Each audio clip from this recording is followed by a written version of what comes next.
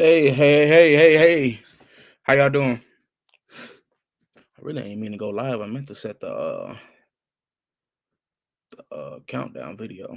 But shoot, we in here. we just waiting on rain. I started a couple seconds early. Let's see what he talking about.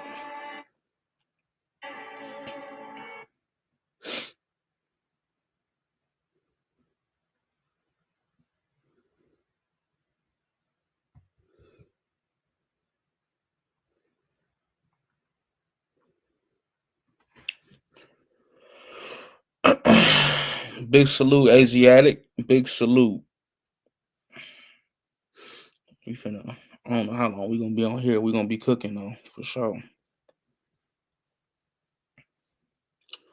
As soon as we get my man in here.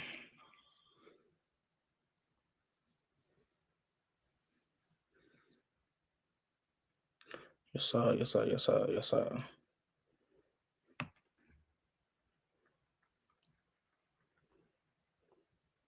See, I'm being drunk. I said, you ready? And I ain't even sent him the link. Hold on. One moment. Go.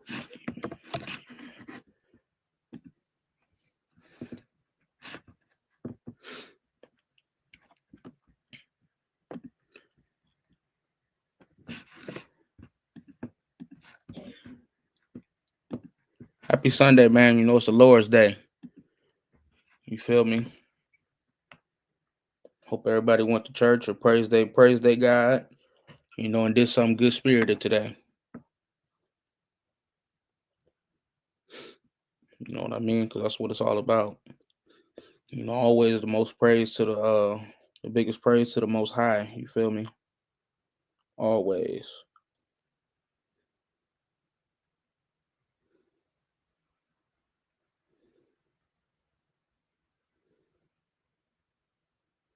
All right, we should be good to go soon, y'all. Nail Mac, baby, what's good? How you doing? Well, we finna be on here till I don't know how long. I got some good questions lined up though. You feel me? So we finna get into it soon. I think Rain should be on here in a couple of seconds.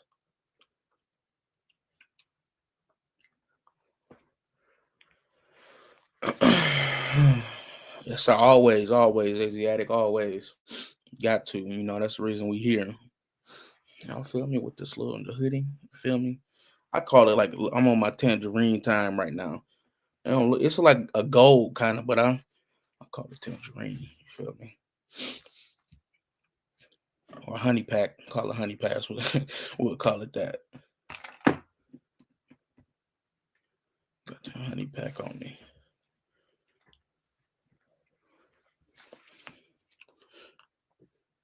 We just waiting on Brother Rain. I think he just saw the link, so we. You feel me, Niles? You feel me though? Oh, I think Rain. Okay.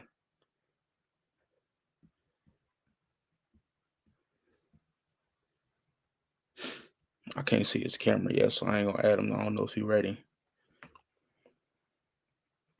Yeah, he getting set up. We're gonna give him a little minute. I ain't tripping though. You know, this is more minutes. You know, once you get not backwoods days. You know, we're gonna get all them little extra minutes in. You know, once you get 10 minutes, you know, YouTube, I guess they play it more. That's what I heard. That's what I always heard. I don't know though. So I ain't gonna lie, Rain came a little clean today. I see you, brother. Yes, sir. Dapper Dan. Something slight. Something slight for the people.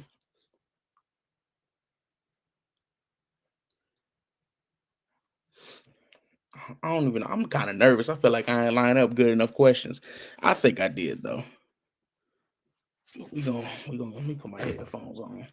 We're gonna get into it. Got Rain backstage.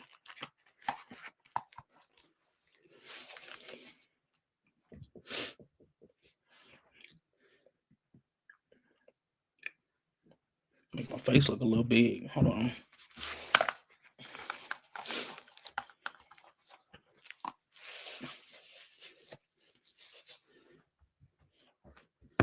I don't know if he's ready. Let me see.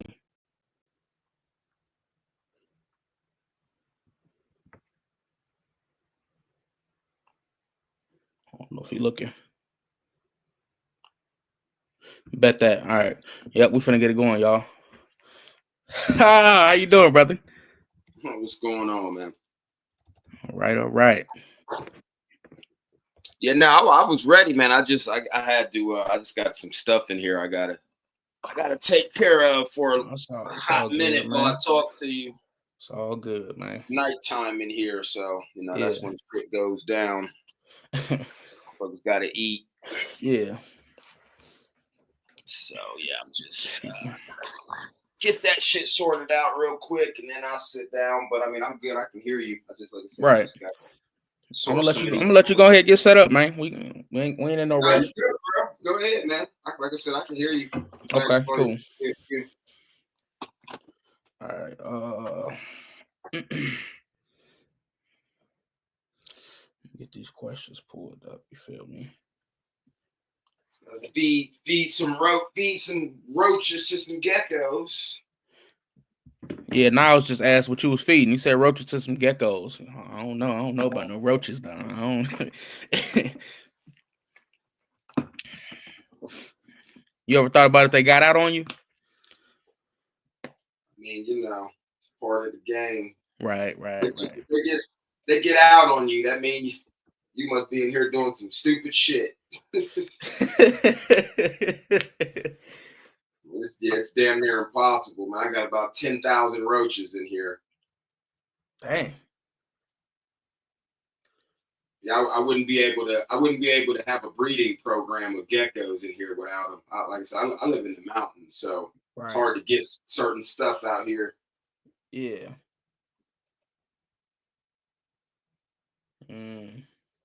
So yeah, I pretty much breed every goddamn thing I can. That's why I know how to breed so much shit. Just for situations like this, where I can't get what I need all the time or in abundance. And I've gone to the pet stores here. They don't even be having crickets in them, bitch. I'm like, oh no, and I don't even like fucking with crickets. So plus these roaches, I make a lot of money selling these roaches. So. Oh, okay. I didn't know it was money in selling roaches. Yeah, I make a ton of money selling these roaches, and plus I need them. Right. So, yeah, I'm gonna. This whole room is getting ready to get a makeover. I got all these eggs getting ready to hatch in here, so I just ordered a storage rack. Oh, okay. So I can start moving all that stuff onto the other side and put my vipers and my smaller cobras on that rack as well, and then I can finish this other cage so I can get these bigger cobras in here. But I just got to feed the babies now. This is the most annoying part of this shit is sorting the fucking sizes of this shit. Trying to get the smallest fucking ones. You probably can't even see all these fucking roaches from over there, but I see like the carton or like whatever it is that they come in or they sit in. See too much. I can bring it a little closer. I mean, I have three. I got 3 large colonies. It's so funny because this wasn't even supposed to be a colony, but they I don't know. Like I said, I don't know how much you could see moving, but this was just supposed to be something I separated for my feeders. But these roaches grow and breed so fast, and then especially during the summer, like if it's above 77 degrees, like they just breed nonstop. So I started I bought 250 roaches, and what's the date on here? And on June 24th. And so what is that? Yeah, so that's like about 8 months now, 7.5, 8 months I've had this colony going. Dang. So yeah, 250 roaches are now somewhere between 10 and 12,000 roaches. Yeah, that's crazy. Yeah, that's crazy. How much time you think you put into them? I mean, with them, it's not not so much maintenance. Right. I'm constantly feeding them. So I mean, they're like my trash cans in a way. Yeah. But yeah, I mean, I probably change these egg carts out about every 3 months. I'm constantly feeding them fresh potatoes, fresh fruit, fresh greens, oranges, shit like that. Anything that's rich in calcium and vitamins and antioxidants. Because this it's like with breeding anything, like with your dogs, like what you put in them is what you're gonna get out of them. So because people tend to overdo. I'll just do this. It takes so fucking long trying to find these tiny fucking. I mean, I have baby geckos here, bro, that are like half the size of a penny that have to get fed. So that's why I have to have a colony here, because I need every fucking size at different, at different stages all the time. And that shit's annoying trying to catch those. It takes me like 10 minutes to catch a dozen tiny fucking roaches. Dang. To divide up between 4 babies I got in there now. So, but yeah, I mean, I give them the best fucking diet possible, because my fucking towels because I want to pass that on to my geckos. And I don't want to have to overdo their calcium intake.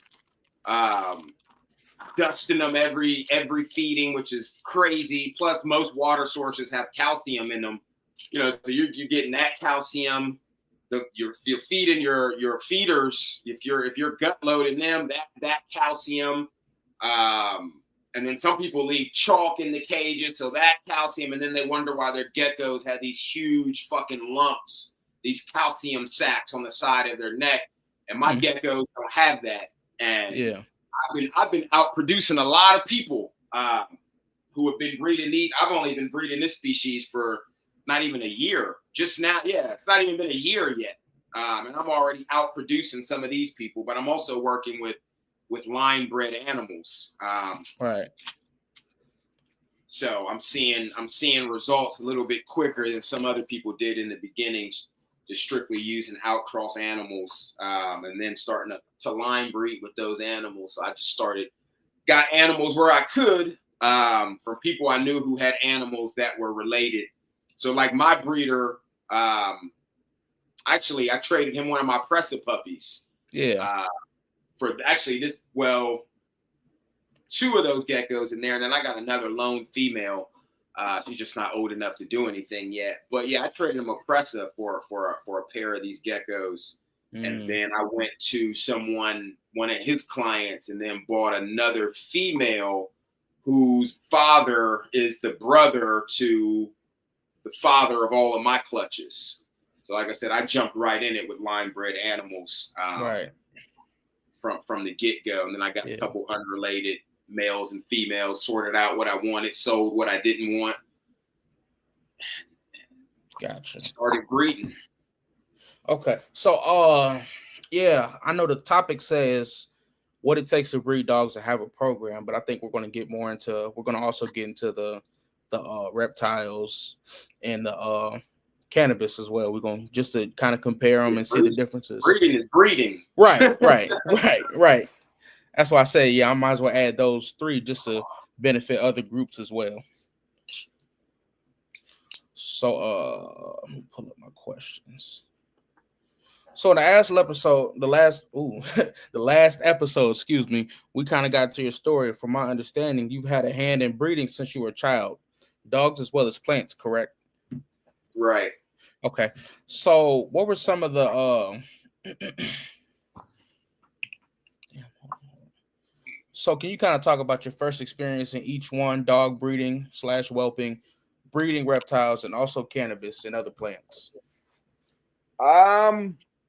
So my first experience having anything as far as neonatal care with canines was, like I said, 1985.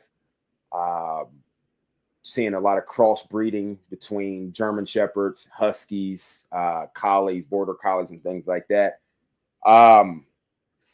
So my earliest memories of that basically were being in the barn, dragging as much hay as my little ass could in there, helping them set up the heat lights and Yeah. then sectioning off, putting together, helping them put together whelping boxes and things like that, putting hay in there because they were doing things in the barn. And then, then they bringing the female dog in there, bringing the bitch in there and, getting her ready to deliver. And then after Right. that, they were basically showing me what to do in case the mother doesn't do what she's supposed to do. Now at 4, I didn't necessarily understand that, but I loved animals, and they're like, here, take this puppy, you got to hold it this way, and you need to take the towel, and you need to do this, and so they were basically showing me like, if this happened, I think my uncles being in the military, they knew that whether or not I totally understood what was being told to me, is that when you talk to people, anybody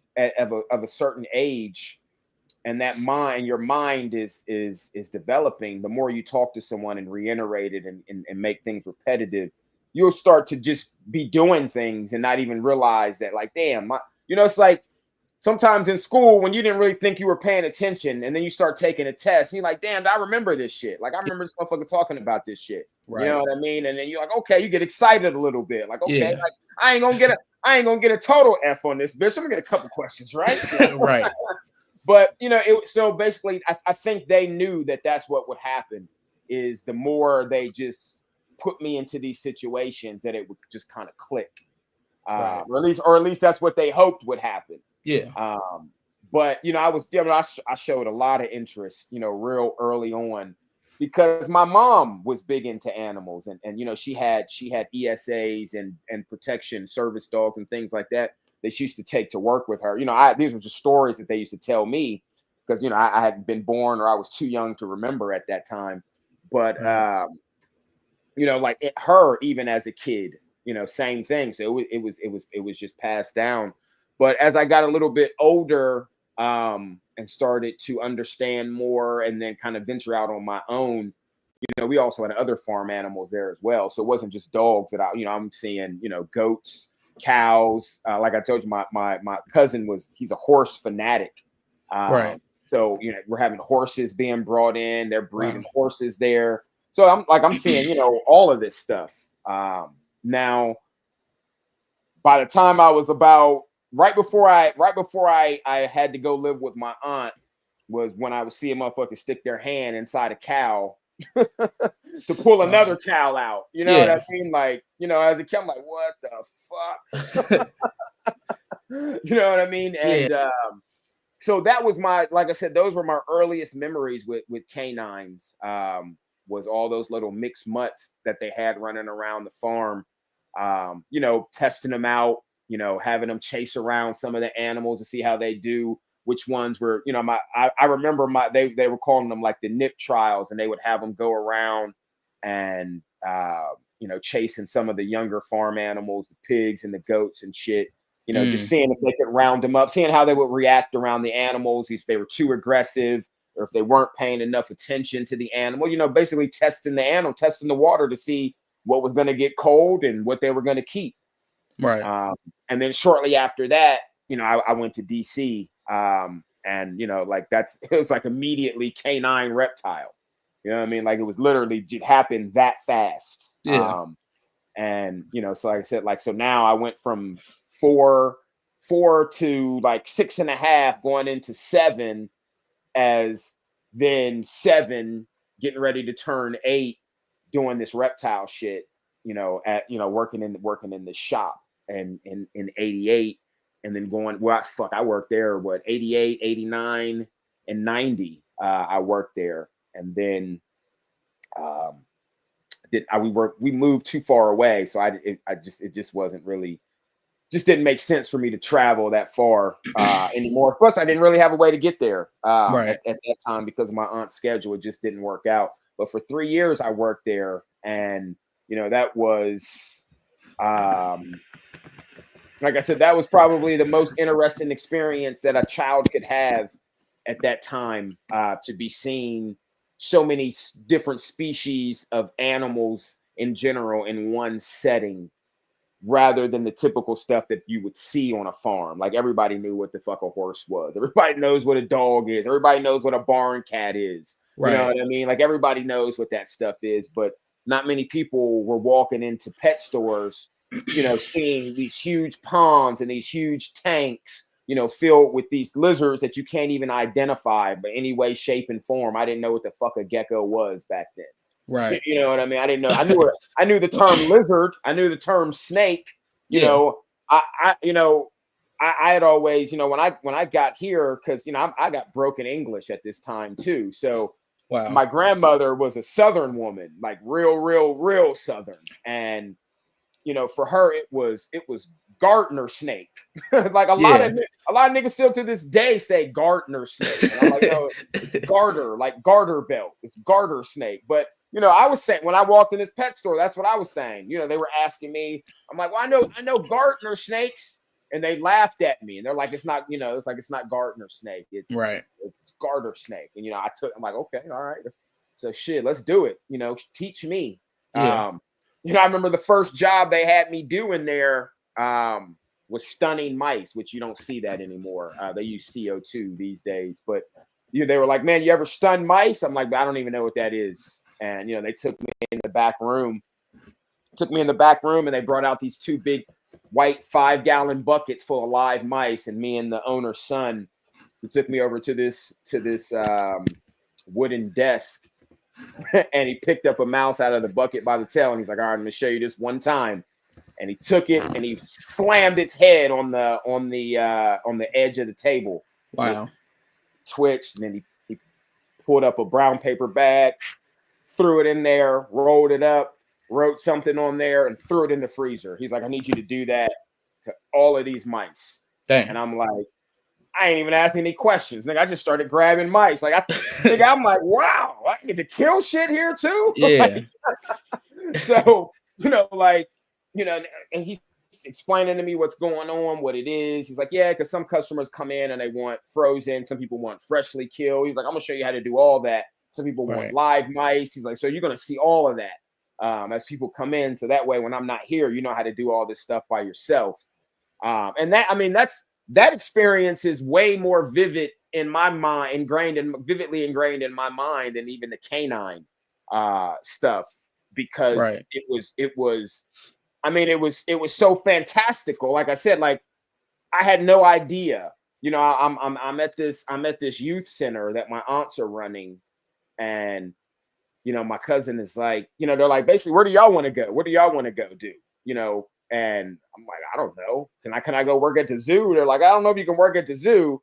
And then my aunt's like, oh, there's a pet store around the corner.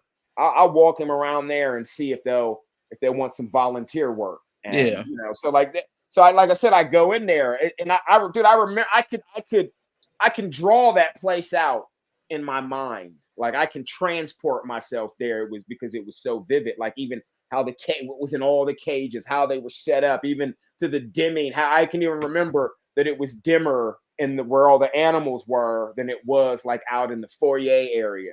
Right. Like, and then you go in the back, and then they got another room, and then I didn't know they were incubating snake eggs in there. And like, so bro, I was getting schooled at 7, 8, and 9. And I continued to use that pet store up until they closed. Even when I didn't work there anymore. Because me and the owner's son we were real tight. It's crazy, bro. I can't even remember that guy's name to this day. I wish I could. Yeah, so you know, learning how to stun mice. I got to see snakes hatching from eggs. You know, like just a whole assortment.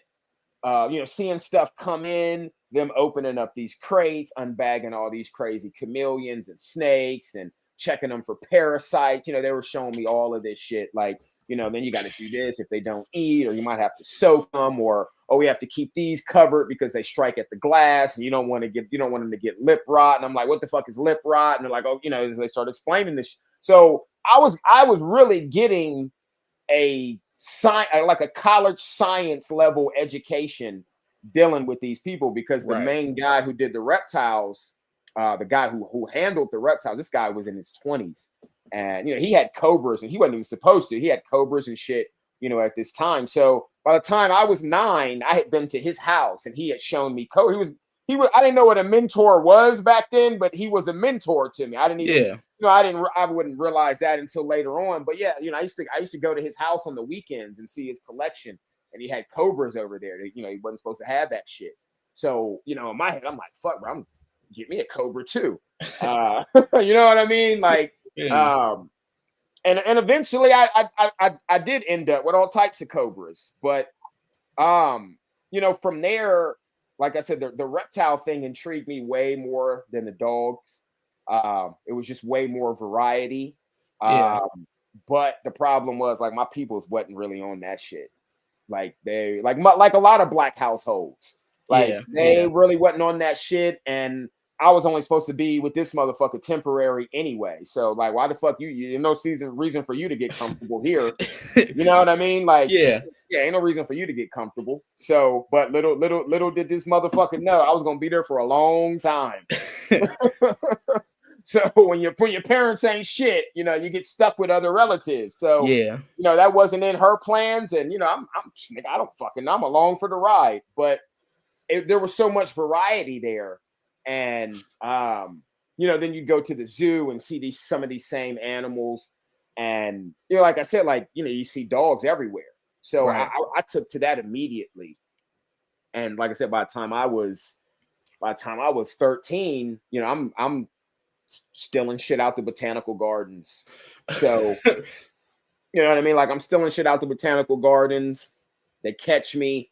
First time they give me a warning. Second time they like, look, dude, you gotta chill out. You're not supposed to be taking stuff out of here. Third time they're like, look, you're a kid. We don't want to get you in trouble, but you seem to know a lot about this shit. How about you come teach some classes on the weekends about the reptiles and the amphibians, or what you know? So here you got this Right.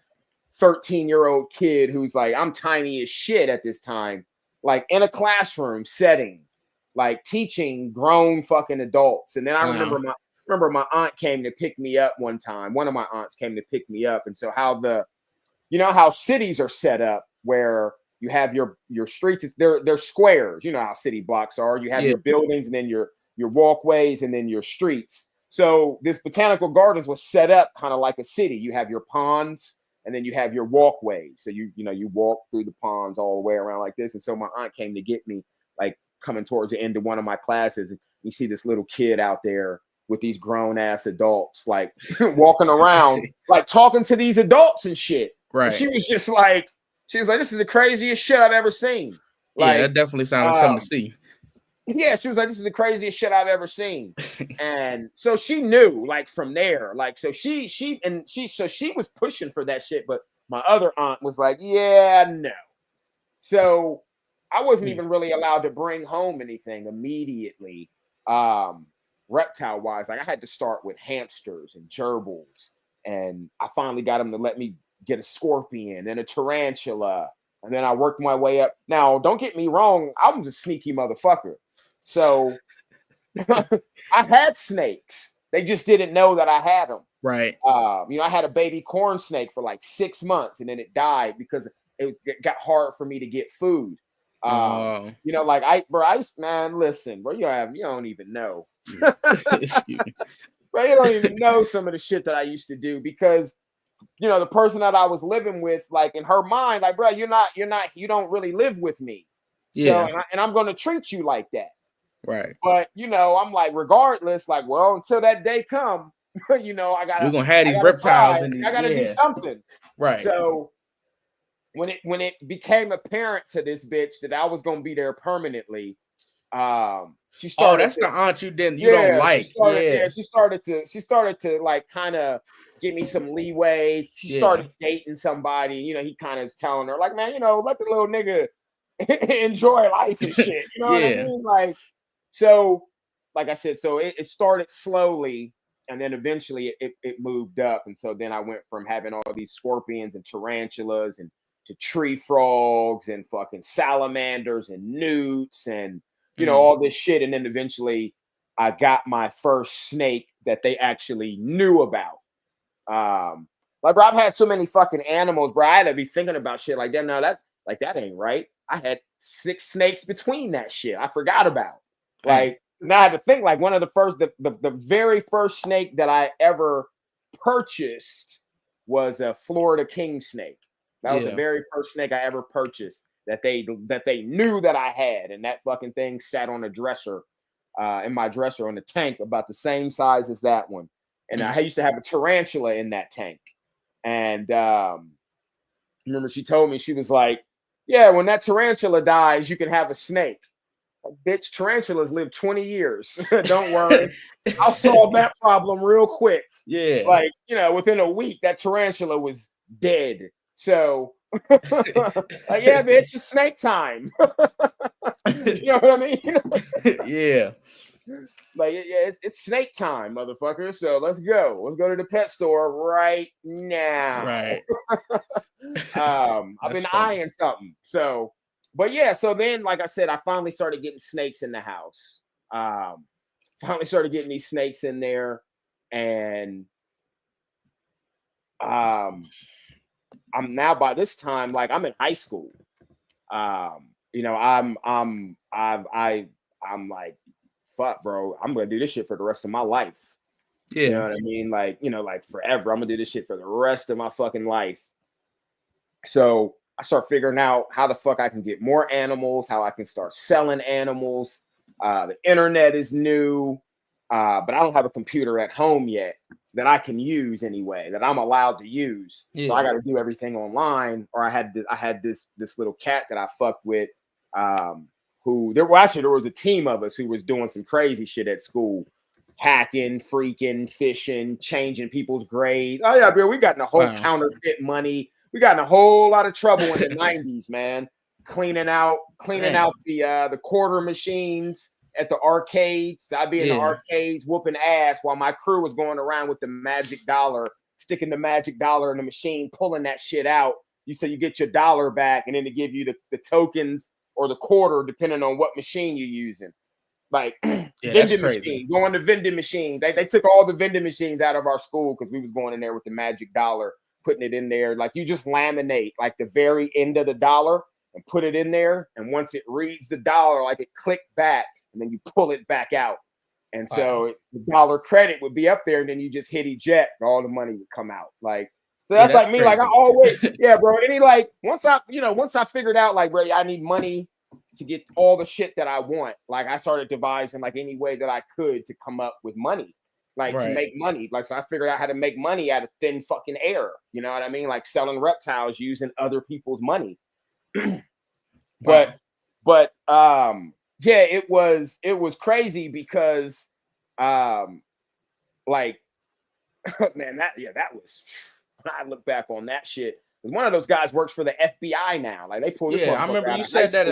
you said that like, in Joe's interview. I remember. They pulled this motherfucker out of high school at 16 to write anti-hacking software. Like, wow. I'm pretty sure to this day he still does that shit. Yeah.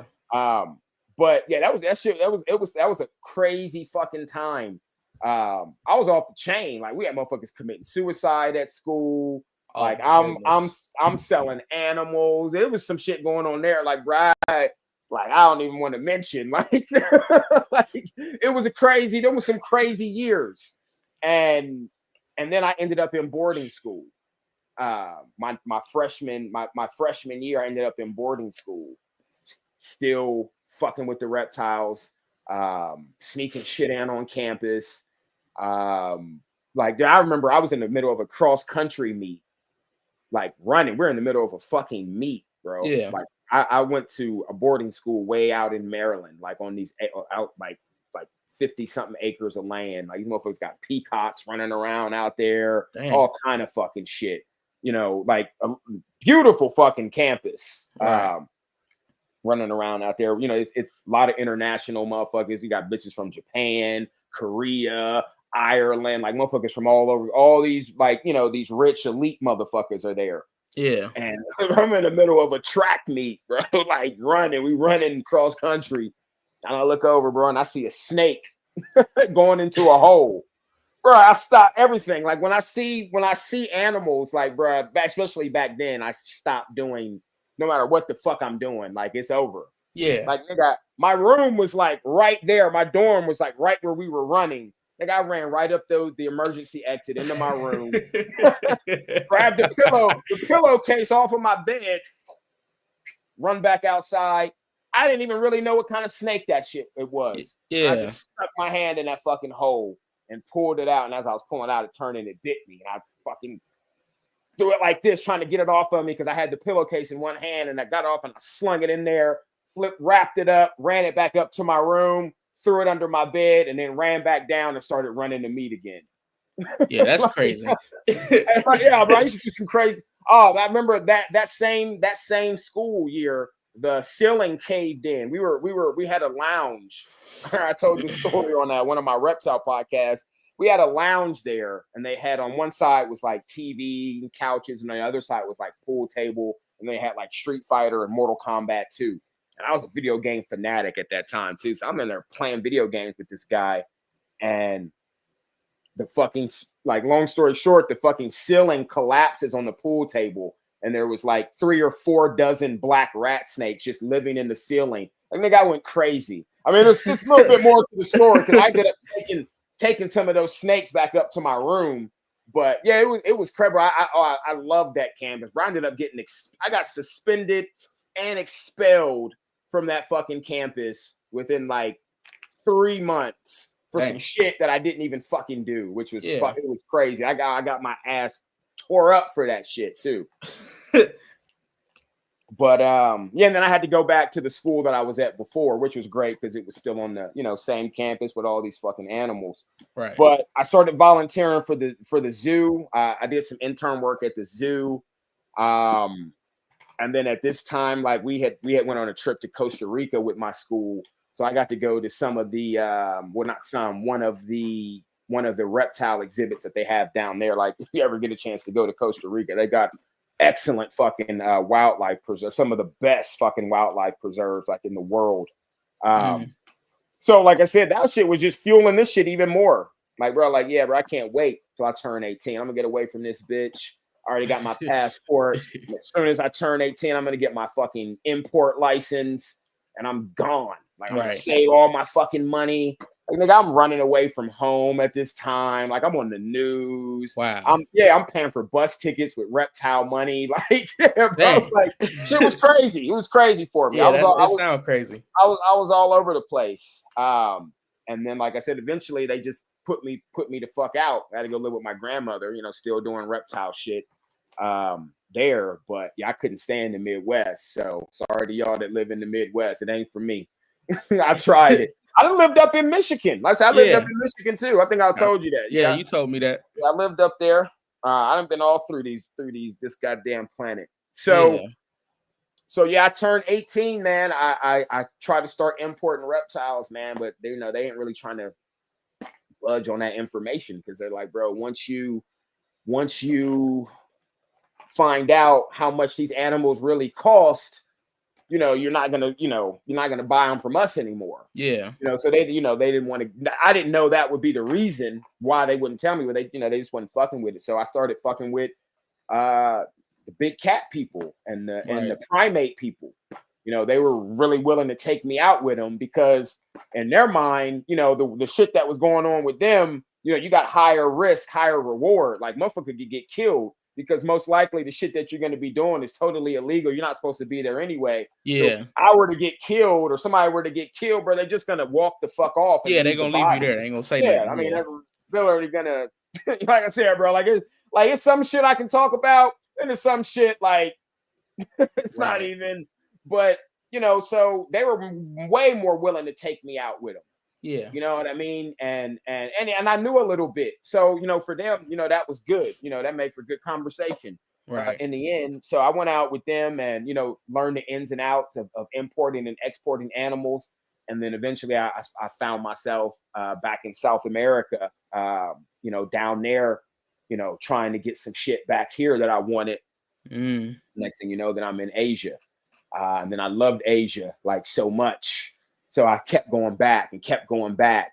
And, mostly for up until recently, like almost everything I kept was pretty much exclusively coming out of Southeast Asia, primarily Indonesia, where most of the animals were centered around in those hundreds of islands in Southeast Asia. And then like in between that time, canines were like on and off, but because that shit wasn't really profitable. Right. You know what I mean? Like I never really made any legal money off of canines. I'm just gonna say that and keep it simple. Right. Like, you know what I mean? Like I ain't never really made no real money off of canines. I don't know nobody who has that's done it right. I don't know anybody, any real breeder that's done it right that has made a real profit off of that shit. Right. When you know, unless you just own everything, you ain't got to pay no fucking electric. You know, you don't have to buy gas for your car. You don't have a car note. You know what I mean? Like you can make your own. Maybe you're going and hunting deer for your meat. I mean, there are people that do, you know, that do that. So, you know, unless you like that, like, because when you start total, I think people just like avoid certain calls to try to make them sell. Like, yeah, I made a profit. Like, no, you didn't, nigga. You include them utilities in there, motherfucker. Yeah, include that dog food and vet bills and all like that. Every time you get in the car and you drive, like that, that's money. Everything you do, bro, that shit equates to that.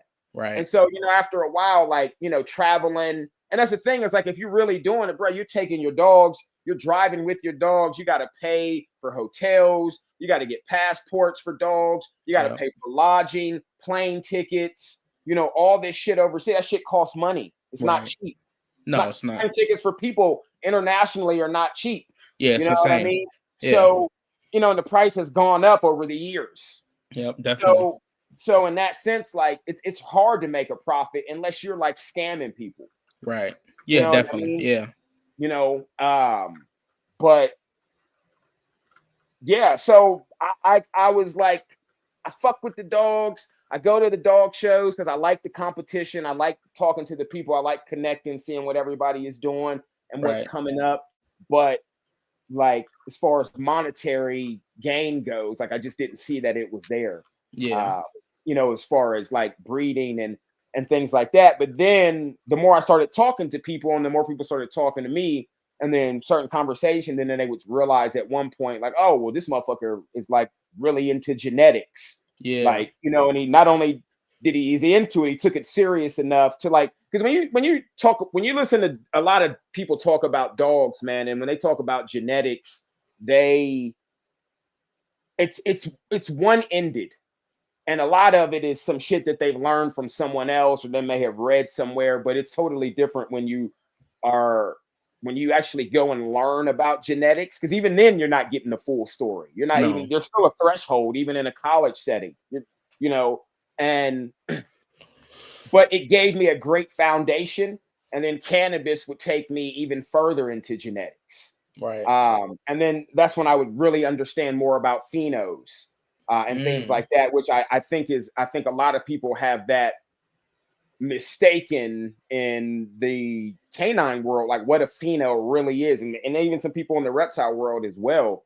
And I think that's why that argument about the Amstaff and the pit bull still exists, because people don't really understand a pheno.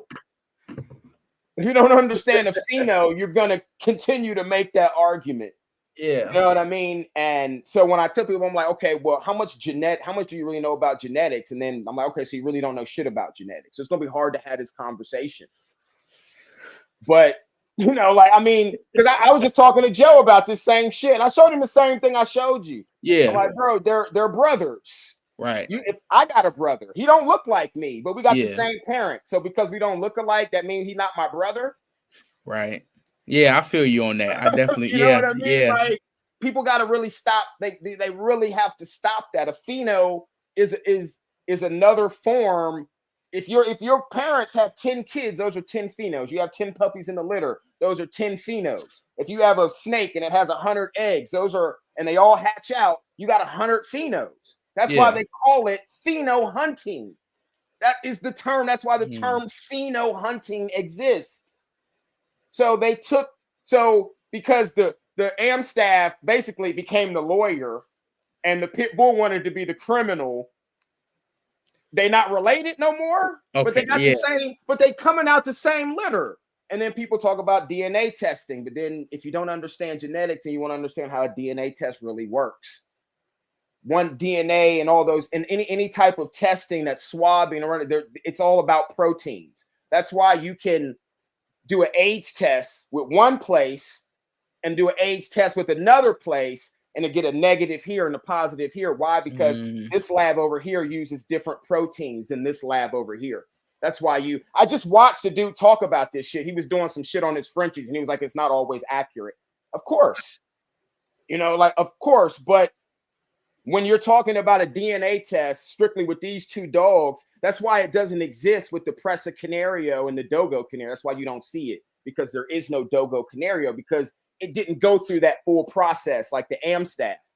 All Amstaffs are American Pit Bull Terriers. Even the AKC says this on their website.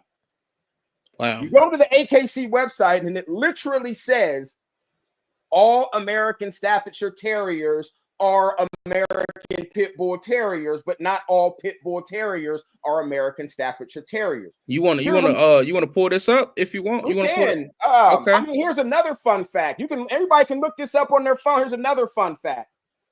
UKC and ABDA register American Staffordshire Terriers. So they register AKC dogs, but they register them under American Pit Bull Terrier.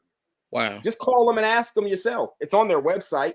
So if it's not the same dog, why would the ABDA register an AKC dog and a UKC as American? It says it.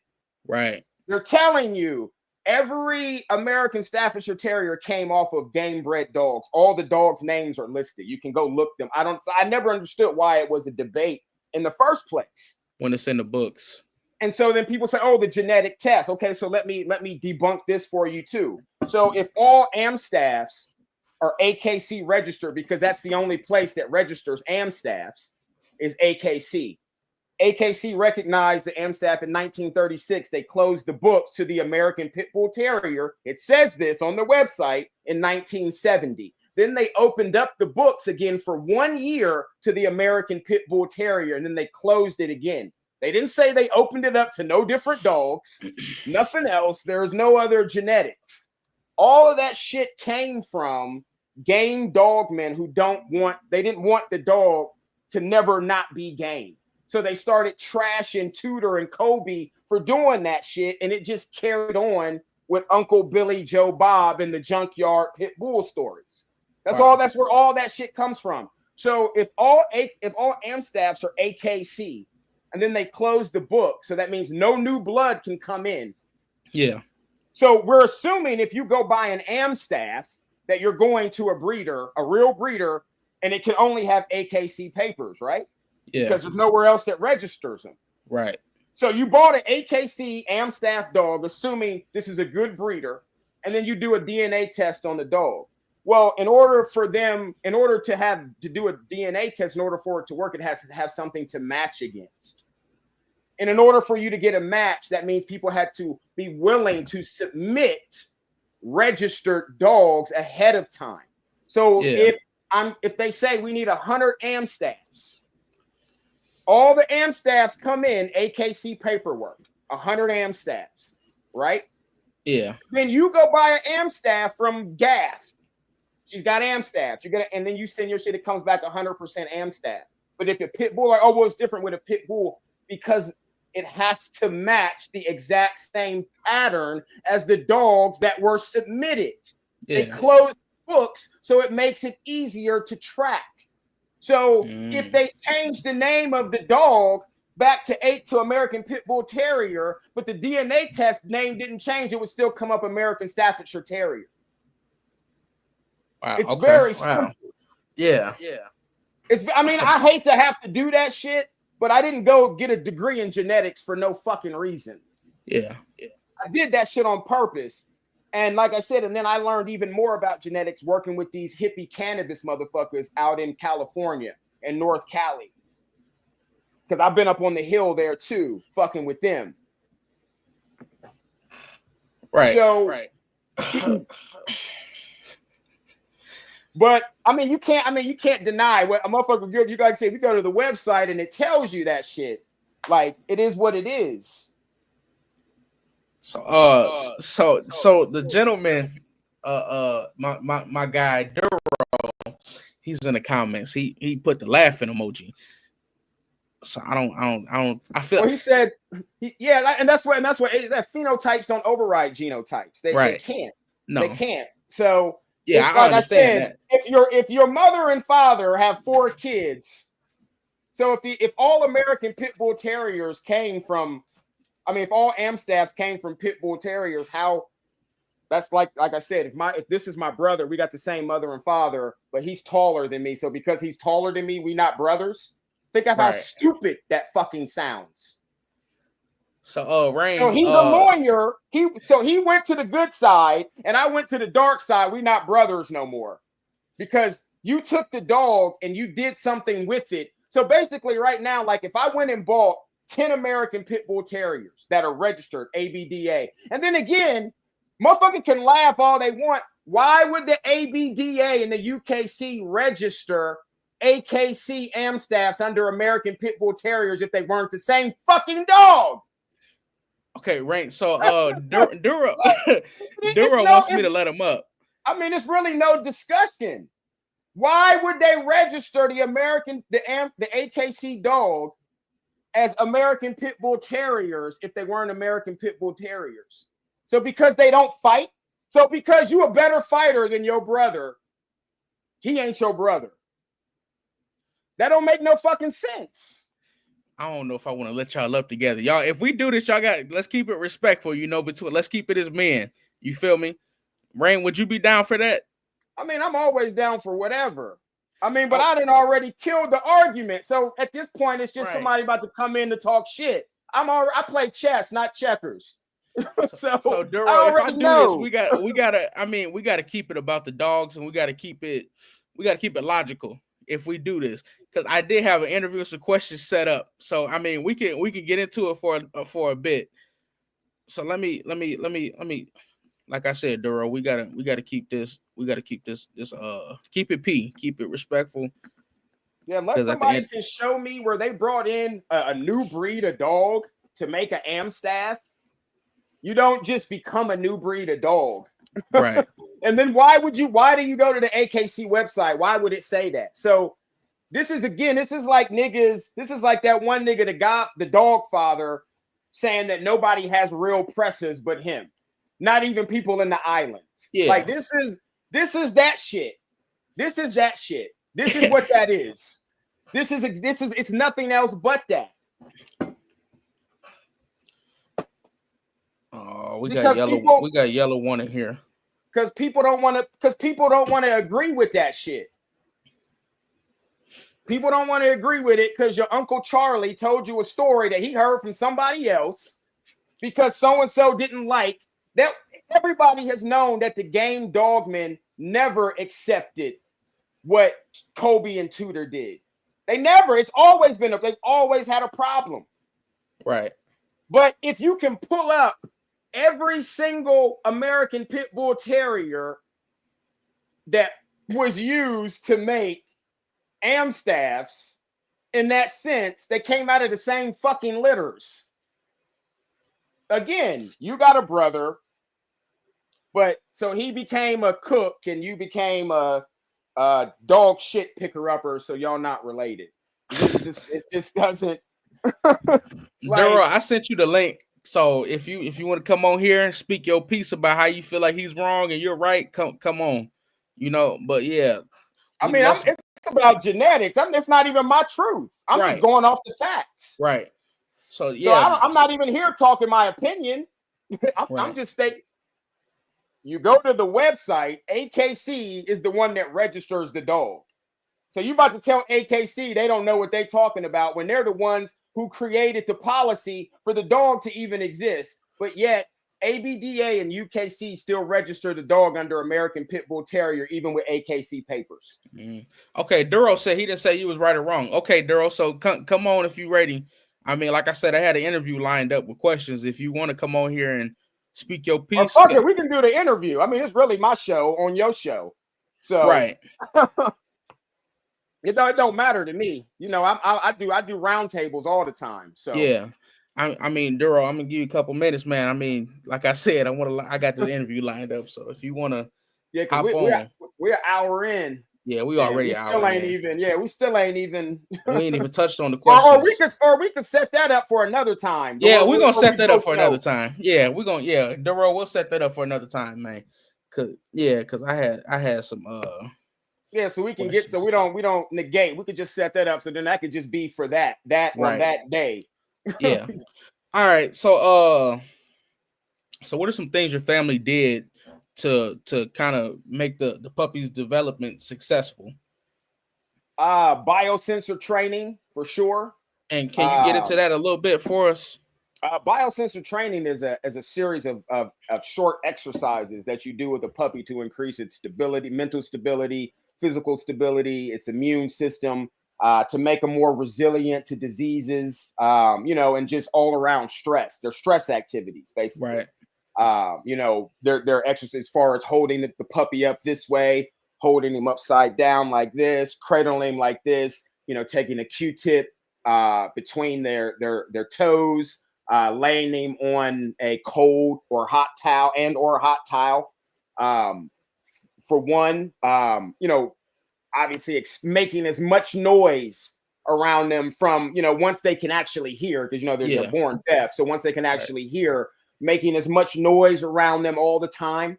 But, being on a farm, they're hearing horses neigh, you got roosters, you got chickens, you got, people moving shit, doing shit. The highway was not, so that, making sure that after you do these exercises, that you actually apply shit to them to make it matter.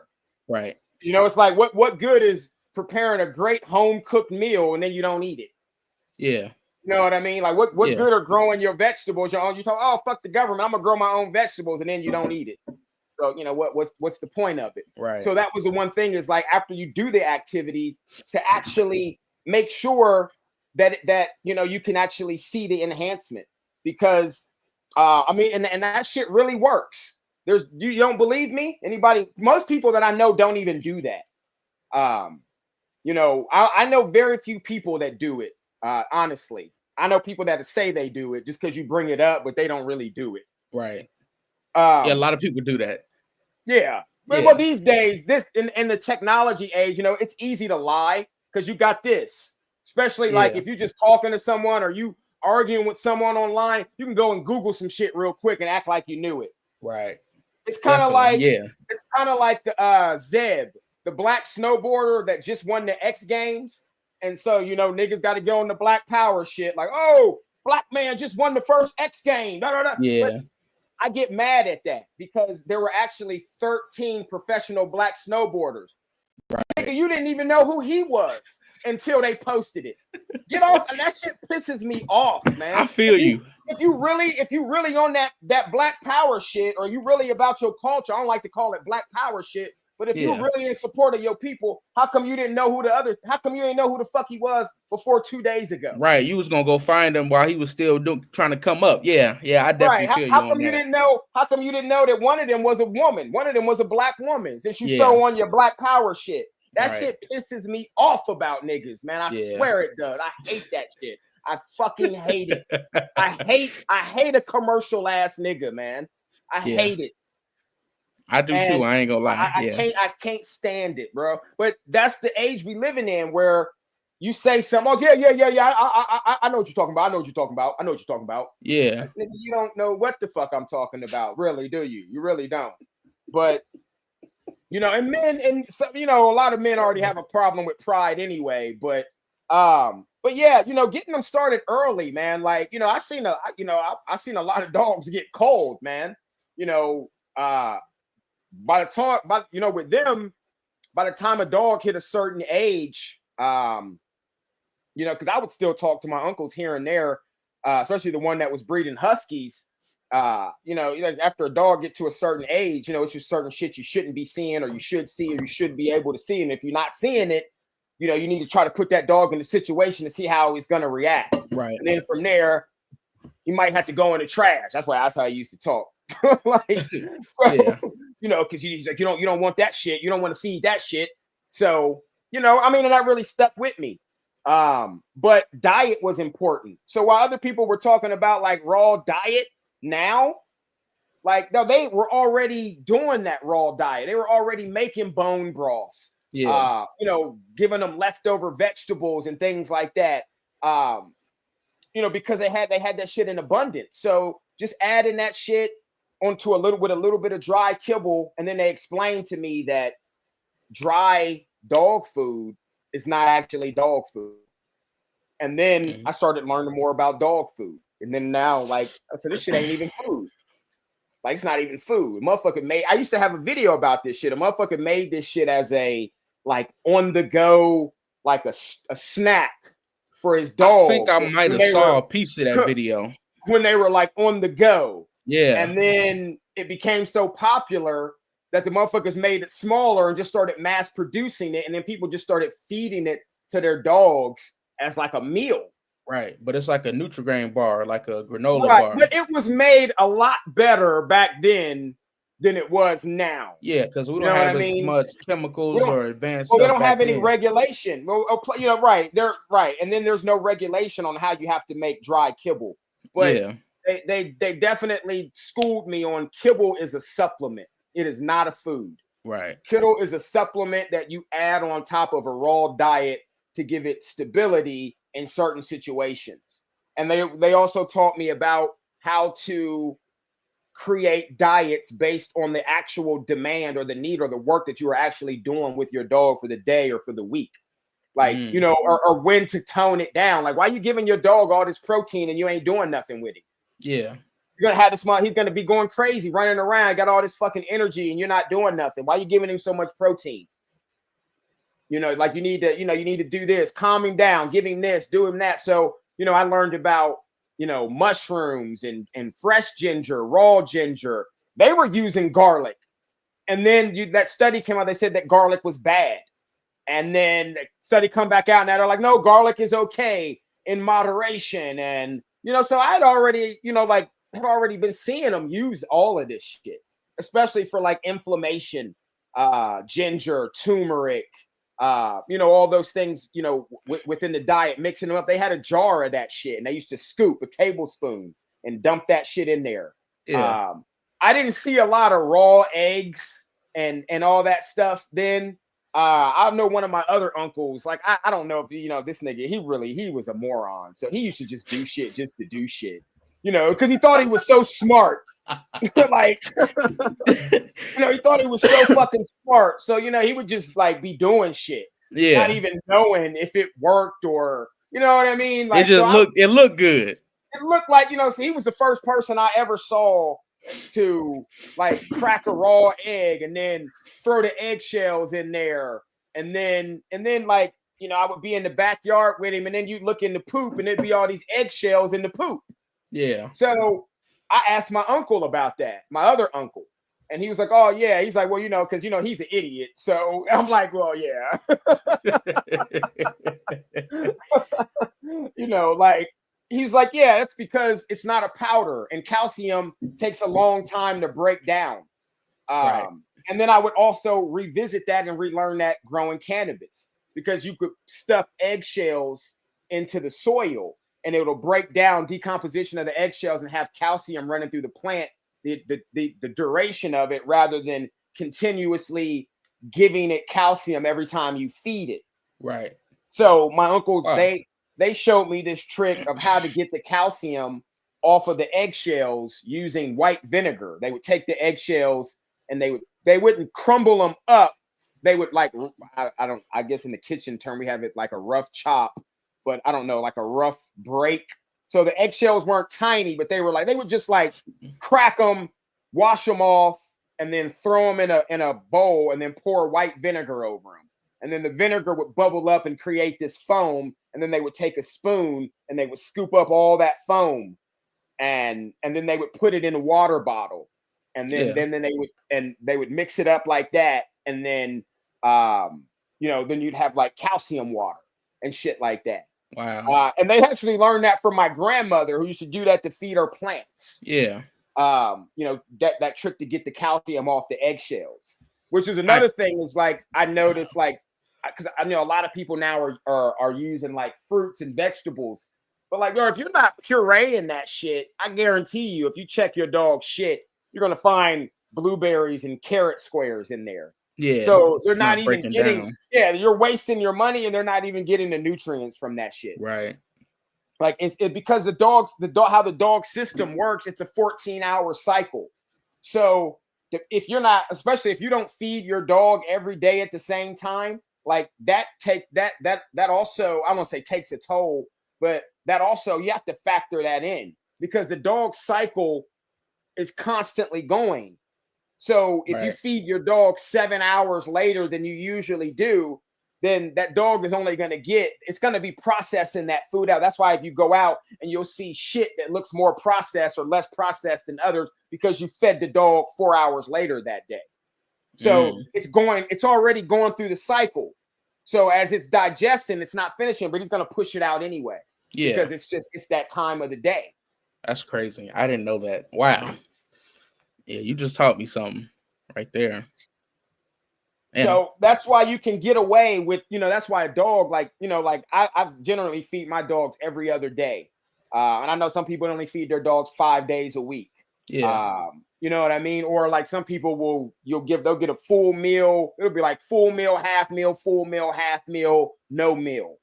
Especially if you use any form of dry, like kibble, even as a supplement, because obviously raw meat and dry food take, longer to, in a different, they digest on different levels. So, because they used to say, oh, you don't give your dog dry and raw at the same time. It'll give them diarrhea.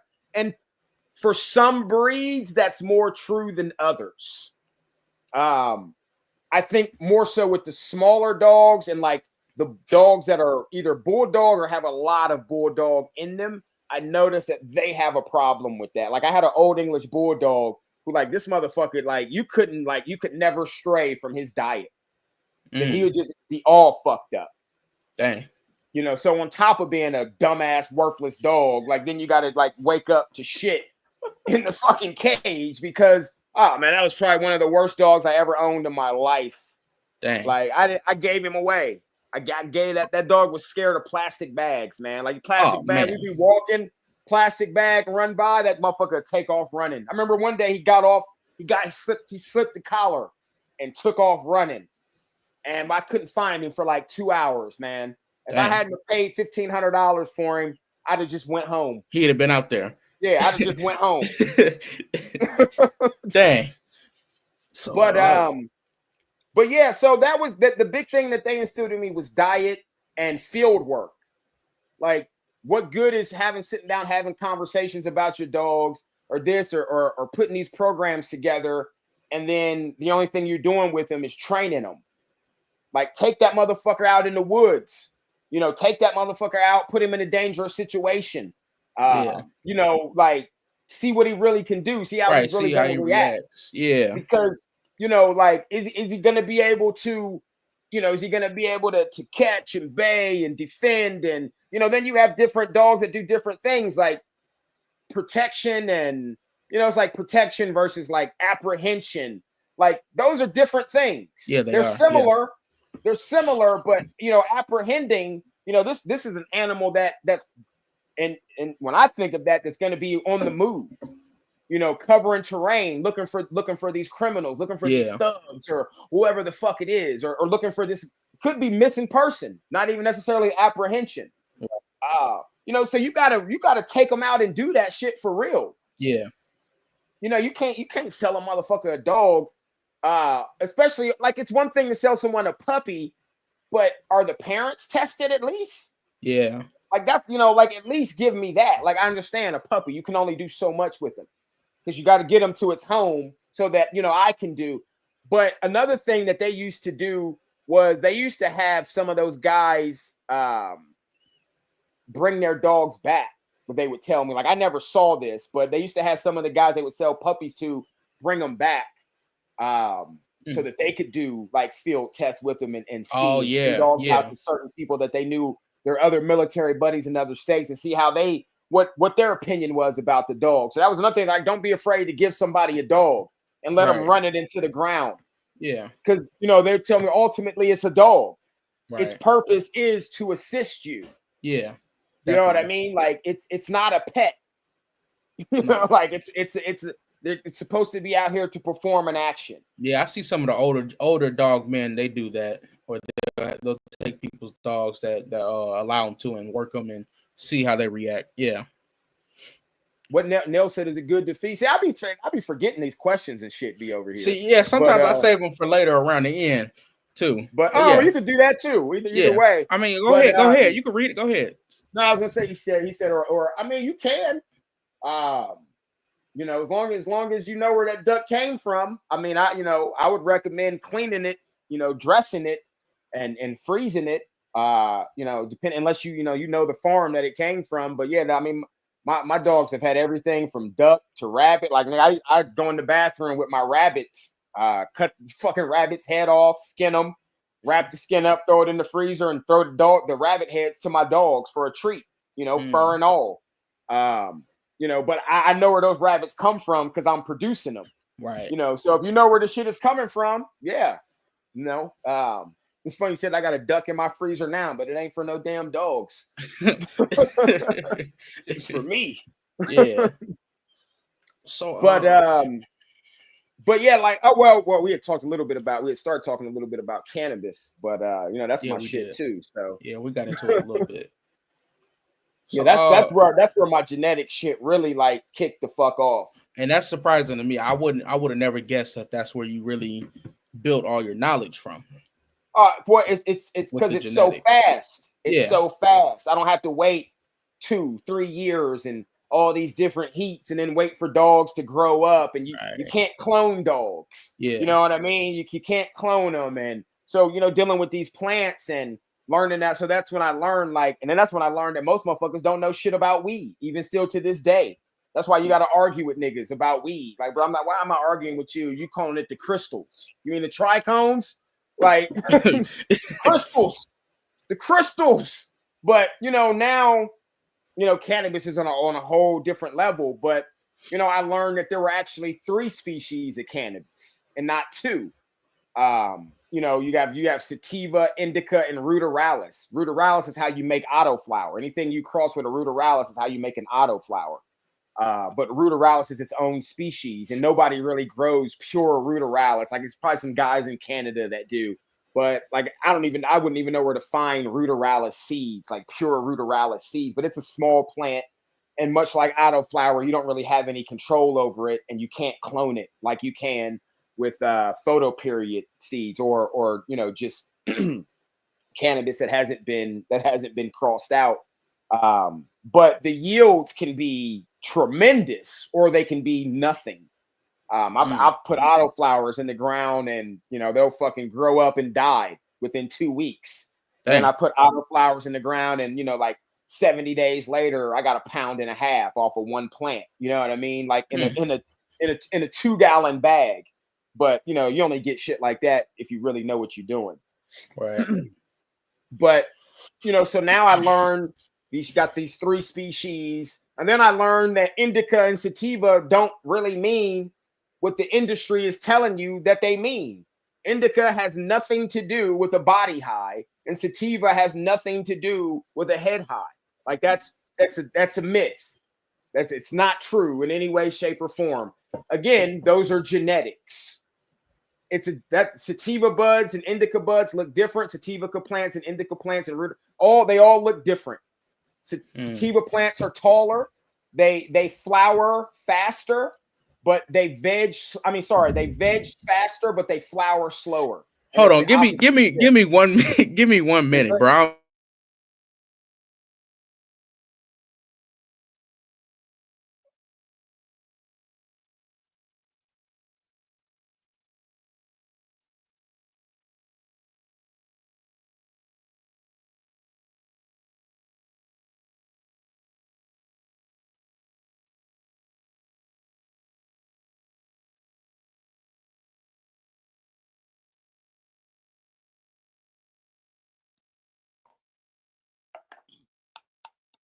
Oh.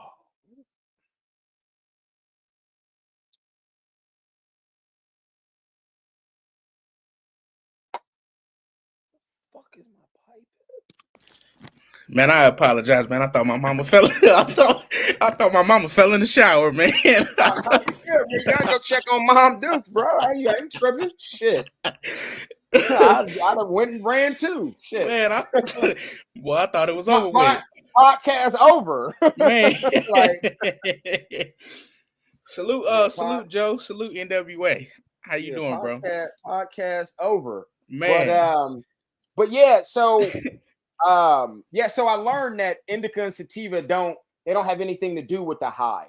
That's about that's all based on the harvest point. yeah. So that's why when you be buying sativas and your ass be falling asleep, now you know why. Or you buy indica and your ass don't shut the fuck up. You're like, I thought this was an indica. I'm explaining to you why that is. Like, you can't believe everything you read online. So, or that they put in the book, unfortunately, because we don't control the narrative, they do. So the reason why you get a head high, so if you want a head high, you harvest your plants when the trichomes are milky, when they're a milky white. If you want a body high, then you harvest when the trichomes turn amber. If you want a 50-50 high, you wait, because they go from clear to opaque to amber, and then they shatter after that, and then they're no good. So if you want a 50-50, then you watch your trichomes, and then when you start seeing them changing, you start gauging, and then when you see like 30-40%, then you go ahead and cut them, and then that's how you get your 50. They call it your 50-50 high. So yeah, 50-50 hybrid is a hybrid. That's just a crossing of genetics. That's a cross pollination of species, but it has nothing to do with the actual high that the plant is giving you, because that's about harvest point. And this is information that actually has been coming to the surface that you can actually look up, and you can look up milky trichomes versus amber trichomes, and it's going to tell you one's a head high and one's a body high. So, but yeah, it's so much faster. And like, I could take one plant and turn it into 1,000 plants. You know what I mean? Yeah. Dylan said, "Why is Reggie trash?" Well, what is Reggie though? What is that? It's all like, I mean, I know what he's talking about, right? But it's how you grow it. It's probably trash because whoever grew it was trash. Right. You know, everything you do is a reflection of you. Your animals. Yeah. If you're a pussy, your dog's probably gonna be pussy too. That's what it is. Your kids probably gonna be soft too. Like, you know, it's not always like that, but it's more times than not. It's got to do with the motherfuckers behind it.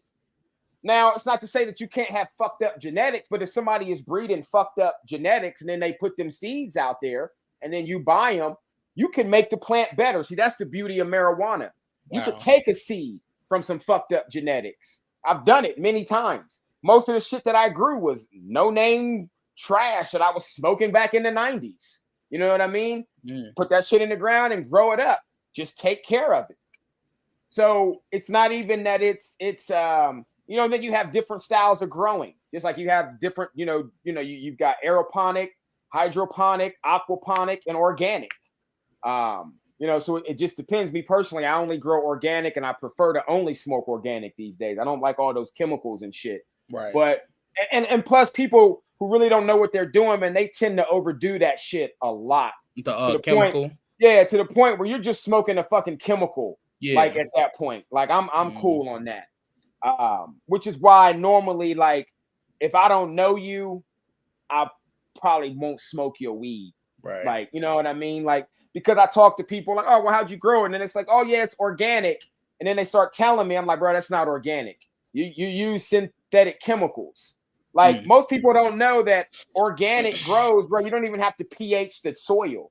Why? You don't pH soil for organic grows. That's the purpose of the soil. You don't pH the water for your gardens. You can't pH the rainwater because you can't, unless you got a greenhouse, you can't stop the rain from hitting your outdoor gardens. And you can't pH that water, and you don't need to. The soil does that for you. I've never pH'd an organic grow ever. Wow. One, that would be adding chemicals, and that would make my grow not 100% organic. But you don't have to do it. And it's crazy. Only me and a few people know that. I've seen a couple guys on YouTube talk about it. But I mean, you can go on my page and see all my plants. My shit is top notch. So, you know what I mean? Like, I don't even have that chemical here. Like, bro, everything I use, like shit like this, is like all organic, like bone meal. And sometimes if I don't feel like buying this shit, I'll make it. Like Yeah. everything I have, bro, is I produce like all my own teas, like taking rabbit shit, chicken shit, throwing that shit in with some water, putting a bubbler in there and basically brewing up shit tea for my plants. And then adding Wow. all the fucking enzymes and microbes. And I know how to do all that shit. Like I don't like to outsource on nothing if I don't have to. Yeah. I don't. Like I'll go get that shit myself. Like I will import some shit from another country, like before I go and buy some off-brand shit or bring some shit in that I'm not gonna do it. Right. So what he said what he said the Burmese python in Florida. Shit, the Burmese python that's just one of 200 species down there, fucking Florida up. But I mean that snake's here to stay, man. Like they're never gonna get rid of that animal. That snake is most likely in Georgia as well. I know they were finding tegus in Georgia and like South Carolina.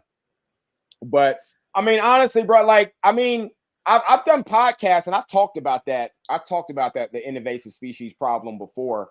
I mean, it's not much you can do about it. I mean, the only thing that you can do is what they're doing, killing them. Right. That's really, I mean, it's very unfortunate because those animals didn't ask for that shit. They didn't ask to be here. No. However, it really happened, whether it was from the hurricane and you would think that knowing that Florida gets hit with that kind of weather, why would you allow reptile breeding facilities to be in Florida? Like logically, like I just, I don't understand the human logic sometimes. I think they just go off of climate though, right? Like it's all the climate. Well, yeah, Florida's a port and the laws were real laxed, but you got to think if these animals get loose there, they can survive. And that's exactly what's happening right now. So, it's like, why would you allow a breeding facility? Yeah. Like now you can have pets, but you can't have no facility full of pythons knowing that hurricanes come through this bitch. Yeah. Like, that was stupid on their part to even let them do that shit. That shit should have been in Colorado or Utah, somewhere in the fucking desert somewhere. You know what I mean? So they're making money off the chameleons of Florida. Yeah, I mean, you got people down there catching them. And pretty soon, they're gonna stop all that shit. But yeah, there's a lot of veiled chameleons. You can go down there and just pick them off the trees. Wow. Probably reselling them in pet stores and shit. There's so many of them down there. Yeah, they had king cobras loose down there. They found anacondas down there recently. All kind of shit. Lionfish. It's all, like I said, it's almost 200 animals down there from other parts of the world. Lionfish is delicious if you know how to catch it. They're poisonous, aren't they? Yeah, I was gonna say, you gotta know how to clean it. I used to have it on the menu at one of my restaurants. Wow. Okay, so so when building a program, no matter if it's a plant, reptile, or dog, what are some main things you should be looking to do when planning out a program? Shit, space. What is your money looking like? Yeah. For the next 5 years, if you can even do that. Are you moving? Do you own? Do you rent? What breed? You know what I mean? Like, really, like, yeah, what is your fucking square footage? Like, how much time do you have to dedicate to this shit every day? Yeah. What food source? Are you gonna make your food? Are you gonna buy it? Buying raw meat and all that shit can be expensive, especially if you're ordering it. You got a local farm. Like, it's a whole fucking list of shit. You got to sit down. And for me, I got to have 80% of what's on that list. If I can't have 80% of what's on that list, I don't think I'm going to be able to do this. Yeah. You know what I mean? Because it's definitely, the big part is maintaining that, I feel like. Right. Yeah. What happens when it's something you can't get something? That's another thing. Like, you got to be thinking ahead and then thinking ahead of thinking ahead. What happens if you can't get ducks anymore and your diet is based on ducks? Your diet is built. What happens? So you got to be thinking ahead. Are you going to get grouse? Are you going to get guinea fowl? Are you going to use chicken? You know what I mean? Or what are you going to do? And then that's going to take time. How many ducks do you have left? Did you go through them? Did you not think about this shit? So now you're down to your last 2 ducks. Now what are you gonna do? Right. So setting up a breeding program, trying to go as far back on with weed, I wouldn't say you want to go as far back as you can. Like, that's not a big deal. But with animals, yeah, it's try to go as far back as you can and get pictures and pedigrees, and if any health problems that might have occurred, like you should be prepared to fill up notebooks. Like, if I were to go in my other room, I'm gonna bring a folder. I know I got a couple notebooks under here somewhere, but I don't want to dig through all that shit. That's funny. I just bought a couple notebooks yesterday just for this exact reason, so I can kind of have a set out plan of what I want to do. Yeah, bro. I got manila folders like this thick, Dang, full of handwritten type shit. Like everything everything I've ever done. Yeah. I wrote that shit down. All my notes, my Documented it. breeding programs, genetic charts, all that shit. Yeah, that's fire. That way I could go back at, if I ever wanted to do something, or if everybody ever needed some fucking information. But it's good to be able to go back and see where you actually went wrong. Right. And see if you can fix it. Are you prepared to fail? That's a big thing. Are you prepared to fail? Or how many fuck ups is it going to take before you quit? Right. Because it's going to come. How are you going to be able to deal with the people? Are you gonna hire somebody to help you pick up dog shit? How are you gonna run your dog? See, me, I don't like kennels. I don't have kennels. I don't need kennels. I don't like kennels. All my dogs, they gotta be in a pack setting for real. Now, I'll do pens, and so I don't understand the difference between that. A pen is way bigger than a kennel. That's like a giant square, and for me at least. And a pen involves a pair of dogs. So if I have 4 pens, and it's 2 dogs in every pen. But a kennel run is just a rectangle. Yeah. You're back and forth. A pen, a dog can do like this. He can do all kind of shit in there. I'm about to say, because I own pigs. Yeah. He's got more stimulation. Yeah, like a pig pen. Yeah. He got more stimulation. So are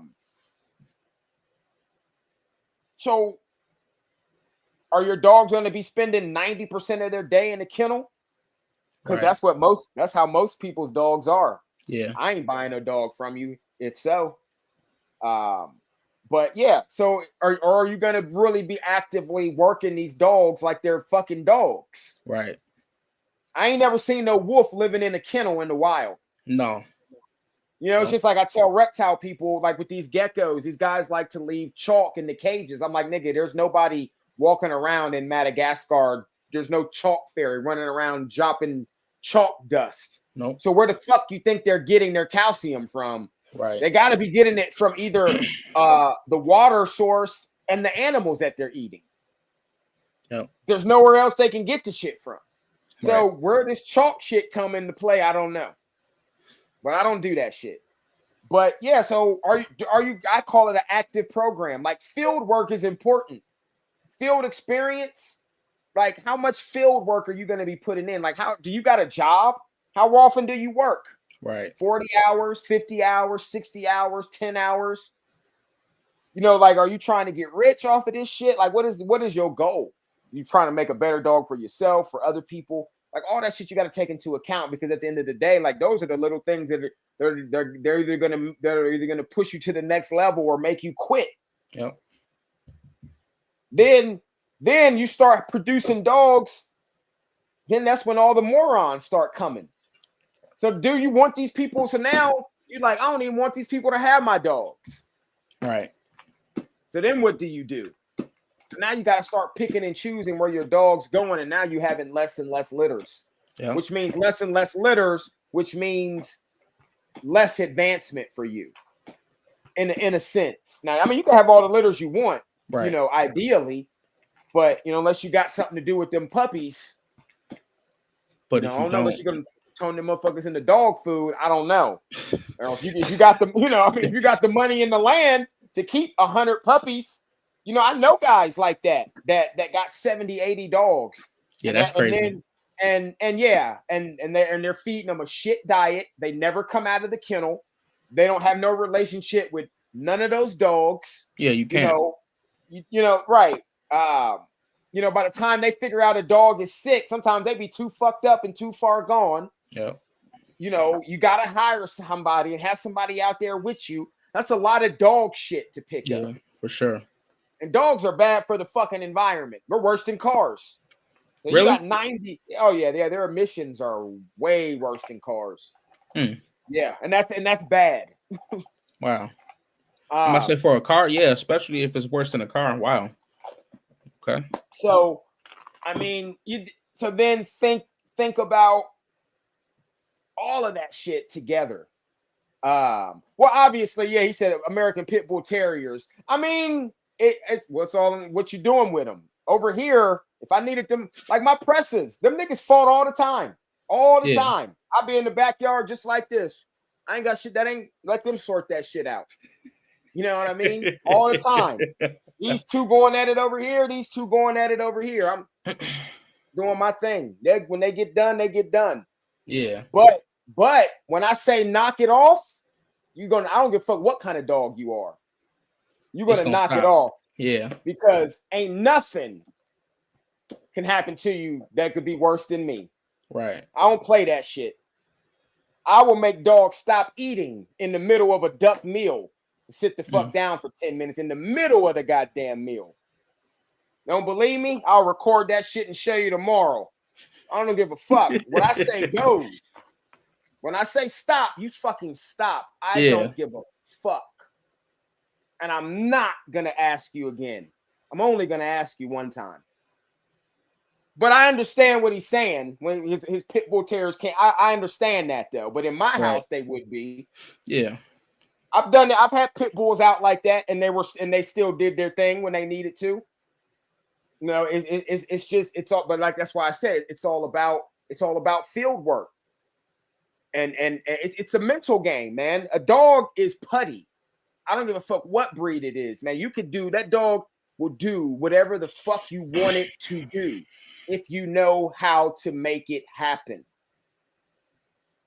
I used to see my brother go get some water.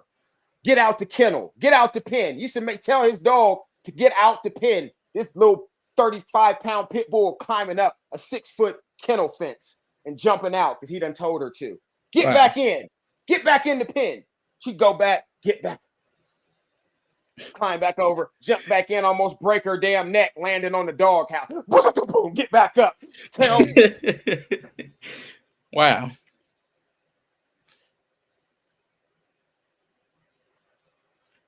I don't know if it might be me. I don't know. Did you mute yourself?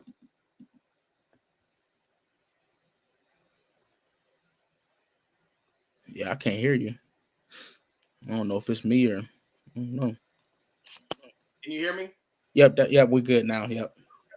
All right, please. So you know, so it's really you can make a dog do whatever the fuck you want it to do. I ain't saying you ain't gonna have incidents. Ain't nothing perfect. Like I just said, the niggas used to get into it all the time. I had 2 brothers here.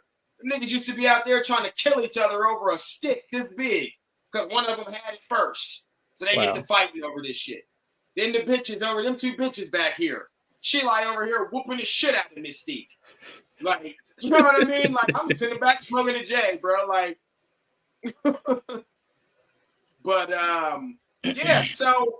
But like I said, but I understand what he means, though. I definitely do. You know, some dogs are harder than others. I'm not saying that it's going to be easy, right?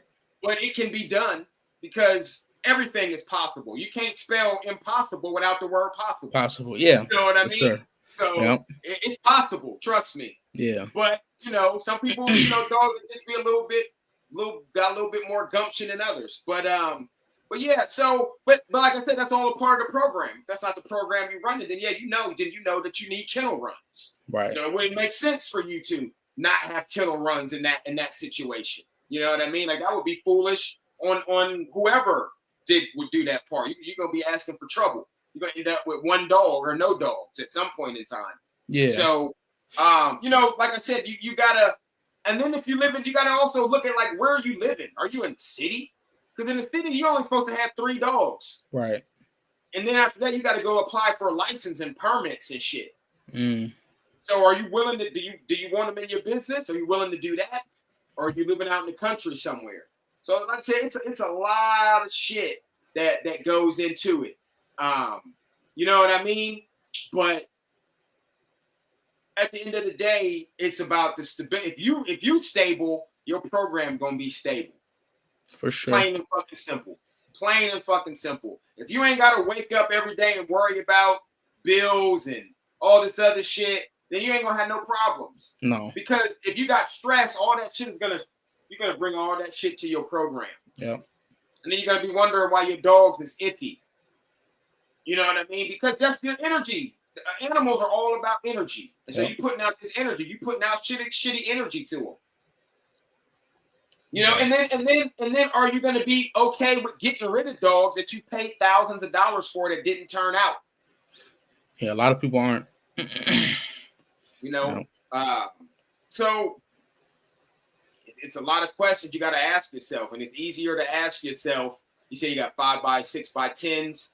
It's easy to get overwhelmed, and then you get stuck with dogs, and then next thing you know, you selling shit on Craigslist, and you're on every website, Craigslist, Oobly, Pet Finder, you're on everywhere you can, and then you got dogs priced differently because you're trying to move them, because you can't afford to have them all, right? You know. And it's the same thing. It's like even with growing weed, right? I've got in a place where like I took too many fucking clones, and like, damn, I don't even need all these goddamn plants, and I don't even really have nowhere to put them. Like, nigga, I'm growing in the closet. I got an 8x8, I got a 4x4, and a 3x3, and I'm in the closet. Like, and I'm in another room. Like, fuck. Dang.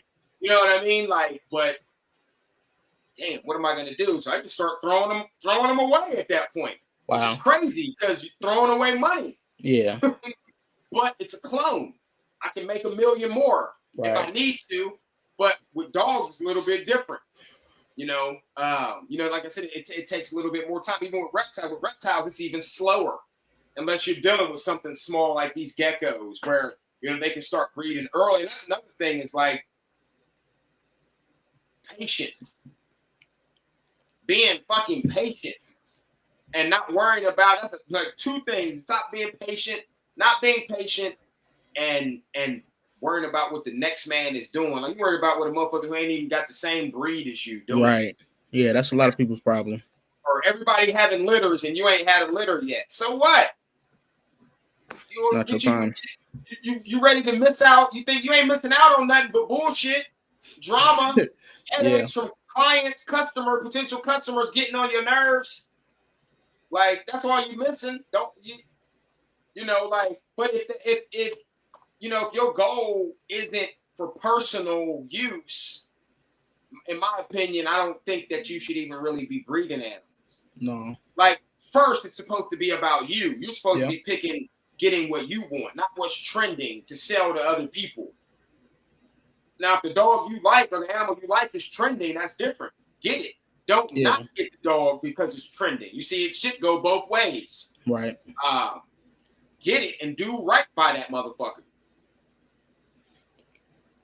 Like that's the best advice I can tell anybody. Like, don't do shit on impulse, man, because you're gonna get rid of them animals. You're not gonna want them. You're gonna go from pit bulls to Corsos to Bouviers to Dobermans. Man, I know somebody like that. And that also says like you don't really know yourself that well. No. Because you got to find a dog that suits you and your lifestyle every day. Right. And then your job is to find people like you who have the same lifestyle and fit that dog there. You can't fit a dog into somebody's life if it ain't the right dog for them. That's why you shouldn't just be selling any animal. Everybody can't have this shit back here. No. You know what I mean? Like everybody don't want it. So you can't, you gotta, and that's why a lot of businesses in general fail, is because some people open a business up and then, you know, in some businesses you have to, but in the animal business it's different. And in a normal business, you have to cater to the customer. Because if you like catfish and all you fucking selling is catfish, you're probably gonna go out of business. Yep. Because you ain't gonna be selling a ton of catfish. No. You know, but you know what I mean? But you just selling like, I love catfish. You know what I mean? But with the dog, it's different.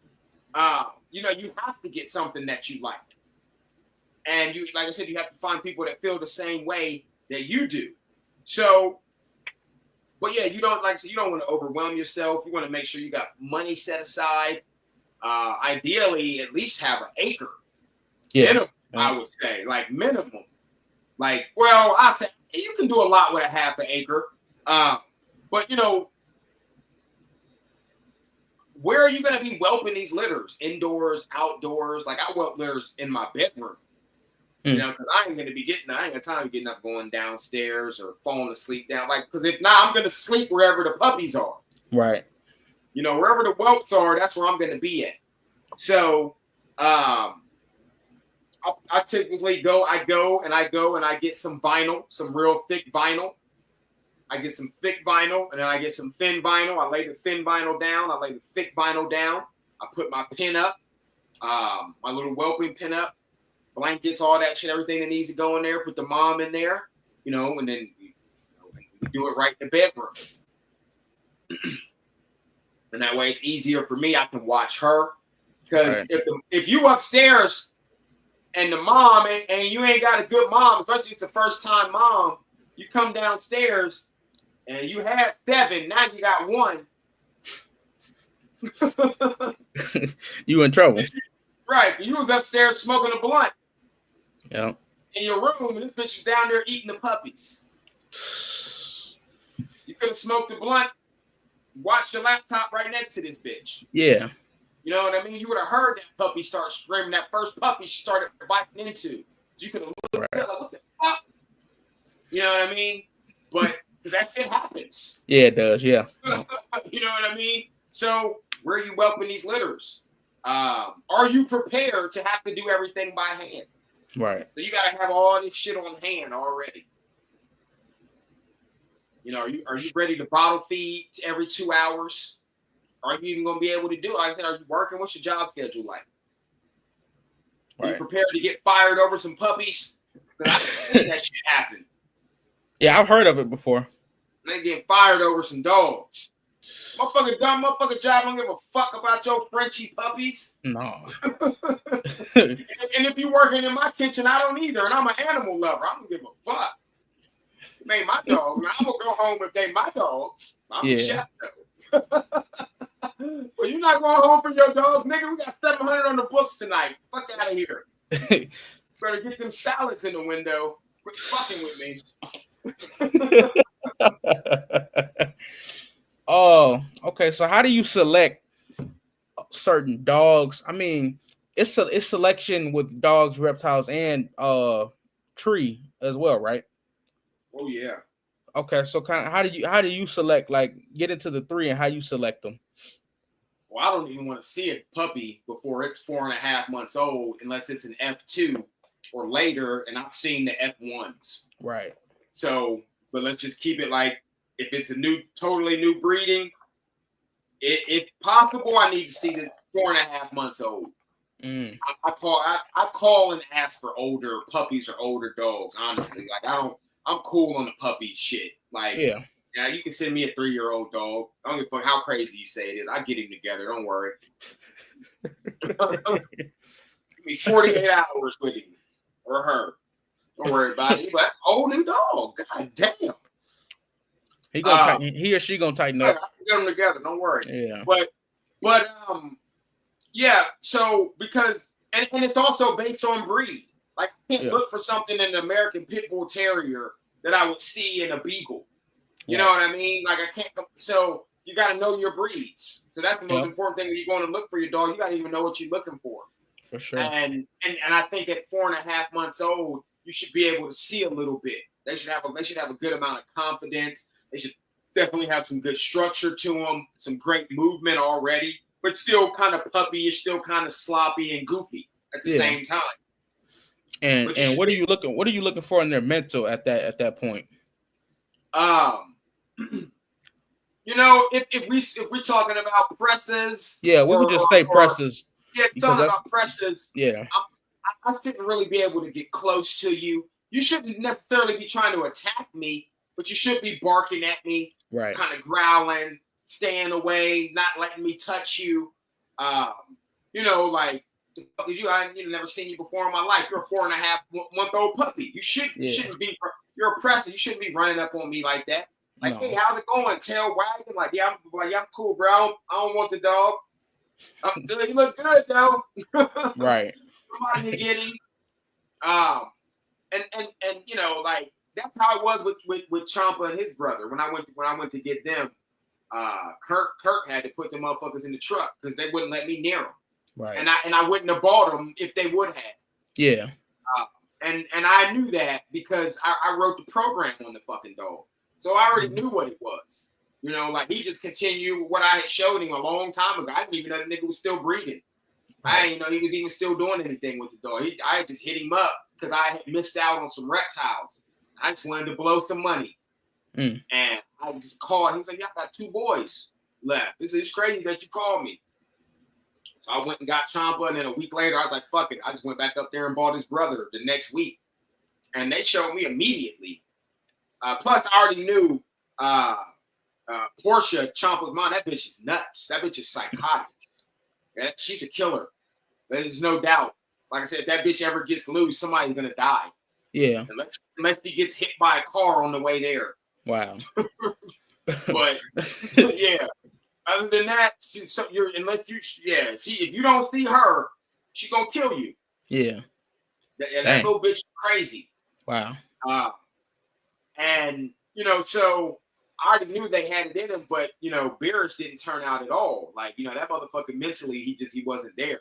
So, you know, when I'm thinking about a presser, like I said, I'm looking for a dog that looks as confident as it is, or sorry, that's confident as it should be, as confident as it looks for its age.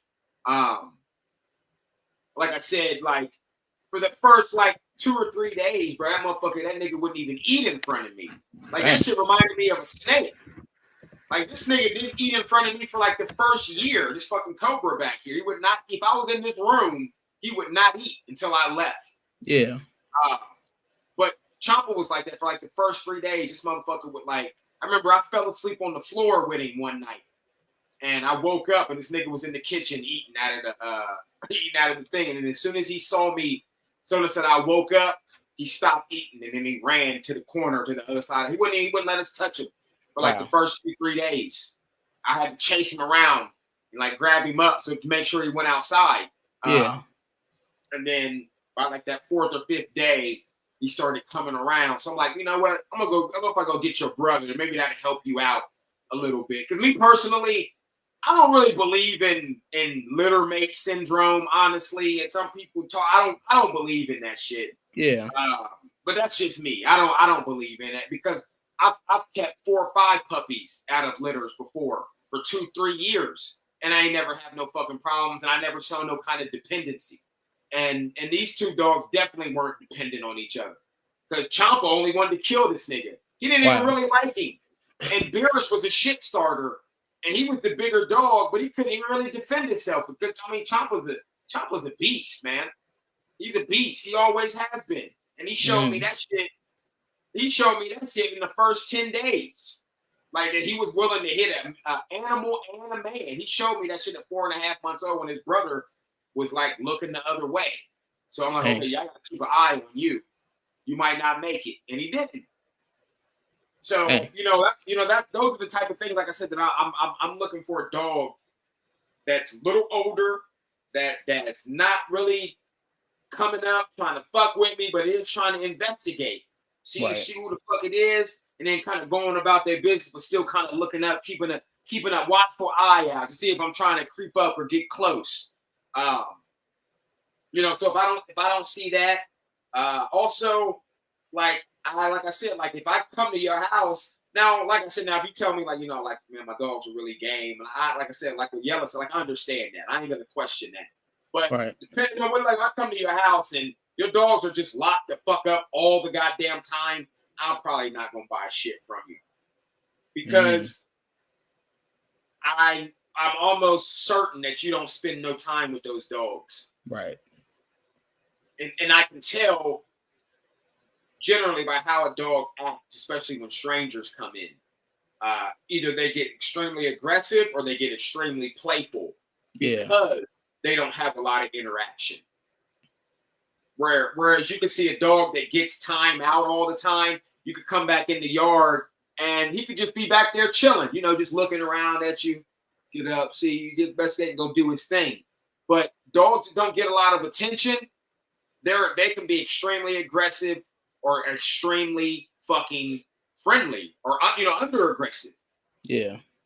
Because it's either you got this dog who was aggressive and you didn't do shit with him, or you got this dog who was extremely friendly and you didn't do shit with him. So that's the personality that the dog built itself up on. Yeah. Like I know motherfucker got a presser like that. That motherfucker could be around anything. I don't want that shit. No. Dang. I don't want that dog. Not in my house. So for a dog, yeah, that's what I'm looking for. Like by 6 months old, you've already hit rabbits and shit here with me. Yeah. Like that. That's like I'll go buy a hog from the farmers and bring it home. I do that shit all the time. Or go get some big rabbits and let them chase them around. Get that prey drive up. Like I said, it's all about field experience. Right. Because training, that's like spring pole. Like Champa, he won't even fuck with toys if it's not moving. If it's not moving, he don't give a fuck about it. Mm-hmm. Now my other presser that I used to have here, she was like a pit bull, friendly as fuck, hated other animals, but she would get on the spring pole. She would chase the fur pole. But Champa, he won't fuck with it. Now, throw something over there, though. A dog, a rabbit, a deer. Yeah, he's going to go nuts. But yeah, now, as far as like reptiles, to me, wild caught is it's nothing better than a wild caught animal. That's what I prefer. I prefer to get wild caught when I can. As much as I can. But some shit, it's not possible to get some wild caught shit anymore. But yeah, wild caught is number one. Two, I don't buy from a lot of people that I don't know. And since I've mainly only purchased venomous and geckos, specific species of geckos, it's a short market for me. But like I gotta see, I gotta see a lot of pictures because it's pretty much visual. Nido testing is important with reptiles. So what's that? What is that? What does that do? Nido is a disease. It's basically like the AIDS of the reptile world. So if that shit gets in your collection, like there's nothing you can do about it. Dang. And it's definitely contagious. So I don't buy from everybody. I only buy from certain people because of that. And like I said, me only dealing with venomous. It's a lot simpler with reptiles to an extent. It's just there's so much inbreeding going on. So that's why, like, I only deal with certain shit. Like I said, that's why wild caught to me is superior because I know exactly what the fuck I'm getting. And generally I can get bigger stuff. Like, I'm the same way. Like with my dogs. Like I prefer something 6 months and up. Like I'll buy smaller snakes, but I'll get another forest cobra. I'll try to find something at least like a minimum of like 4 foot. For me, it's just easier to deal with something bigger. And some people are the exact opposite because they look at it differently. They're like, man, you think it's easier to deal with a 10-foot cobra? Like for me, it is. And we're talking about no hook. I'm straight handling this snake, no hook. Hook right here, but fucking hook ain't gonna really. This motherfucker's 9 feet 4 inches. Right. If he want to get you, he gonna get you. That hook ain't really gonna do shit. It's not gonna really protect me in certain situations. Like I could use it to back him up off of me, like in this room. But right now, the way this room is set up, it's cluttered in here. That's why I just had to finally order this rack, which I should have been done so I can start organizing this shit in here better. Like right now, I don't have a ton of space in here to work with him.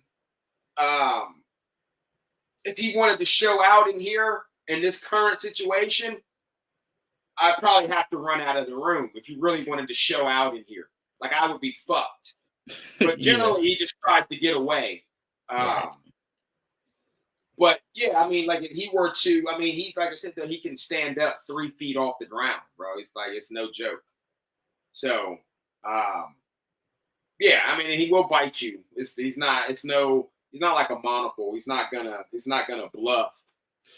He's gonna come at you. His mouth's gonna be open, and like I said, he's gonna be 3.5 feet off the fucking ground, and he is gonna bite you. And 9 times out of 10, he's gonna envenomate. And you can be in serious trouble. Yeah, I don't want none of that. So yeah, like like I said, that's my preference. But I'm a Cobra guy, so I'm generally only looking for Cobras. Specific Vipers I do look at, but I'm not really a Viper guy. I'm a Cobra head, like that's my thing. So, but yeah, the bigger the better with me. But I don't, because everyone's always like, oh man, how come you don't have a King Cobra? And I'm like, well, because King Cobras aren't true Cobras, and I only like true Cobras. So I have the largest true Cobra that exists, because Cobras are their own species. That's Ophagius ahana. This is nausea. So all real Cobras are nausea. So I only deal with nausea. Like I have nothing against King Cobras personally. I've had them for clients, but I've thought about it. Like I'm gonna go ahead and get me a King Cobra, but I'm not gonna get one now. Everybody is on Russell's Vipers. Like all my homies just got Russell's Vipers, and I'm like, okay, that's what the cool kids are doing. We all getting Russell's Vipers now. Yeah. Everybody's getting Russells, huh? I mean, and that's a serious fucking snake. It's not a big snake, but it's a serious. I mean, if it bites you, you're gonna be in a world of fucking hurt, buddy. Right. Yeah, I don't play with the snakes. I mean, my uncle, I think he had pythons, but they were like smaller, and I would kind of play with them and hold them a little bit. But yeah, I don't really much play with no reptiles like that. It was always pigs and sheep and dogs. You going to the pig shows? You be like that white chick. Yeah, with the they call it a whip. The pig whip. I showed pigs for about, I think, 5 or 6 years, and I showed sheep for like 1 or 2. Motherfuckers be laughing at that shit. Like, oh no, it's serious. So I'm telling you, that's because you ain't got no field experience. Right. That's why you ain't ever done shit. Yeah. So there's a science behind everything. Oh yeah. Even smoking crack. You know what I mean? Crackheads know what the fuck is up. You don't remember? You ain't never seen bum fights. You remember bum fights? Yeah. With bling bling bling, the crackhead and nigga told you. Yeah. It's about the smell of it. You can tell if it's good crack or bad crack. That nigga said, good crack. Yeah, this one dude I work with, I was like, yeah, crack. I think cigarettes is like crack. That's how you get addicted to them. He's like, no, the crack, you hit it, and then like for 5 minutes you good, you're gonna be high, and then after that, it's all good. I'm like, bro, how you just break it down to me like that? Like, what do you do on your part time? I sold crack one time. One day, I sold crack, right? Bro, you did everything, bro. to this vet. He was in Vietnam. This dude's like face was all like some of it was blown off. He was missing limbs. Wow. And yeah, I sold crack one time, bro. Like I found some coke, right? I found some coke. Yeah. I was out walking my dog. I was out walking one of my pit bulls one day, and I found this little bag of crack. And I took it to my homie because I'm like, bro, I'm crack. I found this bag of cocaine. I'm like, how does it look like cocaine? And so he put it on his tongue. He's like, yeah, it's that shit. He said, what you want for it? I'm like, nigga, I just fucking found it. He like, shit. rock this shit up and sell it and make some money. It was only like 18, 19 at the time. I'm like, how much you think that shit worth? I'm like, shit, nigga, I don't know. Like, well, fuck it. This, all these crackheads around, we can make something. We can at least buy some weed with that shit. So he takes it to his cousin. I ain't never seen a nigga rock crack up in the microwave using ammonia. I'm like, God damn. And so, yeah. So Wow. yeah, this nigga rocks the crack up in the microwave, tests it out, because he was a tweaker too. Tests it out, like, yeah, it's good. Gives it to us, and he's like, who the fuck we gonna sell it to? I'm like, shit, white dude, my apartment complex, he be smoking. And so I went, told him, like, yo, bro, if you ever need that, let me know. I got you. And so bro, you done did everything. Like, you a real interesting person, dog.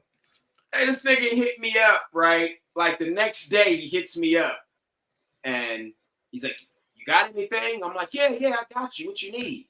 He's like, "Give me a 50." I'm like, I don't even know how much that is. I've never done this shit before. I don't even know how much that is. So I'm like, "Yeah, I got you."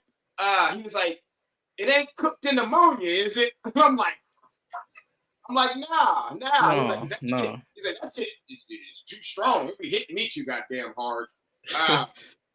So I'm like, no. So I go over, I serve him.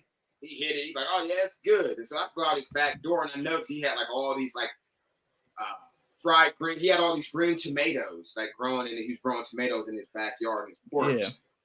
Damn, I love fried green tomatoes. So that night I went back and I cut down all his fucking tomatoes and I took them home, and me and my nigga got high and I fried up all those tomatoes and we fucking ate them. I sold him ammonia laced crack. Wow. Yeah, you I don't even know what to say, man. You man. Boy. Oh yeah, bro. Oh, I'll tell you a funny story, a funny dog story, bro. Like, listen, so there's this guy, this is when I was like fucking with pit bulls. So there's this guy that lived around the corner. I don't know. I know I told this story somewhere, but I don't remember. If I told this one, stop me. I got a million. I'm gonna say I don't think I heard this. But so there was this guy who he was a neo-Nazi. Like, this dude had swastikas on him, all the lightning bolts, like real Irish, like Irish blood, all this shit on him. His name was Peanut, right? And me and Peanut got cool because like, bro, motherfuckers fuck with me, man. Even the racist motherfuckers, everybody fuck with me, and we got cool. I forget how it happened, but he lived across the street from my cousin. You can literally see their houses, and he had Staffordshire Bull Terriers. He had a Staffordshire Bull Terrier named Rocky, and then he would always have like random pit bulls, but he had one little brindle pit bull named Zeus, and this motherfucker always like working on cars in his backyard. We used to walk by there, and he actually lived next door to a cop, which brings me to another funny story about her and her fucking dog. But yeah, so the dude Peanut, me and him got cool. I can't remember. I'm high. I can't remember how it happened, but we got cool, and he bought a couple dogs from me, and I helped him sell a few dogs, and I remember his Staffordshire Bull Terrier. No, that's what happened. That's what it was. That's how I met him. His Staffordshire Bull Terrier got loose, and I found it. I remember now. It got loose, and I found it, and I knew it was his. Bro, I did not. I swear, I ain't gonna lie. If he didn't have kids, I probably wouldn't have gave that fucking dog back. I'm not even gonna sit here and wail, because that's my favorite fucking breed of dog, and I was looking for him, and I could never find him. But I didn't. That's how I met him, bro. But he had kids over there, and I was like, man, I'm gonna take this man his dog back. I took the dog back over there, and he was cool as shit. And then this motherfucker go over there. He got deers hanging in his yard where he's draining the blood and skinning them in the front yard. That motherfucker was crazy. Wow. Anyway, like, after we got cool, months go by, and he called me up one day, and he's like, hey, Rain, you to come over, man. I got some fire I want to smoke with you. I got some fucking fire over here. He's redneck. So I'm like, all right, man, I'll be over there in a minute. Give me a minute. I'll be over there. So I make my way around there. He was right around the corner. I get over there, sit down. He starts showing me the bud. I'm looking at it, smell. I'm like, damn, yo, this shit look good. So he passed me the joint. I hit it. I'm like, damn, Peanut. Like, where you get this weed from? He said, man. He said, I got it over there in Nigger Town. He said, oh man. He said, I'm so sorry. Wow. I fell out. I started laughing. So, and his wife was there. And she would just put her head down. Like, but you gotta understand, that's who he is. And he was really trying to break away from that shit. But that shit don't happen overnight. You know what I mean? And that's how he talk in his house. Yeah. And I was laughing and he trying to apologize. I said, look, bro, let me tell you something. I said, I don't give a fuck about that word. I said, that shit don't apply to me. I said, it do apply to some people. I said, that shit can apply to anybody. I said, I don't give a fuck about that word. I said, this is how you talk in your house. This is your house. Right. I said, but you already making an effort to have me in here.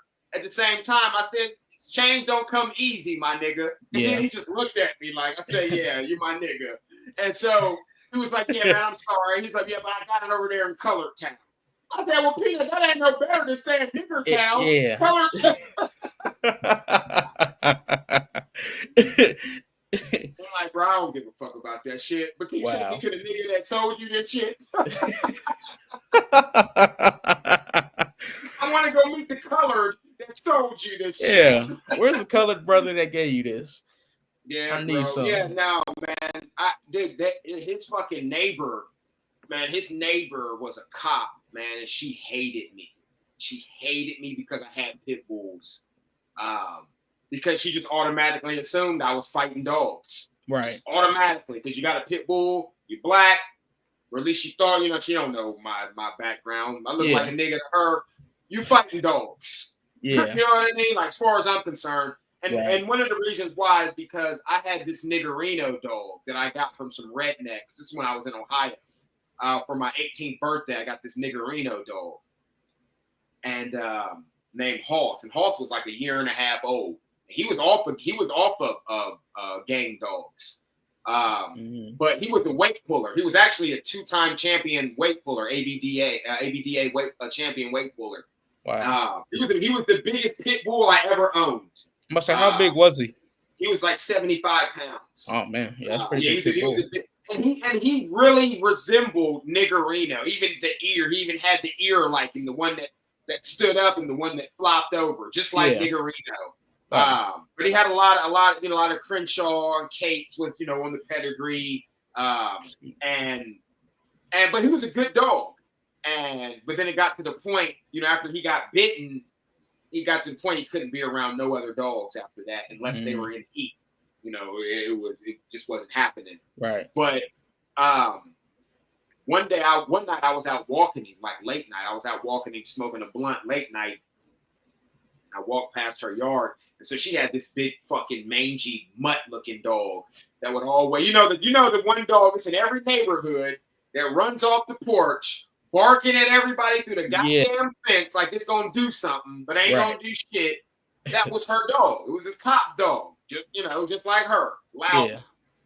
And here come the dog running every time anybody walked by. Now, you know how chain link fences are. Like, this shit is crazy. Chain link fences, they got that. Yeah. It's like that. And it's little, it's only like that much space. Yeah. In there. So I'm walking, but it's like 11. It's like 11 p.m. You know what I mean? Like, motherfuckers is like knocked out. It's like during the middle of the week, people are asleep. I'm walking, smoking. We getting ready to come up on her house. Her dog is out there. Immediately, he stick his head up. I seen. He runs down and starts barking at the fence. This nigga Hoss was so fucking fast. Bro, he grabbed. I don't know. I didn't see it. There was no way. Like the naked eye. I don't know, bro. I didn't see it. Yeah. He grabbed this dog's muzzle through the fucking square, through the space. Grabbed this dog. So the dogs, I guess when the dog closed its mouth, when dogs bark, they kind of, they move. Yeah. So I guess when the dog closed its mouth, it was just like enough space for because it had a longer like shepherd kind of muzzle. Yeah. And so I guess as soon as it closed its mouth and as the dog was, in that motion, it pushed its muzzle through that space and grabbed that fucking dog's muzzle. And that motherfucker started howling. Like porch lights start coming on. You know what I mean? Like, I'm like, oh, fuck. Nigga, I get to punching this nigga like, you gotta let go. Like, because I'm not expecting this shit. Like, like, I'm yelling at him. And, I wasn't, as far as training back then, I was nowhere, like, up on training like I am now. Like, my brother was like, I'm learning from my brother. Like, because he's a beast when it comes to that shit. Yeah. So, like, I didn't have control over dogs like I do now back then. And so I'm like, I'm wailing on this motherfucker. But, when them dogs are in action, he didn't even feel that shit. Yeah, they don't care. I was hurting my hand, bro. I'm like, oh, you gotta please. Yeah. I'm like, I won't have to leave you. But I couldn't leave him because that cop knew that was my dog. Right.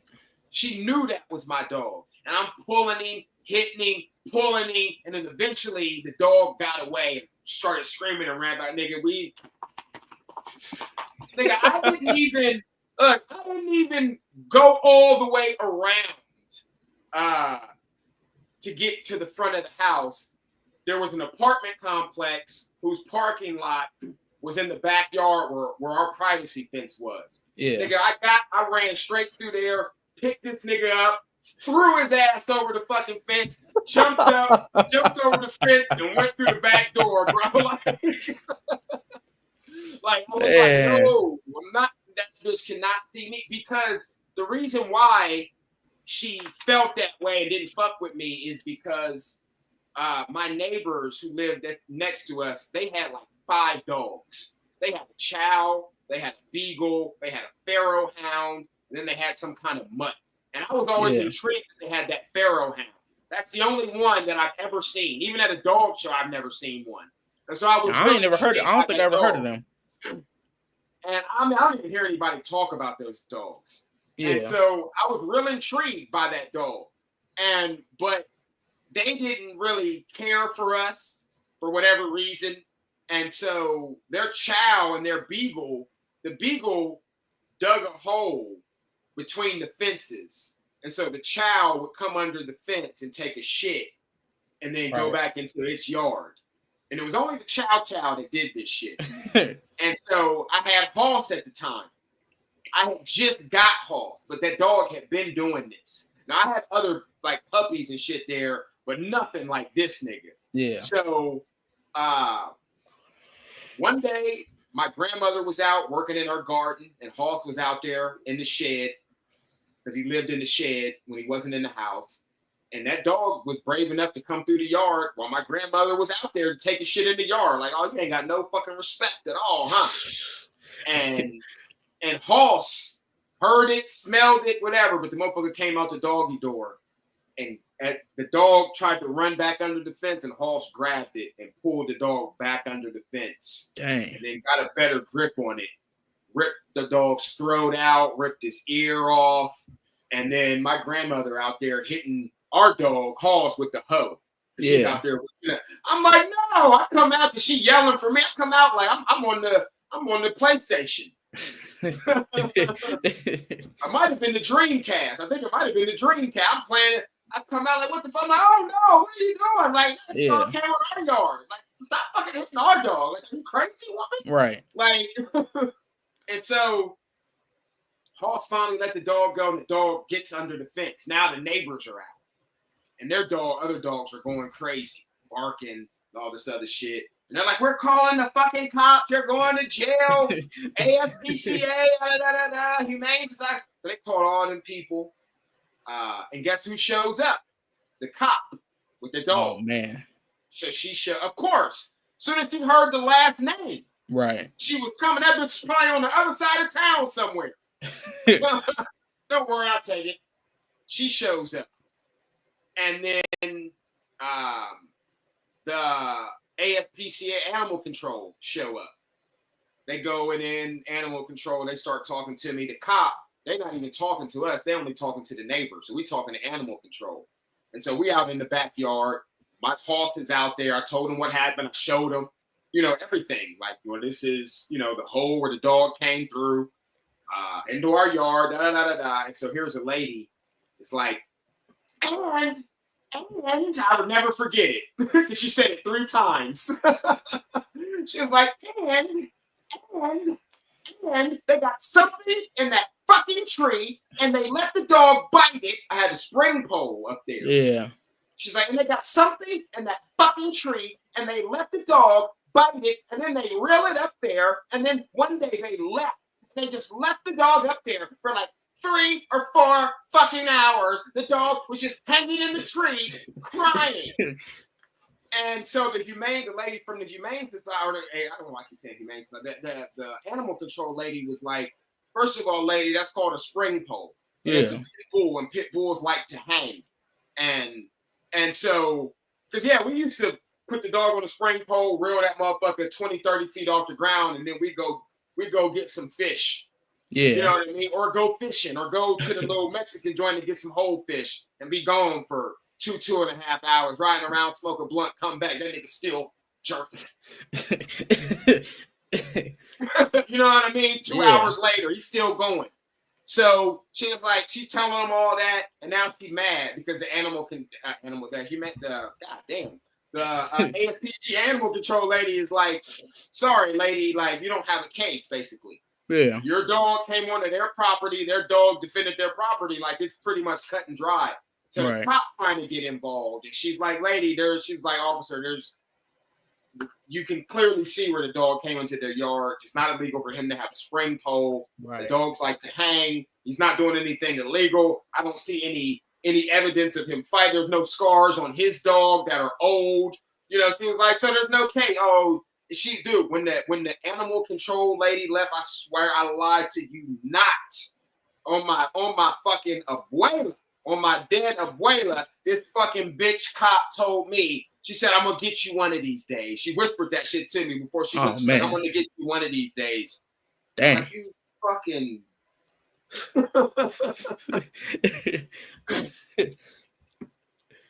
So, but yeah. Yeah, I got a million animal fucking stories, bro. That shit's crazy. Let me see, man. We just really been chopping it up. We ain't even get all into the. We ain't even get into all the questions. It's all good though. Shoot, it's a pretty good episode. I feel like, in my opinion. Shoot, we might have to do a part 2. I lined up some pretty good questions, but we can get into some more of them right now for sure. Yeah, whatever you got, bro. I got my smoothie here that I made, my power smoothie. Yeah. All right, bet. So, you said I got my weed out. I got my bone. Come smoke. What was that? So, what are some of the? Can you get into the testing? I'd say for dogs and for reptiles, and what they do, and kind of what's the cost for people to get an understanding of that. You said testing, like field work. Like no, yeah, my bad. Let me specify. You mean like testing, okay. hip or heart okay. Well, if you got the right insurance, you might be able to get some of your insurance to cover that shit. But hip tests can run you anywhere, depending on the type of hip test, anywhere from like $100 all the way up to like $1,200. Yeah, it just depends. Panel testing, it just depends on everything that's included. But you can end up paying out like a couple $1,000s for genetic testing. And then keeping in mind, like, there's some stuff that they can't even test for until your dog is 2 years old. Yeah, hold on. Let me ask this with the hips. So somebody I know, they ain't gonna watch this. They said they ain't gonna watch it. But somebody I know, they said that if you hip test the parents and you hip test both the parents, excuse me, then none of the puppies will come out with hip problems. Is that true? That's not true. Genetics don't work like that. Ideally, most litters are going to be healthy, ideally, but it doesn't mean, like, if so this is what you got to understand about hip dysplasia. If your animal has a recessive gene and it is hip dysplasia, then that means those animals carry it. Right. So because it's not visual, let's just use that, because it's not visual, it's not actually happening to them, doesn't mean that they're not carrying that gene. But hip dysplasia isn't always genetic. Sometimes it's caused. But just because you breed two pairs, that's like you can breed. Well, that's like with dogos. You know, the white coat carries recessively the deaf gene. Yep. Like you can't, it's just gonna be there. Right. So because you breed two Dogo Argentinos together that are both deaf or that are not, doesn't mean that all the puppies will or won't be. Right. Generally, you get mixes. I think now progressively you're seeing less and less deaf Dogos than you were in the 90s. And even I know when they said they were trying to breed to get, I think, the skin black or just like one, like a little eye patch or something like that, just a piece of black, and that'll help prevent the deafness. Yeah, to an extent. I mean, it is extra pigmentation. Yeah. But genetically, dogs with lack of pigmentation they're just faulty. I mean, it's like albino. Right. It's all those morphs and mutations. It's a skin disorder. Right. But just because the parents can have one of the parents can have a copy of hip dysplasia. Yeah. Or some other disease and pass it on. So just because none of the puppies exhibited it doesn't mean that they don't carry that shit. And he was saying, if those parents pass that test and it doesn't say their hips are good, then none of the puppies are going to have it. That's what I was told from him. And I'm like, I knew it wasn't right, but I just wanted to get a little bit more insight. No, that's ideally most things are born healthy. Right. Ideally, 80% of the time. You know what I mean? 80% of the time, most things are born healthy. But when you start line breeding and doing things like that, even if because you have so many generations that genetics can play upon, like I said, even down to like the 1.25% can still come out. And if there was a copy in that, if that particular great whatever grandparent plays a role this time, if those genetics happen to wake up, then you're going to see that shit come back, and you'll be like, damn, how did that happen? The problem is your client, most average buyers are not doing hip tests. No. So even if you did a hip test, 80% of the people that are buying dogs aren't hip testing. Right. So when they find out that their dogs do have hip dysplasia, it's generally by default or because, like, by default, like they went in and the vet may have done an x-ray for something else and kind of noticed, like, the hips, looking a little, you know what I mean? Or something like that. Or you started having, you noticed the dog's motion was kind of fucked up. Yeah. So then you took the dog to get examined, and then you found out that way. But also I have to understand is that the majority of hip dysplasia cases, it is true, are not genetic. And I'm not saying that what I said to necessarily dispute what he said totally. What I'm saying is it's not 100%. You can definitely breed two dogs with, you know what I mean? If there's a copy of that gene somewhere and it resurfaces, for sure. Yeah. But most dysplasia cases, I would say 60% of hip dysplasia cases are caused by the owners. And then because you have some people who test at the wrong time, like I know people who will test at 5 months. Most likely they're probably going to pass the test. Yeah. But then if you put all this extra weight on your dogs, like I see people have a puppy, 6-month-old puppy that weighed over 100 pounds. I guarantee you that dog's got hip dysplasia, right? Yeah, yeah. So, and this dude, I know personally, he ain't never tested and ain't never going to test. Right. And then you selling somebody that shit. So you cause dysplasia and then you blame it on your breeder when it was really you. Right. But so you tested at 5 months or you tested at 12 months on some of these bigger dogs. not understanding that the hips don't set between 16 and 19 months. Right. So if you did test before that time, then that means you need to test those dogs' hips again to see how they actually set. Right. So you got people going off a 12 test at 12-month-old, hip test, and their dog's at 12-month-old. That's bullshit. That's cheating. You're lying to your people. Right. That's and what you're gonna just say you did it. You can say you did it, right? But Yeah, you did it at 12 liable. months, but you're talking about a dog that weighs over 100 pounds on average. Right. And you never tested anything else after that. So you tested them at 12, 13 months, and then you never did the two-year panel test for all the genetic testing that you could do. You did. Back in the day, you didn't even have all these options. Yeah. Like it was so hard to get genetic testing done. Not very many vets offered it. Now you can just get on Amazon and buy a kit. Yep.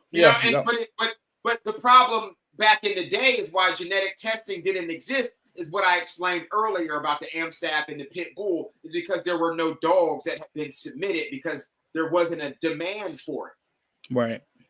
So once the demand came in, that's when they started going to the registries. They can't go to your average person. They got to go to the registries where they know that the dogs are supposed to be pure, which is what the purpose of the registry is. So then all those Amstaff people, all the French Bulldog people, all the Giant Schnauzer people who, they asked would submit DNA for comparison. So that's why you're able to just buy the shit on Amazon now. Back in the day, it wasn't like that. No. It was very different and it was expensive. And most vets, because you had to send it out somewhere and it could take like 30 or 40 days to get it back. And, and most people back in the day, the only time I ever heard my uncles or any dog breeders I know talking about genetic testing is when they were letting two males breed with one bitch at the same time. And so they were genetically testing those dogs to see which one was the father. Okay. So they were running a reverse trio program. Instead of a 1.2, they were running a 2.1. Which I don't like to run 2.1s personally. I like to run 1.2s. And that's you talking about like male and female or like one male, two? Yeah, okay. Right. All right.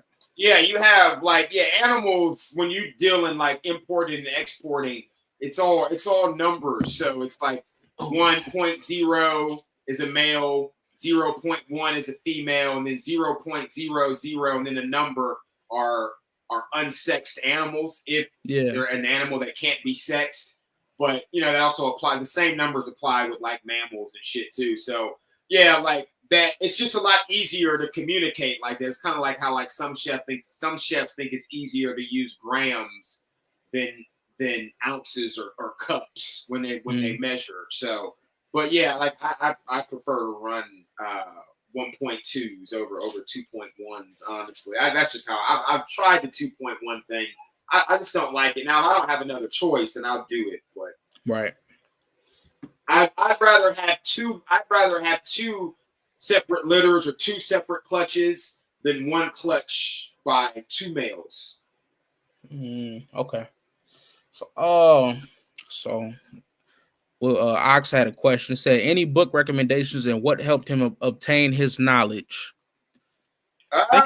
Experience, right? And just knowing people. Yeah, most of my shit is all field work, man. Yeah, it's all field work. Zoology, biology classes in college. Fucking traveling around. I mean, if you're looking for books, I mean, I sell PDF subscriptions to my private library. Man, I have over 2,000 books. Not just I have books about plants. I got books on falconry. I have books on metaphysics, spirituality. I mean, I have Asiatic Soldier. He can tell you he got a subscription. He can tell you. He know. This on your website? Or well, I used to advertise it on my old Instagram and then on my other YouTube channel before it got shut down.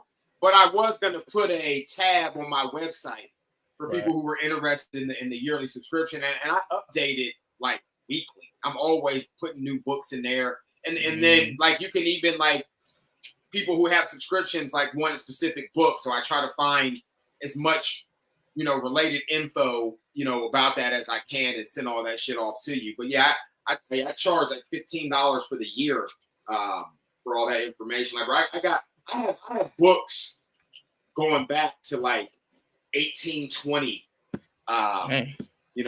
Like PDFs and shit like that, like really old shit. Like I have copies of the Codex Gigas, which is the Devil's Bible. Like I have all kind of shit, bro. Like all kind of fucking PDFs that you can think of, like Hermetic orders, occult knowledge, fucking the Aquarian Gospels of Jesus Christ, like all kind of shit. Okay. That's all I do is read and fucking write, bro. Like that and then put that shit into motion. But yeah, I've got books on dog genetics, nutritional, canine nutrition, canine genetics. But yeah, I mean, books on breeding programs, farming animals. So yeah, if you're looking for books, man, I got them. That's what's up. And I don't know if Ox follows you on Instagram, but Ox is I put it in the chat before. I think I did. So yeah, Ox, that's his Instagram. Hit him up if you got any questions and whatnot. But all right, let me see. My next question is let me see. How do you know and how do you find a proper male or female to breed to into your program? Dog, reptile. I mean, like I said, that and that's kind of what I was talking about earlier about dealing with older animals or specific stuff. So you can get a better. I mean, because an 8-week-old puppy really can't show me shit. Right. And like I said, the only reason I would be willing to take something younger is if it's like my red spitting cobra back here. Like I only took her because I know the breeder, and when it's a snake, so it's different. It's not like I'm putting this motherfucker into a program or something like that. You know what I mean? I'm not doing no field work with this bitch. But if it was a dog, I try to get these older dogs, and if I can't, then I try to deal with F2s or lower, or F2s or higher if I can see the F1s. Yeah. And I'm asking them about what are they feeding the dog, what are they feeding the parents.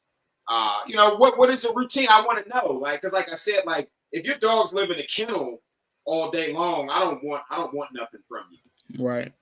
Because that's a different type of program that's being run there, and it's not everything you do with anything that's living, whether it's a kid, a dog, a plant, that energy, man, you're sharing energy, and if you just let these animals just live in a fucking cage all fucking day long, 7 days a week. Only time they come out is when you got to go in there. You let them out, run around, so you can clean up some shit. Put some food in there, and then you put them back in there. Because I know a lot of people run their yards like that. Yep. You know what I mean? Like you don't even know those animals for real. Right. You don't know them, and they don't know you, and I don't want them because you can't really tell me nothing about them because you ain't got no time with them. Okay. Yeah, man, I love asking you questions because you go into it really. That's why I really like interviewing with you, because you definitely you get give the people a good grasp of the topic. So how do you manage whelping and newborn puppy care? How do you go about that?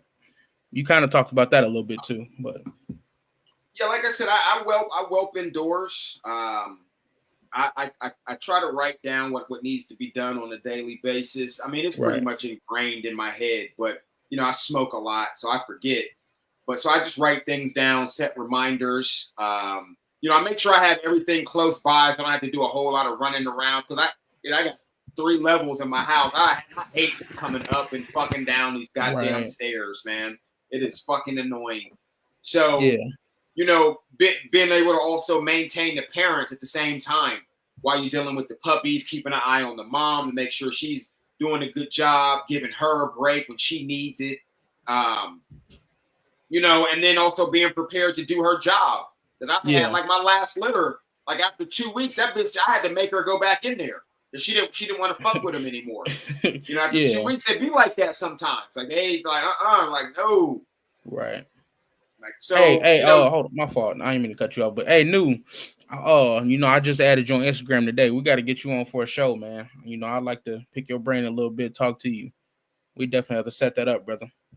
Yeah, that's my homie right there. Yeah, I definitely want to talk to him. But my bad, I didn't mean to cut you off. Go ahead. You good. But what the fuck was I saying? I don't even remember. I didn't forget too. Like I be smoking. We was talking about whelping and puppy care. Oh yeah. So yeah, just making sure you got everything ready to go, pre-setting, like pre-blending, like your food for the puppies, having all that stuff blended out to make your mush or however you're gonna do that. Just having all that stuff ready, you know, ready to fucking go. So like I said, so you ain't gotta be running around. You know, make sure, you know, if you working, make sure they know. You know about when them puppies are coming. Make sure they know. You know, all that shit is, like I said, all that shit is important. For sure. And then making sure, you know, a part of care is also vetting where these dogs go. Yep. Is that one of the most important parts? That's one of the most important parts. So, like, are you willing? How long are you willing to hold on to these dogs? And are you willing? Let's say you selling your dogs for $2,000, but the only motherfuckers that keep hitting you up about them are idiots, and you don't feel comfortable. Right. So, are you just gonna take the $2,000 and then take a chance on ruining your name? Right. Or were you willing to give a dog away or sell a dog for $300 and then maybe under a contract and still have access to the dog, and the dog has a good home and you in a safe space and you comfortable? What's more important? Okay. Let me see.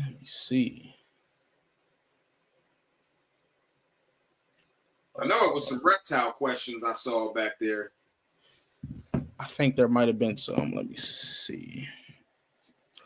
I might have missed them, you know, because we was getting into it with the about your dog and the police officer. Fucking cunt. I don't even know. I don't think I see none. Dylan or Dylan was talking about the Gila monster. Yeah, that was the same around the same time my cousin stole a deaf dog from a motherfucker and got slapped. My nigga caught up with him and slapped the fuck out of him. Right? This nigga went and stole a dog, bro. He came to get me to go steal a dog and didn't even tell me we was stealing a dog.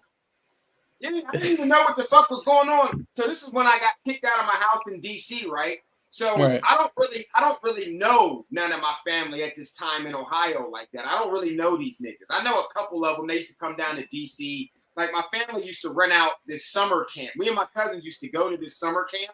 And then when the camp was over, my family would rent out the whole camp for our family. Yeah. So one year, some of them came down, and it was crazy. I got a crazy ghost story about that, but that's a whole nother show. But anyway, so yeah,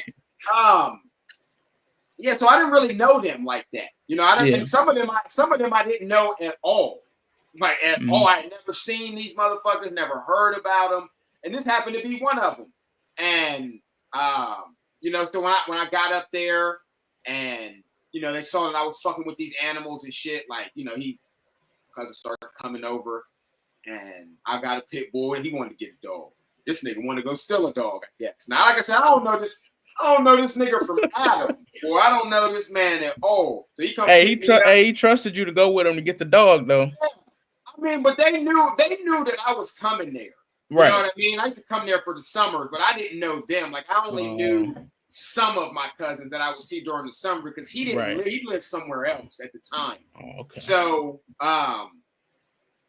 but they knew, like, you know, they heard stories about me. Like, yeah, he'd be having all these crazy animals and, you know, he'd been all over the world and all this other shit. So he kind of had an idea. So he come and come help me steal this dog.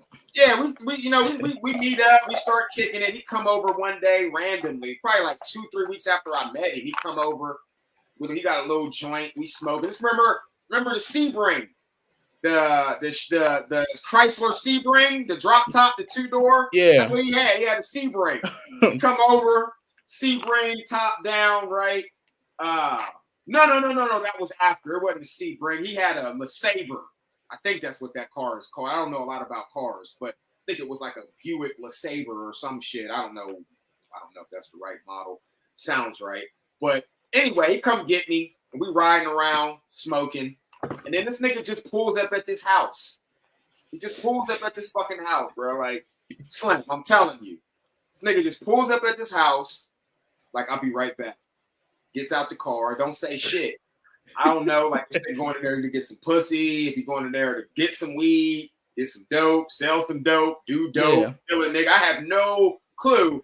I'm just sitting in the car waiting. About 3-4 minutes go by. I hear the chain link fence rattling. You know how that shit sound. Yeah. So I look over, and all of a sudden I see him with this all white pit bull. He throwing the dog over the fence. Like, what the like, my name is Milton. I like to do hood rat things with my friends. Like, this looking ass nigga, basically. So I'm like, what the fuck? So the nigga comes and he opens the door, the back door. He jumps in the back seat with the car. And he's like, "Cuz, drive, get in the car seat, drive." I'm like, what the fuck? I'm like, nigga, what is going on? So we leave. We get to his grandmother's house on the other side of town. They're like, nigga, where the fuck you get this dog from? And they can't stay here. So wherever you got it from, you better have somewhere to take it because it can't stay here. Yeah, that's crazy. Asking me if I can keep the dog. Now I got Hoss at the time. So, and I had a couple other dogs there too.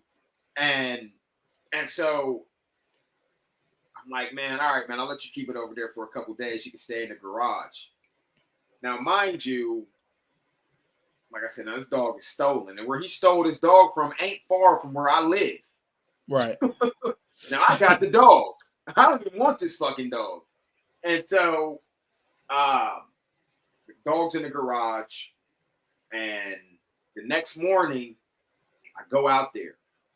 And the dog don't get up, right? The dog don't move. I go out, open the door. I'm making noise. Go out there, shut the door. Right. Dog don't move. I'm walking around. I'm like looking at the dog, doesn't budge. I open the car, my grandmother's car door. I'm making all kind of noise in here. Yeah. Like, looking for shit, doing shit. This fucking dog ain't moving. I'm like, this motherfucker dead? It look like he breathing. Nigga, the dog was dead. Yeah, that's crazy, bro. All white dog. The dog was dead. Right. So I nudged the dog with my foot. It was the bitch. She jumps up. I'm like, what the? This motherfucker dead. So now I really don't want the dog there. Yeah. You know what I mean? I really don't. So I call him like, yo, bro, man, my grandmother tripping, even though she wasn't. But I'm like, she tripping, bro. You got to come get this dog, man. Like, I almost had to let this motherfucker go. You got to come get it. So this nigga's on his way. Eventually he comes to get the dog. He finally comes to get the dog. And on the way, leaving to take the dog wherever, I don't know, the owner of the dog pull up. Yeah, because it's a small town. Right. So he just said something to somebody or somebody saw him. I don't know. But this nigga pulls up, like, as he's, like, leaving with the dog on the leash. And the nigga gets out the car, like, nigga, where you get my dog from? My cousin, like, no, this is my dog. Like, he know what his dog look like.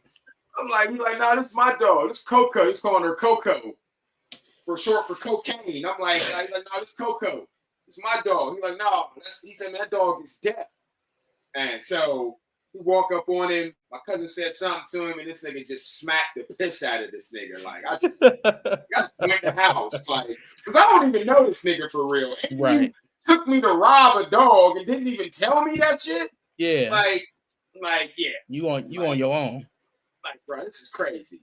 And that wouldn't be the last time I seen a nigga put hands on that same nigga for some stupid shit. For some stupid shit. But that's funny. I think we got into this question I'm about to ask too, just a little bit, not a lot, but something that kind of pertains to it. So how do you handle contracts, guarantees, and buyer agreements when it comes to a puppy? Well, I was gonna say I don't anymore because Right. Yeah. I mean, by the time you get done talking to me, like you either are gonna still be on the phone or you're not gonna be on the phone. Yeah. It's a pretty simple process with me at that point. Like I don't do too much contracting out. When it as far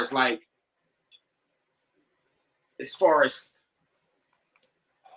selling a pup to somebody and then getting pups back or using the dog later on. I've done it a couple times here and there. It's not really my thing.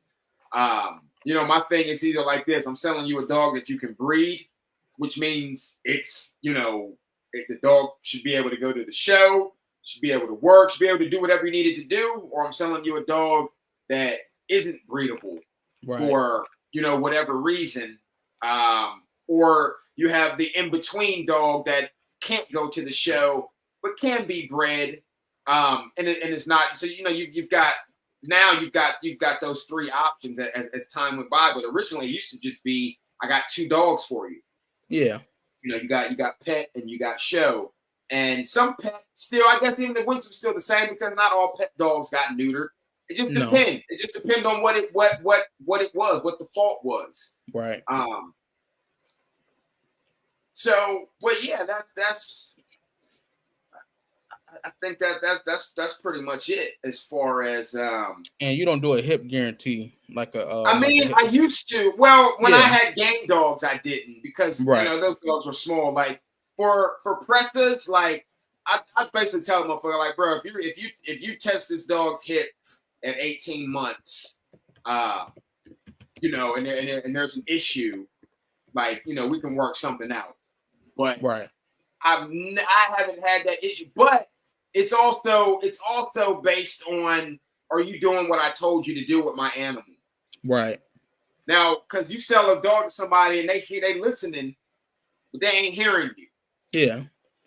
They get home and they're gonna do they're gonna get home and they're gonna do I don't know what that nigga say. I'm gonna do they're gonna do whatever they want to do. Yeah. And so we ain't got no guarantee. We ain't got nothing. We ain't got no kind of negotiating because I can tell. That's why now I just try to avoid them motherfuckers totally. Right. You know what I mean? Because you having people like, they sit and nod their head and smile and giggle and laugh at your jokes. And you know what I mean? But at the end of the day, they're about to go home and fuck that dog up. Right. Like, you don't know my animals better than me. Right. You know what I mean? That's kind of like why I can never understand the point of a real estate agent. Like, you're paying a motherfucker to do nothing, really, when you think about it.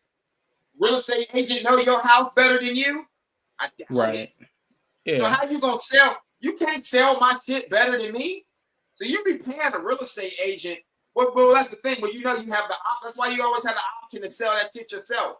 The underwriters are the ones that do all the work. The real estate agents are like servers in restaurants. They don't do shit. The kitchen does all the work.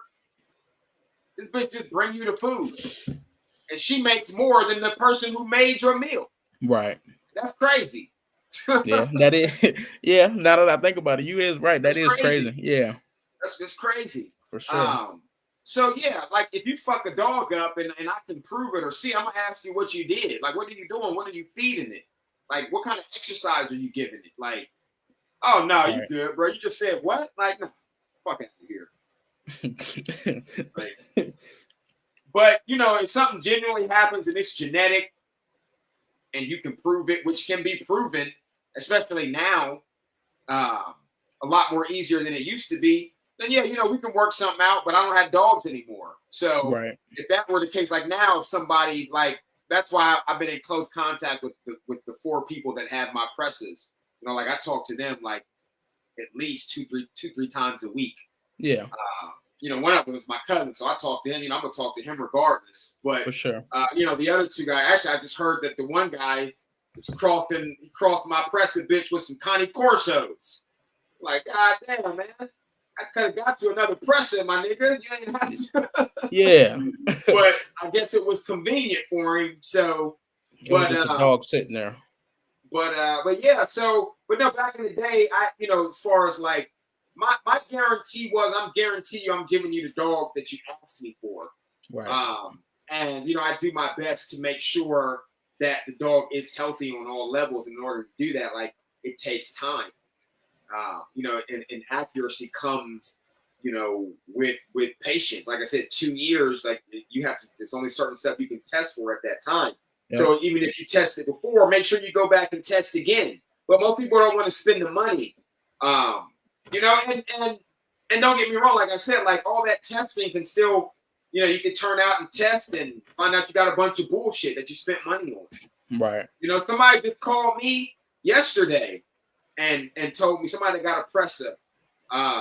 And they real disappointed with their dog. And I told him, he said, man, I should have listened to you. You told me not to get a presser. You told me that the dog ain't what it used to be.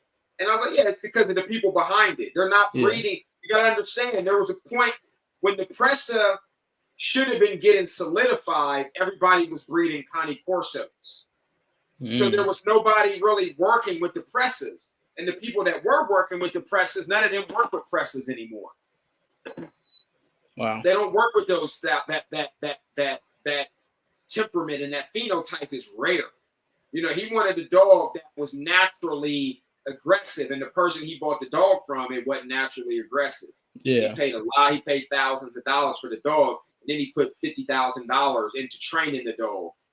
Dang. And he's like, the dog now will do what he wants it to do. I'm like, yeah, for $50,000, that dog gonna lick my nuts. The fuck you mean? Every day. $50,000? Like, nigga, that dog is gonna pick up its own dog shit. He's finna cook dinner. Yeah. Right. Yeah. Yeah. So, but he was like, he was, and see, that's what you get for me. I'm gonna guarantee you that I'm not gonna set you up for failure. Right. Like, that's the best fucking guarantee I can give you. Yeah. Is by keeping it real and not just taking advantage of a money situation. Like, I was going to make a sale, so I'm just going to say what you want to hear and sell you this dog, even though this ain't what you asked me for. So, assuming that people are selling dogs and they're like, I never understood how you sell puppies for all the same price out of a litter. You don't grade. And see, I learned the grading system from fucking with these animals. Yeah. Wow. Okay. Because they're not all made equally. Right. I don't know if you got siblings, but I got siblings, and we ain't all made equally. Yeah, I got a little brother. Yeah. You know what I mean? We're not all the same. No. We some darker, some lighter. We ain't all. It's like in life, they're like all men were created equal. Nigga, that's the biggest fucking lie they ever told you in your life. Yeah. If everybody was created equally, we'd all look the same, talk the same. All our women or men with our spouses would look the same. We'd all have the same dogs. Equal is equal. Right. Equal is fucking equal. So all dogs, all animals are not created equal. Even nature knows that. Yeah. That's why nature be culling shit like a motherfucker. Yep, and nature has its rank too. Yeah, nature grade. Nature will let a crocodile rip one of your hind limbs off, and then 3 days later you get eaten by a cheetah. The fuck out of here. Yeah. You know what I mean? Yeah. You got no fucking remorse. Nope. So, that's how you got to be. You really got to be like that in your programs as well. But yeah, man, if you spending all that kind of money on a dog and then you're not happy with it, but I try to be upfront with people. Like, bro, you don't want that's probably not the dog for you. Probably not what you're looking for. Right. If you're trying to do this, no, that's not the dog you're looking for. You might want to look into these dogs. I do remember I saw somebody said something about the Cimarron Uruguayo. I actually did a breed profile on my old channel about that. And then I had it up on I still have that breed profile. Actually, I could probably, I might be able to send it to you. Okay, yeah, you can do that. About the Cimarron, because that's an interesting breed, because that dog created itself through its own selective breeding. And then man tried to destroy it because it was in direct competition with man in the wild for food. And then while they're in the process of them trying to eradicate it, they started to domesticate it. Yeah. Yep. That was Ready that said that the Cimarron. That's how you pronounce it. Yeah. Yeah, I've seen videos of them dogs putting in some work. I ain't never heard of him. Ready is the guy. He knows a lot of different breeds. Like he'll like just send me videos of like a Chinese bulldog looking type of dog. I'm like, bro, what Are you is that? talking about the Chongqing dog? Yeah, yep. Yeah, they Ready. got a few dogs over there. That whole province over there, that province is interesting. Yeah, it is. In general, yeah, I tried to buy some of those dogs. I almost got scammed trying to buy some of those dogs a few years ago. But I know some breeders over here now.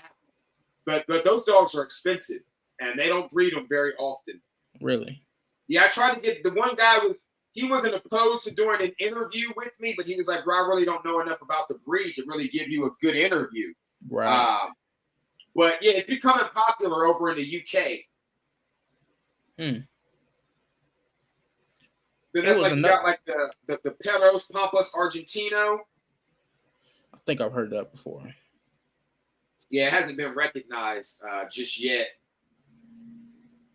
But I know the president of the breed club down there in Argentina. His name is Alessandro Libac. He did a email interview for me because he doesn't speak any English, so I had to translate everything. So I didn't want to do an interview because that would have like him. These interviews already go for hour and a half, 2 hours. So imagining him saying shit, waiting for him to finish, me ask a question, him speaking. So me speaking Spanish, him speaking Spanish, and then me translated it back to English. Yeah.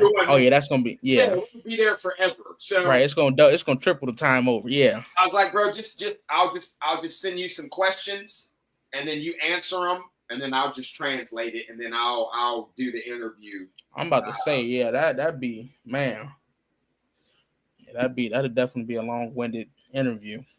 It'd definitely be interesting once you get past all that, but no. It's an interesting breed of dog, man. It's a cross between a Dogo Argentino, the Amstaff Fino, and a little bit of Great Dane since the 1980s. They've been working on the dog since the 1980s, but it hasn't been recognized yet. Yeah, that's interesting. Let me see. Excuse me. It says, how do you approach inbreeding and line breeding and genetic issues? And what are the differences and similarities in plants, dogs, and reptiles? Well, obviously, anytime you start to work on a program, and that's why I said it's always good to try to find out as much about the genetics that you're using prior to putting anything together. So you'll know what you can kind of try to, get an idea of what you could possibly be expecting. So you can try to get a jump on it just in case it does surface. But obviously when you line breed, you start to, that's the process of locking genes. It's, actually inbreeding is the lock, but the line breeding is it's setting the stage for it. So a lot of times those negative things start to come out when you line breed. So that's giving you a chance to see if you should even move on to the next step of inbreeding.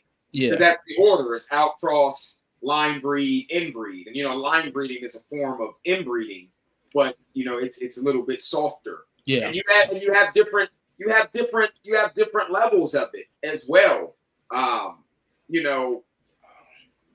So in reptiles, it's very different because they don't really know shit about it. That's why I've had to do so many podcasts on it, because they think that you can make a bloodline with two animals, and that's not possible. But that's what the experts tell you. You can't make a bloodline of any animal with two animals. It's not possible. You're breeding the same shit over and over and over and over and over. Like, that's not a bloodline. It's just a repetitive outcross. And the more you breed, and it's already been proven that the F1s are, your F1 children and litters are always the best genetically. It's been proven. They've done studies on it. Wow. So that's why outcrossing is important again after inbreeding. Because one, that's the whole purpose, is to test and prove type. do you do your outcross, line breed, inbreed to outcross to see if you did that shit right. Yeah. But with plants, it's a lot faster. Like I was saying, Yeah. Cross pollination. I mean, it's a lot. It's just an easier, simpler process. Right. You know, reptiles is a long-winded process. Kind of like dogs is long-winded. Unless you're starting with older animals, it's going to be long. It's still going to be long-winded because even those older animals, once you got to wait for their offspring to grow up. Yeah. Yeah. And with reptiles, the bigger the reptile, the longer it takes to mature. So you could be waiting 5-6 years for an animal to mature to breeding age. Dang. And this is probably will be my next podcast this year, one of my next ones. I can't say my next one because I'm on one right now. I got another one on the 8th, and I got another one on the fucking 11th. So, oh yeah, you booked up, huh? Yeah, I'm pretty sure I got more than I can't even fucking remember. Right. I know that I do, but so you have to. Yeah, that's fucking thinking about that. I just lost my fucking train of thought. What the fuck was I saying? I can't even remember. You talking about reptiles and how long it takes for development? So because we don't know the age, like we have human years to dog years, and then that's changed, and then they think they finally got it figured out. So now we're finding that these dogs might possibly be even older than we thought that they were. Wow. But with reptiles, we don't know what one reptile year is to a human year. Yeah. So we don't really know how old these animals are in their own time. So there's a lot of shitty breeding practices with reptiles. Like with this species that I have, because they're smaller, people have been able to get them to breed at 6 months from hatching. Wow. I don't breed my shit. I don't breed anything until it's 10 to 12 months old. Right. You know, some people wait 18 months, but they do breed and they are fertile and they do breed and produce fertile eggs at 6 months old. Okay. I just don't do that. But some of the top breeders, that's what they do. With me, it's a little bit longer process. You know what I mean? So, but it's with these particular animals, with these geckos, programming is faster because they breed and they have a lot. Like these fucking geckos lay eggs once a month for like 4 to 5 months. They lay 2 eggs. Some of them will lay 3 eggs. Some of them only lay 1 egg. But then you have some reptiles that only have one baby, one live baby a year. You know what I mean? Wow. So dealing with an animal like that takes a long time. Definitely. Then waiting for that animal to mature. And then that particular animal I'm talking about is a monkey-tailed skink. That animal has to be kept in groups to have more success. So, and it's not cheap. Right. So money is an issue. So you're looking at $20,000 to $30,000 in animals and setup. So money, so it's money and patience. That's the listen, man. This ain't no poor man's game. Right. The animal world ain't no like if you. That's why there has to be a separation between a pet owner and a breeder. Right. Like every pet owner can't keep turning into a breeder. Right. Because regardless, a lot of them don't have the money. Yeah. And they're only trying to make money. Yep. But it costs money to make exactly. Yep. So how you gonna make money if you don't have money? Right. So then you got, like I said, broke. So you gotta lie to people, or you gotta get these gimmicky ass breeds, like how people are doing with the American Bully. You know what I mean? Like that breed didn't even stand a chance out here. No.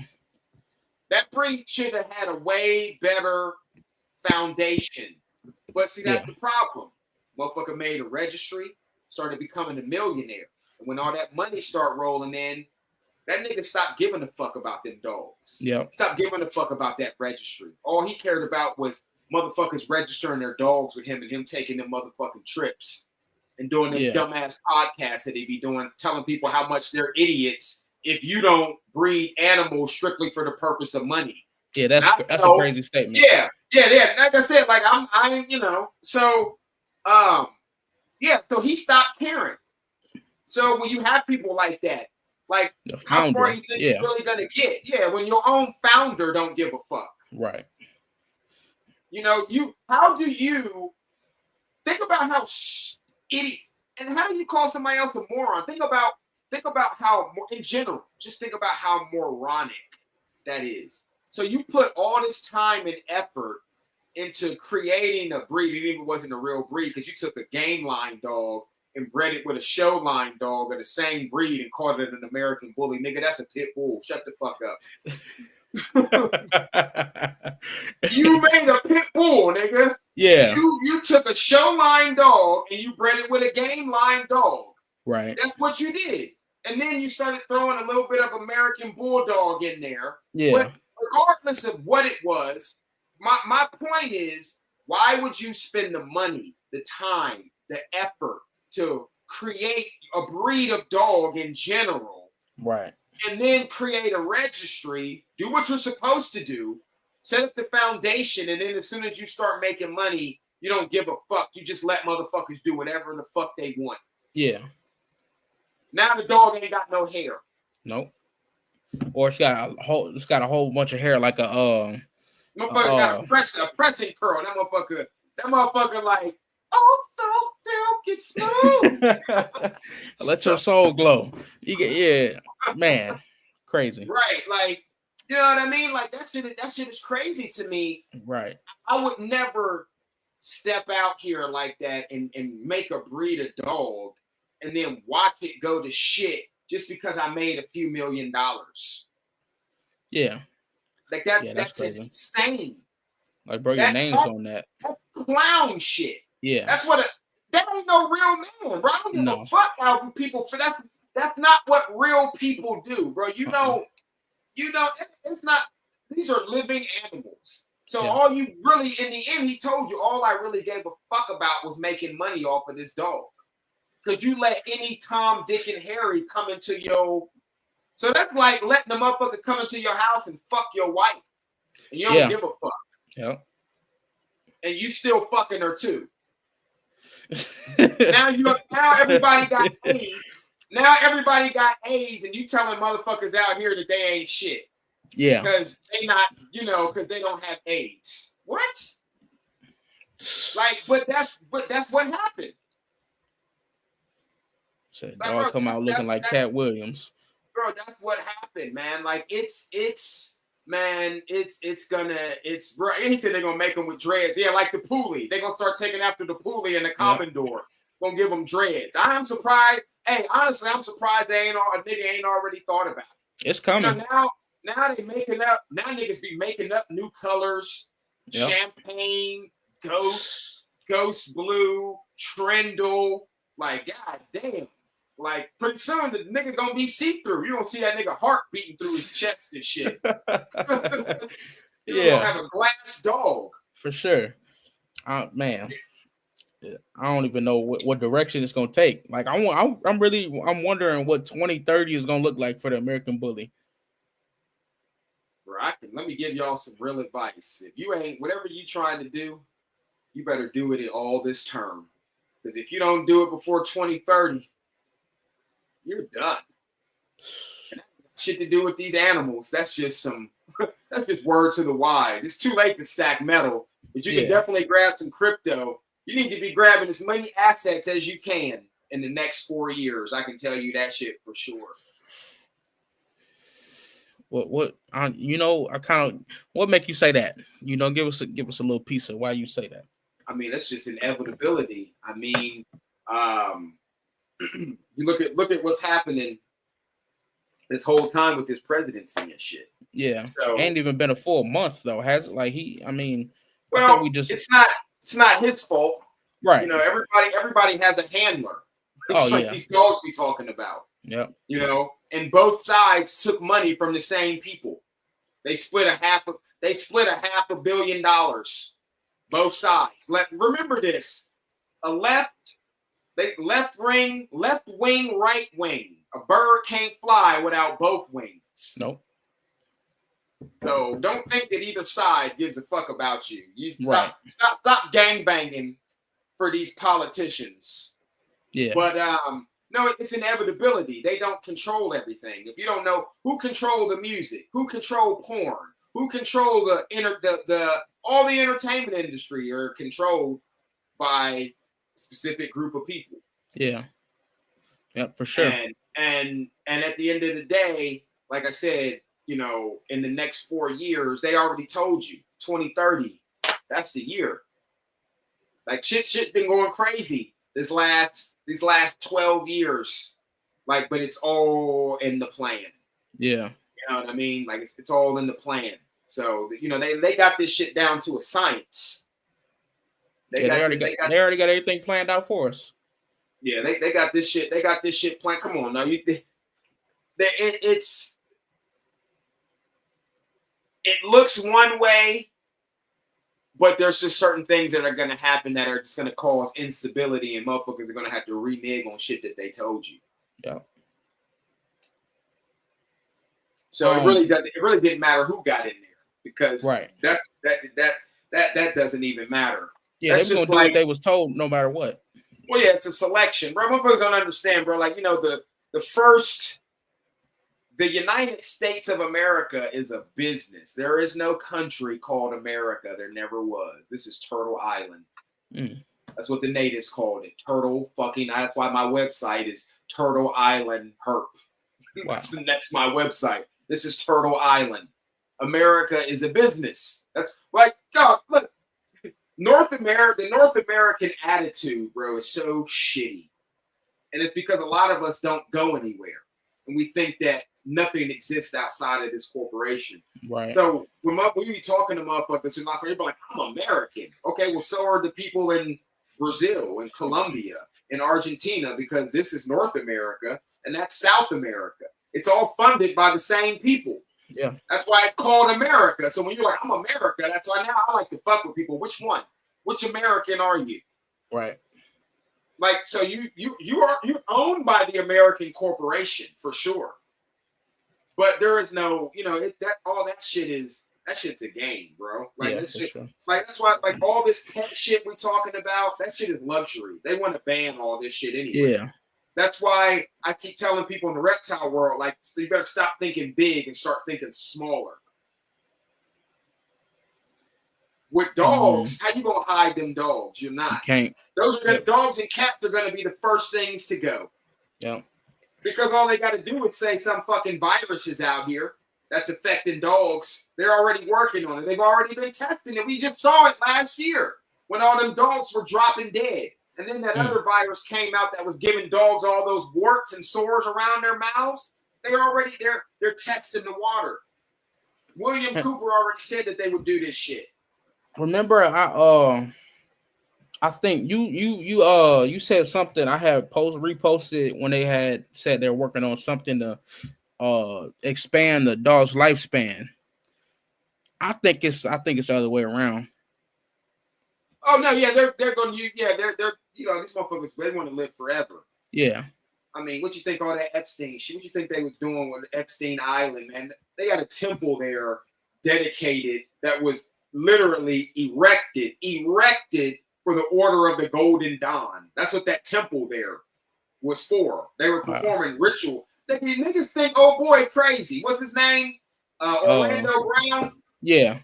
When he was talking about how they trafficked the kids and how they were switching. Nigga, Epstein, listen carefully to my words. Epstein is, I ain't say was, I said is a warlock. And he got a whole new island called Hawaii to play on. That's why they just lit it on fire for him. Oprah and all them. Because, you know, Oprah and Hillary, they're child farmers. You know how many children have disappeared under Oprah? They got no choice. Well, you gonna have them people come over here. Well, they know who I am. they ain't coming for you. All this shit, they know. They don't care anymore. Yeah. That's why they just openly practicing their rituals on I'm about TV. to say it's out in the open. They don't give a fuck no more. They told you they was gonna do this. Yeah, because what you gonna do about it? Yeah, that's the whole point. They know we'll never unite, bro. All the guns we got here, all the shit talking, and we ain't doing nothing. Motherfuckers get on YouTube now and talk shit. Get on Instagram and talk shit. Yeah. Like that's why I said on my post today, social media making motherfuckers soft. That shit making, and they know it, bro. That's why they gave it to you. Yeah. They know it. They got total fucking control. So if you ever seen, what's that movie Gattaca?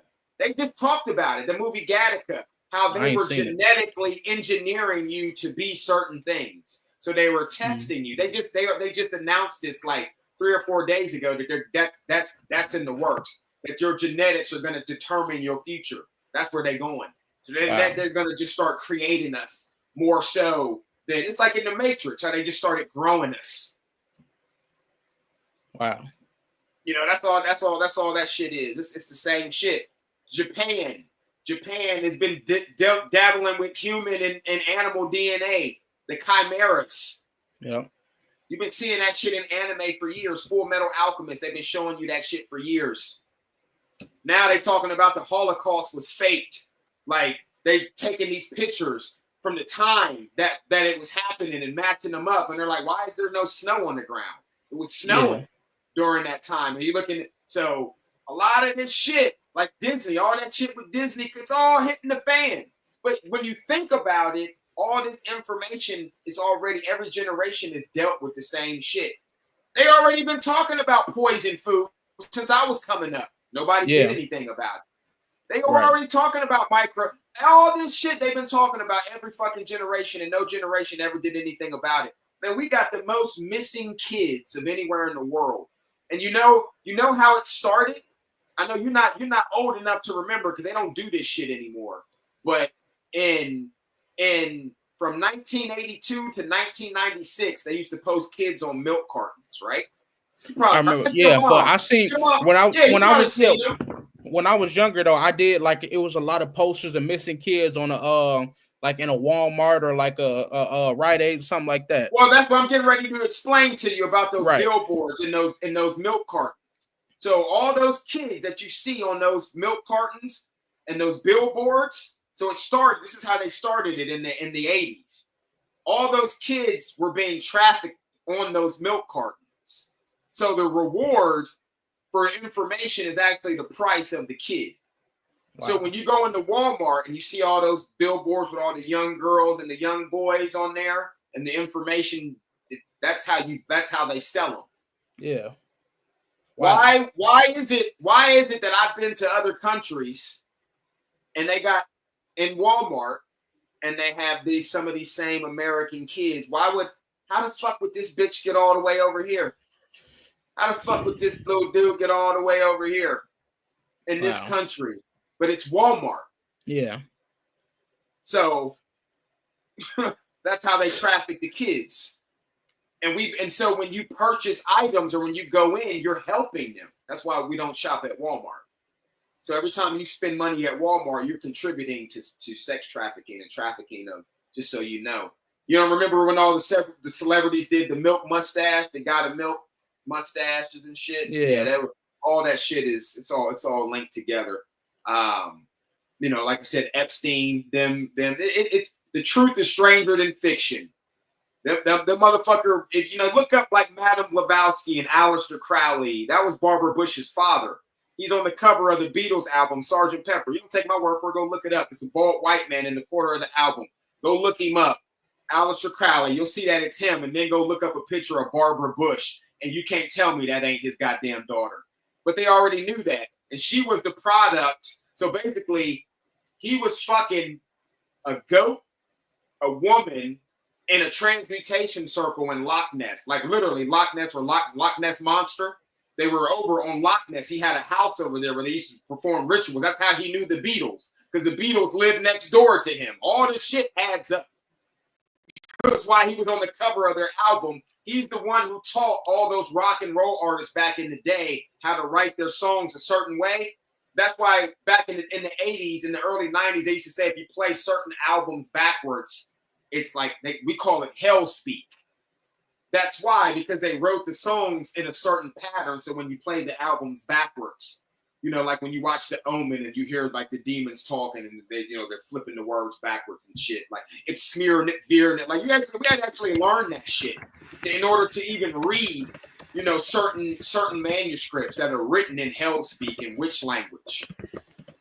But that's where all that shit comes from. But yeah, he was fucking a goat and a woman in a transmutation circle and gave birth to that bitch. And then they married into the Windsor bloodline, which is really the Hamburg bloodline from Germany, but they all live in the UK, which is the queen. That's why they call her the Queen Mother. Y'all about to see some shit. The government, they said that there's an alien mothership 2 years out from Earth. That's what they're saying. Because you know now they're telling us about aliens now.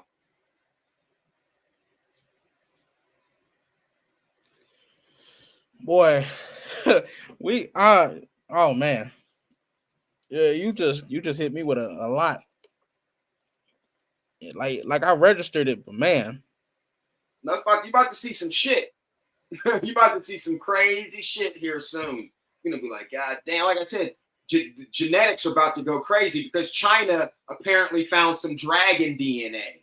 Now, you know, in the Bible, they talk about serpents and things like that because the words like dinosaurs, people are like, oh, they don't talk about dinosaurs in the Bible. That's because the word dinosaur ain't that old. It's not old enough to be in that book. Yeah. So what they were referring to is dragons and serpents are dinosaurs. So, of course, why would the word dinosaur be in that book when that word isn't even 200 years old? Yeah. There's no way that it would be in any of those books. They wouldn't know that word. But if you're familiar with David Icke, he told a story about how they were finding fossils with bullets lodged in them. And I don't really understand carbon dating. I don't know if that shit is really real or not, but according to carbon dating, they found bullets in these dinosaur fossils that carbon dated the same date as the dinosaur fossils. Now, then, you know, they made that movie called, I think it was called 65. I think it was like, and it's supposed to be like 65 million years ago, where these aliens who look like humans landed on Earth accidentally during the time of the dinosaurs. This movie just came out last year, and it was right as the comets were coming into Earth to reshape the Earth. And this guy lands there and he's got a gun and he's shooting dinosaurs to stay alive. Kind of coincides with what Ike was talking about. I know what you're talking about. Years ago. Wow. So, but yeah, you talk about behold a pale horse, goodness. Yeah, you know, none of these movies and shit, you know, it all comes from something. It's not on accident. Nothing just comes from thin air. You know what I mean? Like I said, they got this shit down to a science. And, you know, we got a lot of people out there who talking tough right now. But when these motherfuckers they have microwave emitter guns, bro. You'll never get to that AK-47. Doesn't matter how many guns you got in your basement because you won't even wake up to use them. Because all they got to do is push a button and it's going to look like a fucking field was there. Is there. You know what I mean? Like, so that's you got to think about we're playing with their old toys. The first iPhone came out 20 years before we got it. Remember, look at RoboCop. What were they doing in the first RoboCop? FaceTiming. 20 years later, literally, because they restructure the matrix every 20 years. Literally 20 years later, we got the iPhone touchscreen, FaceTime. All that shit started coming out. Then 20 years later, technology hit another advancement. Every 20 years, it's always go. You don't believe me? Go back every 20 years, and see. You're gonna start finding out that a lot of shit that what you thought ain't what you think. Like it's even how we talk about money. There is no money. They ain't you think boss about to give you money? He ain't got no money out here. The paper tells you it's worthless. Federal Reserve note. Federal legal reserve. That's a backup, a note. Federal Reserve note, legal promissory note. Because you only use your reserves when what? You run out of your real shit. Yeah. We know the Federal Reserve is empty because they stole all the gold and silver. That's why they're trying to buy up all your shit. I've been telling people to stack metal for the last 5 years. I only know one person that does this, like animal shit, that stacks metal. And that's my man Kevin Young. He grow bud too. That's my dude up in Connecticut. But stack metal, XRP, crypto, like that's my dude. We talk about that shit all the time. But I kept telling people when silver was like $10 an ounce, buy silver. I'm telling you, what's getting ready to happen. Buy silver, buy silver, buy silver. You know, I got a friend in the Senate that I went to high school with, so he'd be telling me shit all the time. Like, bro, this is about to happen. That's about to happen. They're getting ready to do this. They're getting ready to do that. So you should probably do this. I told motherfuckers to buy silver. Nobody bought that shit. You know, man, silver is $32 an ounce right now. Dang. So just a few years ago, $10, $12 an ounce. You the bank. XRP. I bought XRP at 33 cents. Man, you know how many people dumped XRP, told me XRP wasn't going to do shit. You wasting your time. XRP is trash. It's this, it's that, and da-da-da-da-da. Shit. My motherfucking XRP account looking lovely right now off of $1,000 worth of 33-cent coins that were at $3.20 just the other day. The fuck are you talking about? XRP is trash. When? I just made thousands of dollars off of XRP. So if you dumped your shit, I feel sorry for you. Because that shit is going to continue to this. Like crypto, the next 4 years is going to be great. Like I can't wait to wake up and look at my phone and see them Bitcoin numbers. That like I made the mistake of not getting into Bitcoin. Because I had a chance to get in when it was 25 cents a coin. Motherfucker told me about it. I laughed at it. I didn't understand it. Like, nigga, you want me, I'm already playing with fake money. Now you want me to invest in some shit I don't even get to hold? You know what I mean? Like, hell yeah. No, nigga, I'm already getting lied to with this shit. And I wish I would have done it because only $1, right back then on Bitcoin, you be in the money right now. You would be in the fucking money. But I didn't. When that same person told me about XRP and this other list of coins, I didn't hesitate. As soon as he told me, like while he was telling me, I'm buying it. And I've been making money, like because motherfuckers are making their money different. Motherfuckers aren't like, man, the 9 to 5 days, man, that shit's over with. Motherfuckers are getting laid off. Companies are going bankrupt. Banks are closing. Like, why keep a brick and mortar open when everything is digital? Yeah. You know, why am I going to pay you to come to work when I can get a program to run this shit? You're doing everything online anyway. Right. So once you get rid of paper money, you know, now I have total control over the money. You see what Canada did when they closed all those truckers, the bank accounts. Mm-hmm. So they do that at any time they want to. Wow. You're at their mercy. And so that's what crypto represented for me was freedom to become my own banker. Yeah. And so now I am my own banker because I don't have any in here, but I have cold storage wallets. That's where I move all my money around. And I have apps so I can transfer my crypto into any currency in the world at any time I want to for a very low rate. You know, and then you got utility coins that you can send out to make money for you and bring the money back. Like the you have to send me some crypto. Yeah, man. Yeah, we just don't. Yeah, we talk about dogs and shit, but we also be trying to help motherfuckers because this shit ain't free, and plus other shit. Like at the end of the day, this animal shit ain't nothing when your life is in jeopardy. Right. And a lot of motherfuckers don't understand that your life is in jeopardy. You know, like bro, like we understand that it's mainly men in here, and we are men, and I know how prideful men can be. Yeah, but. Don't be a dick to yourself and your family thinking you about to go up against the government by yourself, bro. You're just gonna get killed. You and your family. So you know what I mean? If anything, like I tell motherfuckers all the time, drop the tough guy act, because a real tough guy gonna link up with his neighbors and formulate a real fucking plan. Yeah. You know what I mean? Like that's what a real tough guy does. For sure. And they ain't making them really that much no more.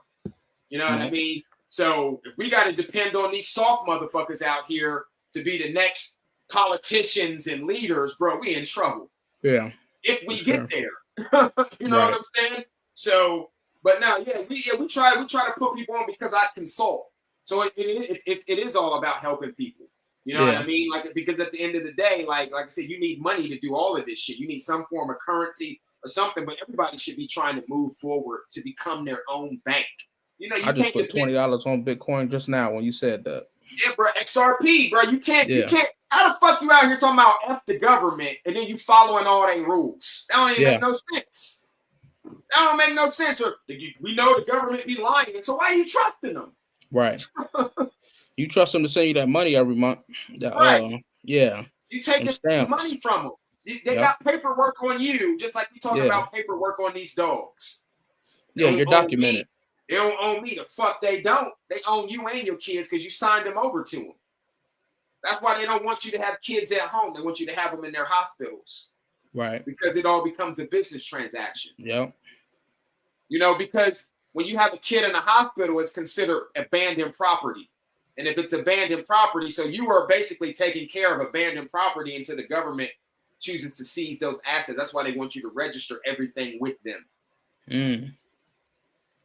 So every time you register with them, you registering your property as being abandoned, and you don't know that.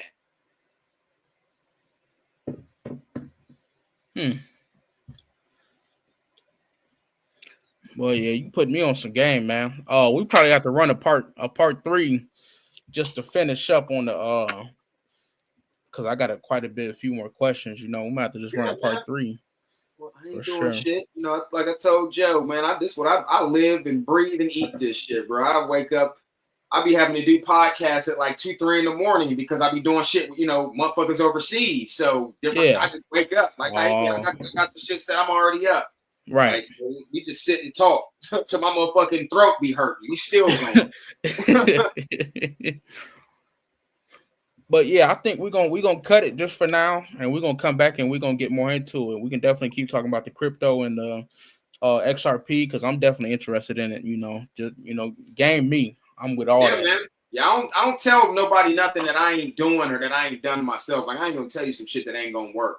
Right. Young Grady said pause when you said till your throat hurt.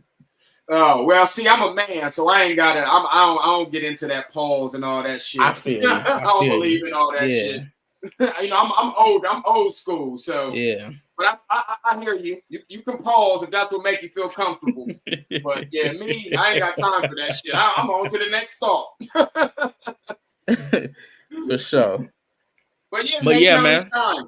I'm down anytime. But yeah, this was a great episode so far. I mean, we got 3 hours and 32 minutes in on it. Yeah, man, you need to get your hours right. For sure. Hey, who was that? That was Jay. Jay said he saw me and he saw this in the suggestions on his page. Yeah, I seen that comment. Yeah, we hit the algorithm. Go. Yeah, I'll be back on NWA sometime soon. I don't know exactly when. We're doing something back there. Like I said, I gotta just make sure all these fucking podcasts aren't. Because I've done it. I've been to the point where I've done like 3, like in a day, for like, and then like 6 in a week because there were like round tables, my shit. Because remember, I still record for my shit too. Yeah. So like I just recorded one the day before, and then I recorded one yesterday for my Living with Venom. That'll be out.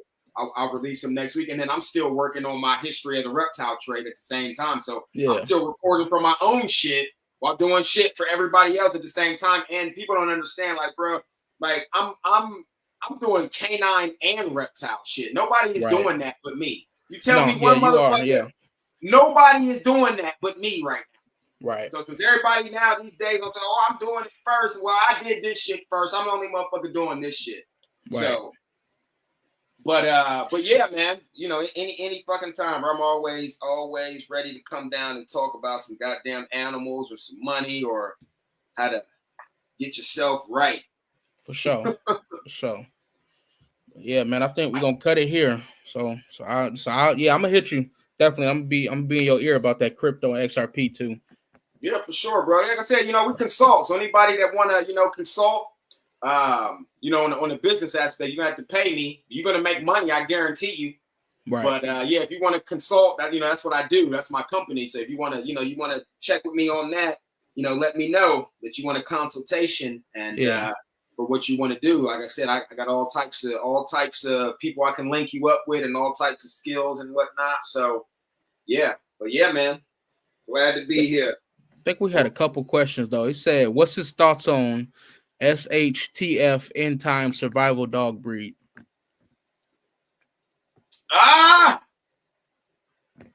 To be honest with you, I don't even really know enough. There's a lot of new dogs that have been coming out. There's another. I can't even remember there's another one.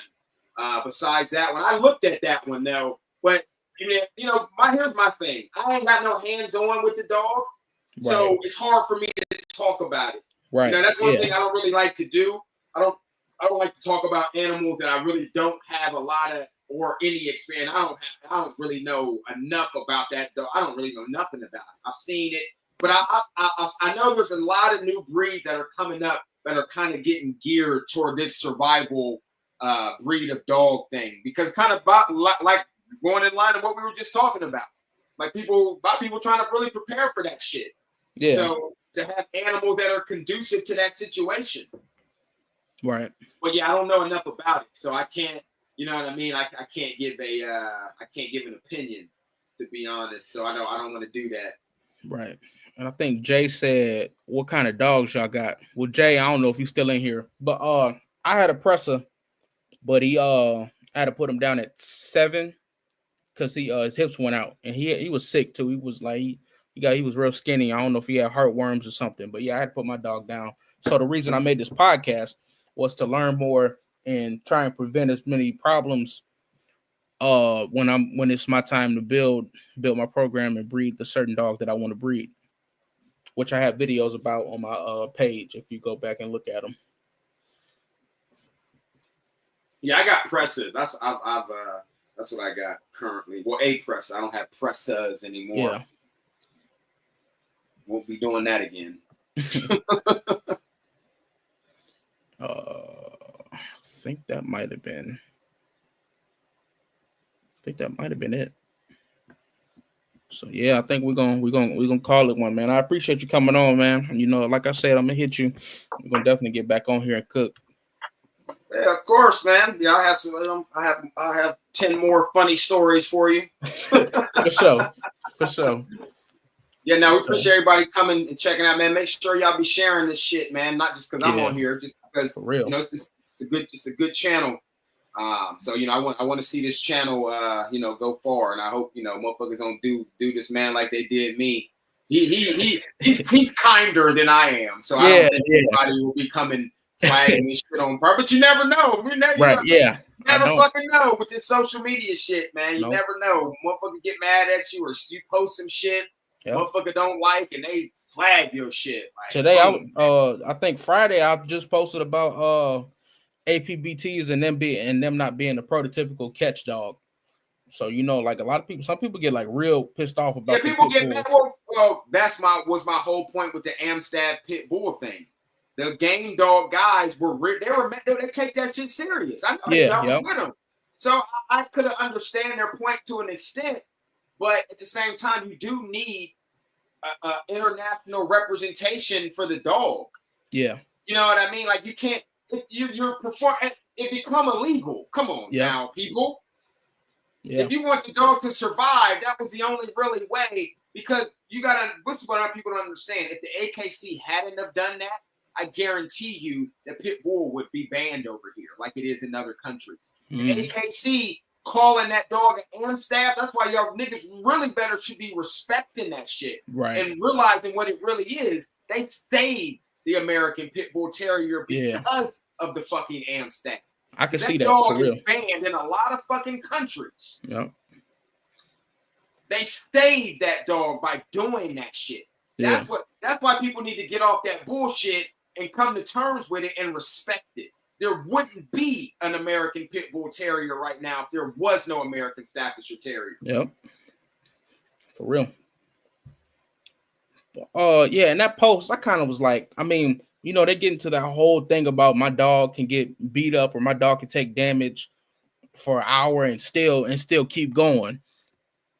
But then again, why do you want your dog to take damage? Right. Why don't you get a dog that is better built for it?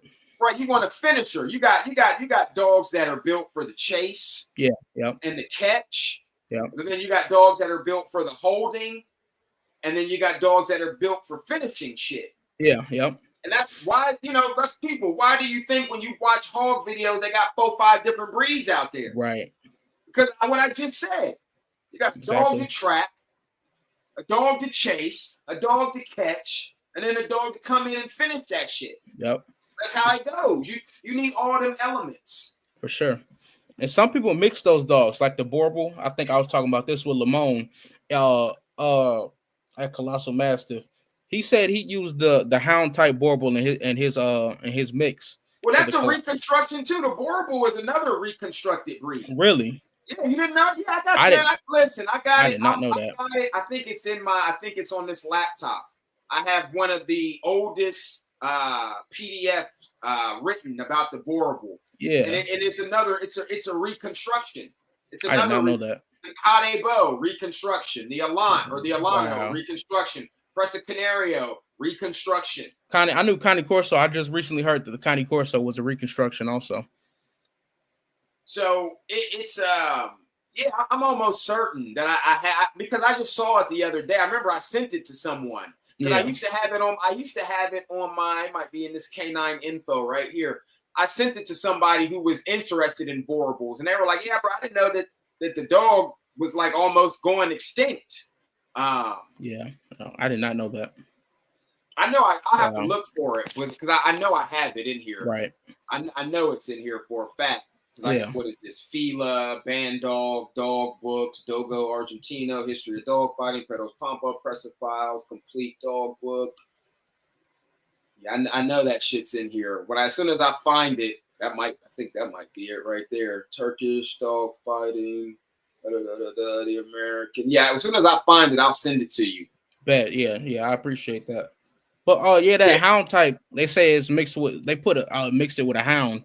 I don't know what hound, but this gives the dog a longer leg, a better scent, and they have like that Borbal type mouth where they can catch. They're a catching dog. Yeah, because that I wish I would have.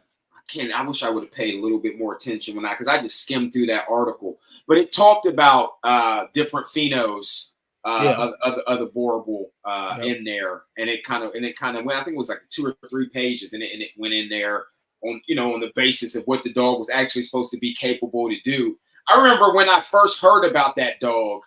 I think I saw one on Dog Whisperer when Cesar Milan first came out. Yeah, I remember a lady on a boat. It was an episode. She was on a boat and she had one. And the dog just looked big and dumb and sloppy. And I remember me and my cousin were watching it. And then I started looking into the dog breed a little bit. And I started talking to people about it. And everybody that I talked to just kept telling me how dumb the dog was. Wow. They're like, man, it's so dumb. They're dumb dogs. I bought one. I fucking got rid of that dog after a year. Like everybody that I talked to was just telling me how bad the dogs were. And like I said, this was back in the day. And then that's like when the Canis Panther emerged. Everybody that I knew, and I don't even know if these people actually had the dog or if they were just hating, but everybody that I talked to about the dog kept talking about how trash the dog was. Oh, it's trash, it's trash, it's trash, it's trash. And now I actually met somebody who's a reptile guy who has Canis Panther. He never posted them, though. He never posted them. I didn't even know he had them.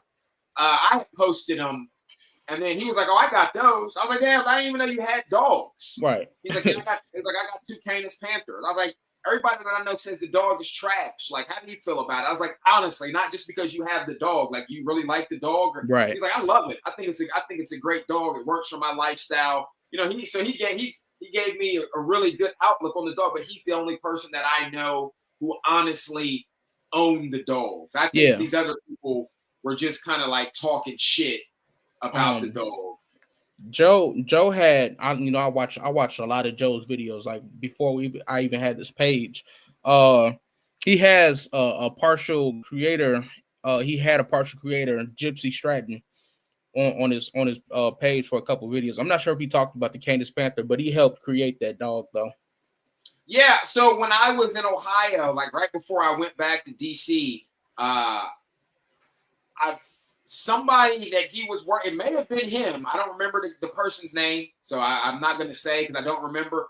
But somebody from North Carolina was up in Ohio buying dogs to take back down to North Carolina where they were making this dog to use when I was looking for a Cade bow.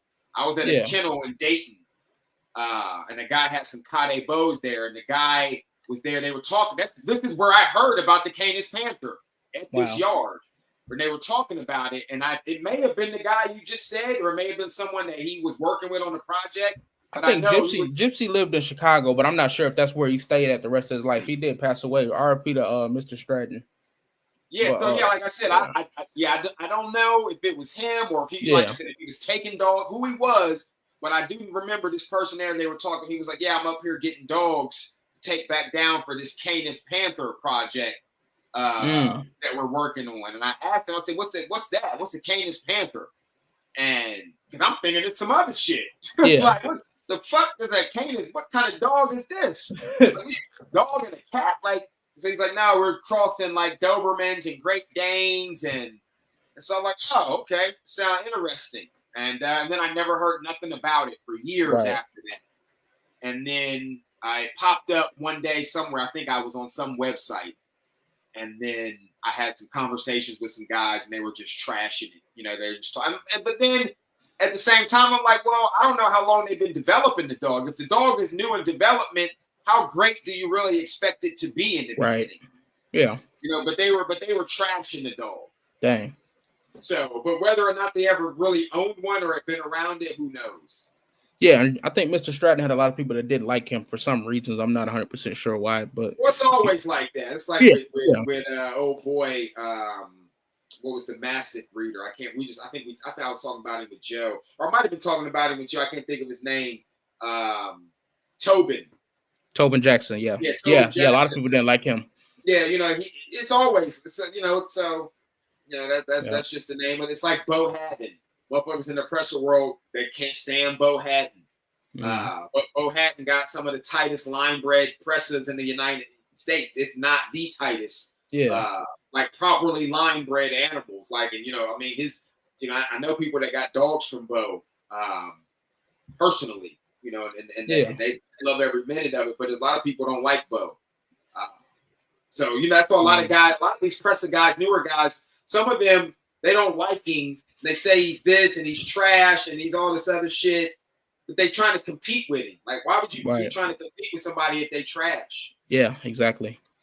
So you're silently competing with a man who has been doing this shit for, he's been doing this shit for a few decades now. Yeah, because they really like what he's doing. They just mad he the one that's doing it or found it. Well, motherfuckers be lying, man, lying about their dogs and where they got them from, or when they have, or dogs they don't have no more. Oh, I got a dog from so and so, and then you talk to so and so, they're like, I never sold him a dog. I don't know who he is, or like I said, bro, it's gimmicky. Like me and Joe talking about, like it's real gimmicky, bro. It's real fucking gimmicky right now, man. Like I said, fuck it, bro. I'm about to just start charging. I'm like, man, I need $1,000 to come on the show. Fuck it, why not?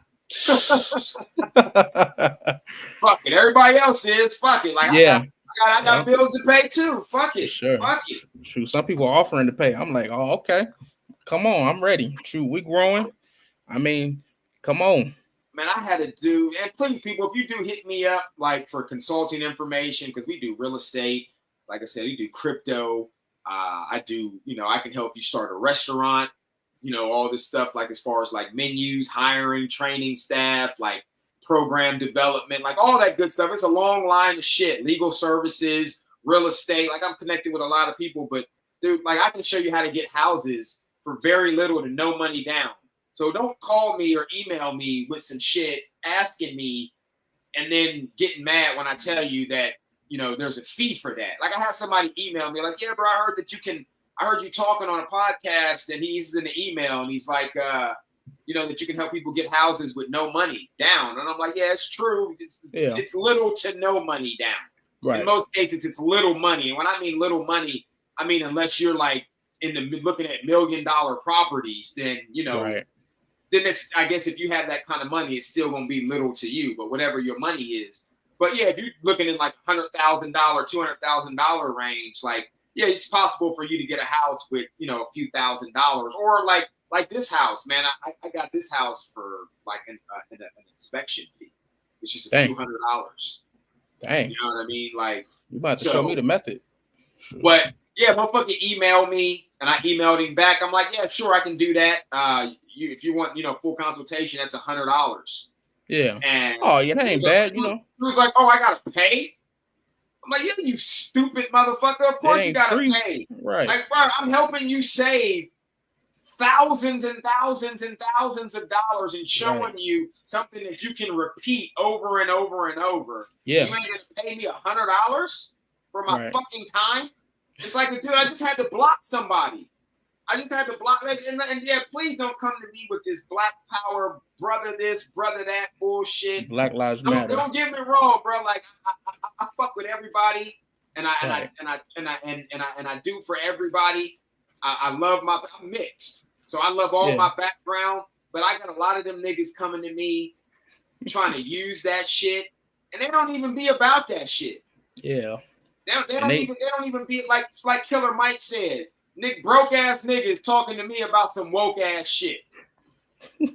Just like he said, like literally what it is, like having niggas coming. I had a nigga waste my time for like 4 months, and I never charged him. Right. I never charged him. Dang. Like I was trying to do him a favor because in the end I could have made more money off of him. Right. He want to learn how to import. He want me to import and export reptiles. He asking me for illegal shit. I'm like, bro, you can't even have that shit where you live. Right. Like, in some of this shit, like, I can't even get in legally. Like, so you want me to put my shit in jeopardy for you? And but this nigga, like, every time I talk to him, he asking me about a new animal. Can you get me this? Can you get me that? Ain't put no deposit down. He talking about, well, I'm scared of getting scammed.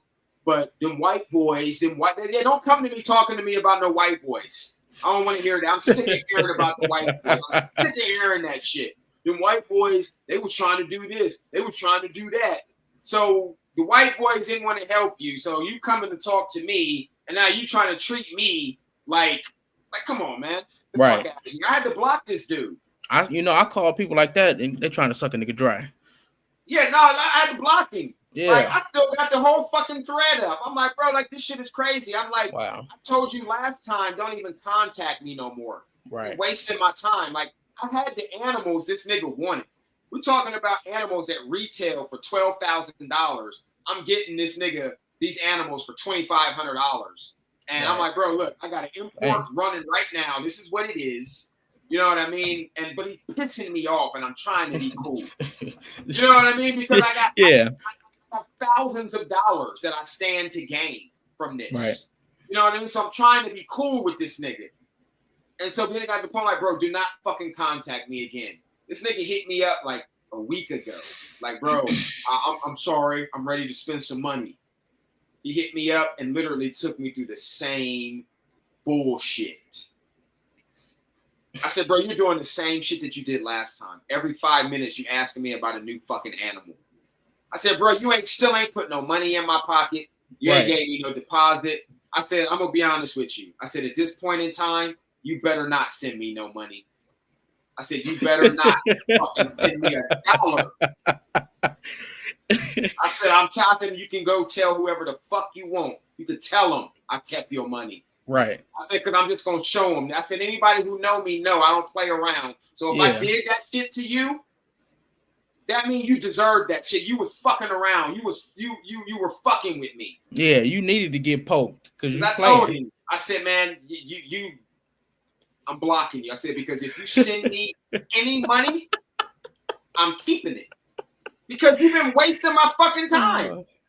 Right. I charged for this shit. Like, yeah, I'm keeping it. You send me $5,000, bro. I'm keeping it. Every fucking penny of it. Because you not claim. only that, I told my nigga, I said, if he do, I said, I'm gonna buy me and you a water cobra on that nigga. Dang. Like, bro, that shit is crazy. But yeah, man. That is crazy. But yeah, man, let me stop running my mouth and so I Shoot, can we feed about at these the 4-hour mark. We might as well push to the little 4-hour people. mark, We got man. 6 more minutes. Yeah, we might as well get it. Might as But well. yeah, bro. I was straight up robbed that nigga. I told him no, and look, here's the reason why is because when I lived in Colorado, like bro, like it's fun. Look, nigga, listen. Man, listen. The reason why is because when I was in Colorado, this nigga hit me up, right? And he was trying to breed class selectors. I don't know if I told you this story because I tell these stories so many fucking times, man. And I don't think you have. so I never know whose show I told him on. Right. And so this nigga hits me up, asking me if I can help him breed his class selectus, which is a type of Amistine python. Yeah. And this particular species hasn't been bred in captivity in like 20 years. Nobody's been able to do it. Dang. So he was like, man, I heard, you got experience with scrubs. You've been to Indonesia. You've clocked them over there. I heard you could help me out. And he said, yeah, it's the same dog, Ox. It ain't no different dog. If my channel was still up, man, I had a 3-hour presentation, like proving all that shit with the legislation. There is no Dogo Canario standard. There never has been. The people in the islands never approved that shit. That was something the FCI did with a few rich motherfuckers who wanted a show dog like the American Pit Bull Terrier. So the Dogo just didn't go through the entire round like the Amstaff did. Because see, if you look now, the FCI has gone back to the original standard. But even when they were using this so-called Dogo Canario standard, they still were calling the dog a Presa Canario. It's just a bigger phenotype. That's all. If you had went to the islands in the 80s and the 90s, you would have saw small Presas and big Presas and everything in between.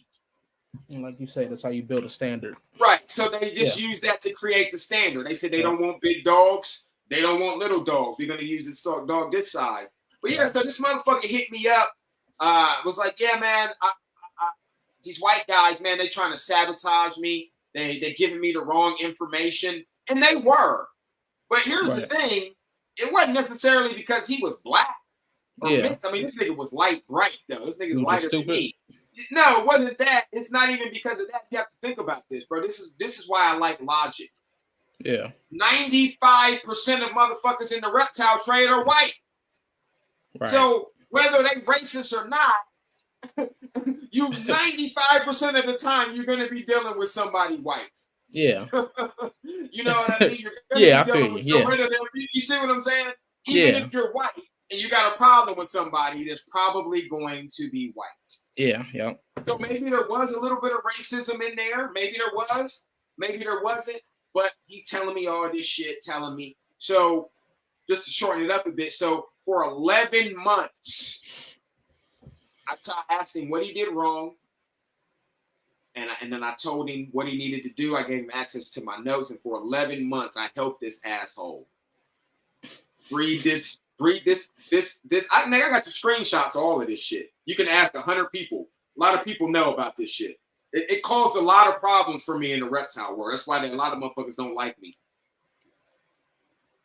He ended up breeding a snake successfully. She dropped 17 eggs. I had a YouTube channel back then, my original reptile channel. He hit me up, thanked me, and then basically never wanted to speak to me again after that. I'm like, yo, bro, come on the channel and let's do a video. Yeah. I didn't ask him for nothing. I didn't ask him for a snake. I didn't ask him for it. All I did was this motherfucker give me my goddamn credit. This motherfucker go on the white boy show that he said was trying to sabotage him. Wow. Who I knew. So I called Brandon and told him, like, yo, this motherfucker said you was racist and calling you all kind of derogatory terms. And right. So the shit just got real weird, bro. Like, so my clients were like hitting him up and they were screenshotting conversations they were having with him. And they're like, yeah, bro, like, damn, like, how did it happen? Like, what happened? How did you do it? Did you have any help? Like, they knew that I was helping him. Like a lot of people did. So they were basically just like probing him to see what he would say. And then I remember I got so pissed off. Motherfucker sent me the screenshot. And he was like, yeah, like, did you have any help? And it was like, nah, man, I just got lucky. And motherfucker sent me that shit. Man, I got so fucking heated. Bro, I started on every social media page I had, I started tagging this nigga. And then all these other motherfuckers who didn't have nothing to do with it started getting involved. Actually, one of the so-called bigger names in reptile podcasting, like, he actually stole snakes from this guy. Wow. And then, like, threatened to kill his family. According to this guy, threatened to kill his family, but he did steal the snakes from him. Like, he basically got the guy to give him the snakes up front. Yeah. And then he just never paid him for these $20,000 snakes. Dang. So, like, it was a lot of problems got caused after I helped him do that.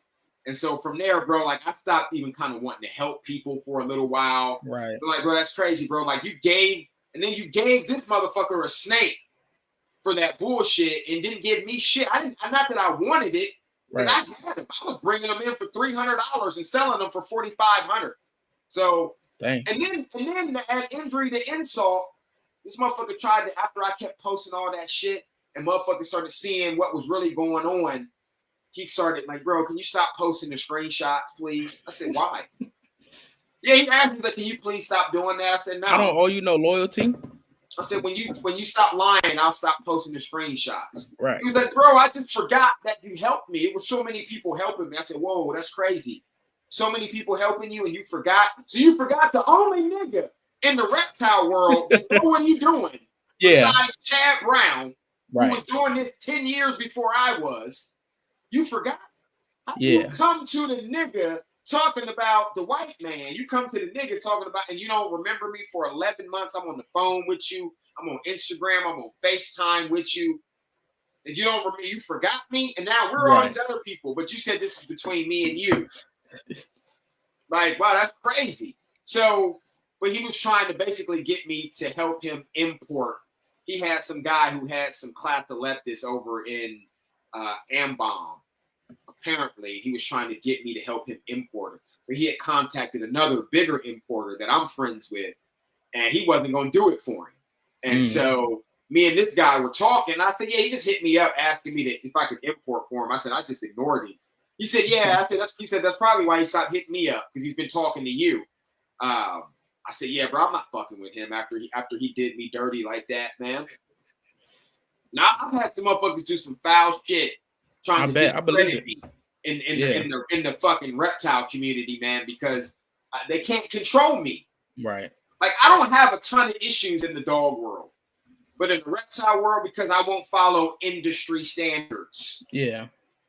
You know, I do my own thing. Like, even how I got my shit set up here, they're like, oh, that's not going to work. This, that, and the other. You got to do it this way. They're never going to breed that way. But yet I got all these fucking eggs up there in my incubators and shit hatching out regularly, but it's never going to, just like when they told me with weed, oh, you're never going to be able to grow weed like that. It's never going to work. And then I did it. Like, so... Yeah, you can't do that. You're not going to be able to get those animals over here. I remember I tried to buy a Bushmaster. Motherfucker calling motherfuckers telling people not to sell to me. Oh, don't believe him. He's lying. Wow. He's not, his ID is fake. He doesn't have any experience with venomous reptiles. Mad. Because I found a snake that he told me I couldn't find 48 hours after he told me I couldn't find it. You know what I mean? Like, crazy shit. I still got the emails and the screenshots where a motherfucker was literally like, yeah, this guy just emailed me and told me, like, you know, you don't have any experience. You don't live in Virginia. Like, you're trying to acquire these snakes illegally. I'm like, boy, that's crazy. That is crazy. And he was the one scamming people. Yeah. So, yeah, the animal world is crazy, man. Yeah, for sure. I definitely, like, from what you telling me, I believe it. And when I watched you with Joe, you talking about you over in Russia and over there and all over, seeing stuff you can't even really speak about. Yeah, bro. I done seen some shit. Like I said, some shit that really, like, nigga be wanting to cry. But, like, God damn. But what the fuck can you do? There's nothing that you can do. There's nothing that you can fucking do. But when it's all said and done, is go back and sit in your hotel room and ponder or go back and sit whoever you stand with and ponder on that shit. Like what you just fucking witnessed in there. Like it's some crazy shit. You got to think like how all that shit is be tied in together: drugs, sex, dogs, smuggling, all that shit. It's all tied in together. Your guns and all that illegal. Every time you're doing something illegal, you know what I mean? You contributing to sex trafficking and drug trafficking and importation of illegal animals. And it's just, that's what it is.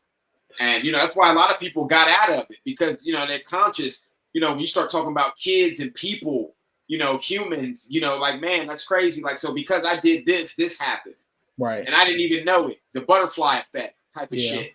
So a lot of motherfuckers got out of that shit. Like, bro, I don't want to fuck with that shit. Or they go to these wet markets. They go overseas to Asia, Indonesia, and they see these markets, these pet markets or these wet markets, open air markets, and how they're treating the animals over there. Like, I've seen it. And this shit break your heart, bro. You want to cry, like, for real.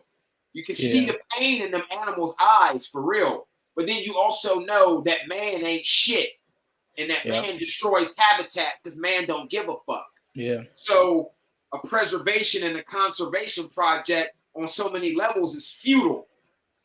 Because really keeping animals in captivity is prison. You know what I mean? Like this nigga, I could never give this nigga what he could get in the wild. Right. No matter how much space I give him. Yeah. You know what I mean? Like I can do my best, but I could never give him what he really fucking deserves. Man. Yeah. But when you got motherfuckers destroying their habitat, this is the best place for him. Yeah. Boy, you really be having me like thinking when you saying all this. I'm just like my mind imagines it. Well, like I said with Joe, bro, you motherfucker gotta understand, bro. Like I come from a family of farmers, plants and animals, fauna and flora. And everything that I do is based on that, growing weed. That's flora, animals, fauna. I was a chef. What do chefs do? They work with plants and animals. Animals, yeah. So I take live plants and animals, kill them, dress them, turn them into stocks and all other dishes and represent them and bring them. I take them from one life to the next life and then bring them back to fucking life on your plate. Right. Yeah. Hey. Like, nigga, that's gangster shit right there. Yeah. Like, that's some real gangster shit. For real. Like, and that shit is a craft. That shit is a skill. Yep. Everybody can't use a knife, bro. Like, this shit, if you ain't never been in no kitchen, like, I'm talking about a real fucking kitchen, bro. I got pictures of me next to foreign ambassadors, senators, presidents, all kind. I got letters from the National Democratic Society. These motherfuckers making me sign NDA to come in there. They trying to hire me to be a chef. Whole time, the bitch bringing me in because she want to talk to me about reptiles. So they bumped me up. I got the email. She like, you're getting bumped to the top of the list of 100 people because you have a reptile company and I love reptiles. So we're going to interview you first. I didn't even want to work there after I seen who the chef was. Yeah. Because his shit was weak. Like, I'm good on that. Like, I don't want to work for you. Now, yeah, bro, I've run $1 million restaurants. I've run one of the restaurants where a lot of political stuff was happening. Yeah. You know what I mean? Like a lot, like it was like this restaurant was known to be the political. Now it wasn't when I was working there. This was in the 90s. When I was working there, a lot of this was said and done. But you can still see, even in the pictures I have there, you don't see nothing but old people. It's nothing but old, rich motherfuckers eating in this restaurant. Very few young people came to eat at this restaurant. Yeah. Right. I'm in there getting a master class from this old 80-year-old East Indian who's been running the D.C. restaurant circuit, him and his wife, for decades. You know, they're famous. He telling me stories about him and Bill Clinton getting drunk and high and shit. Like, you know what I mean? Like, you know, ambassador, I got pictures with the ambassador of Japan, you know, coming to the restaurant to eat at my fucking restaurant that I'm running off of my menu. Yeah. You know, like I've run other big, you know, I've been at 10 of the top 100 restaurants in the DC area. Wow. Like staffing, working, cooking, and running. Like I worked at a restaurant as a host, a server, and a cook. Oh, you did it all. Yeah, I could be hosting for lunch and then on the line cooking for dinner. Right. And I come up under some real hardcore chefs. I've worked under Michelin star restaurant. Dude, I was a server before I ever cooked. And I said I would never wait tables. I was the worst tipper. I never tipped.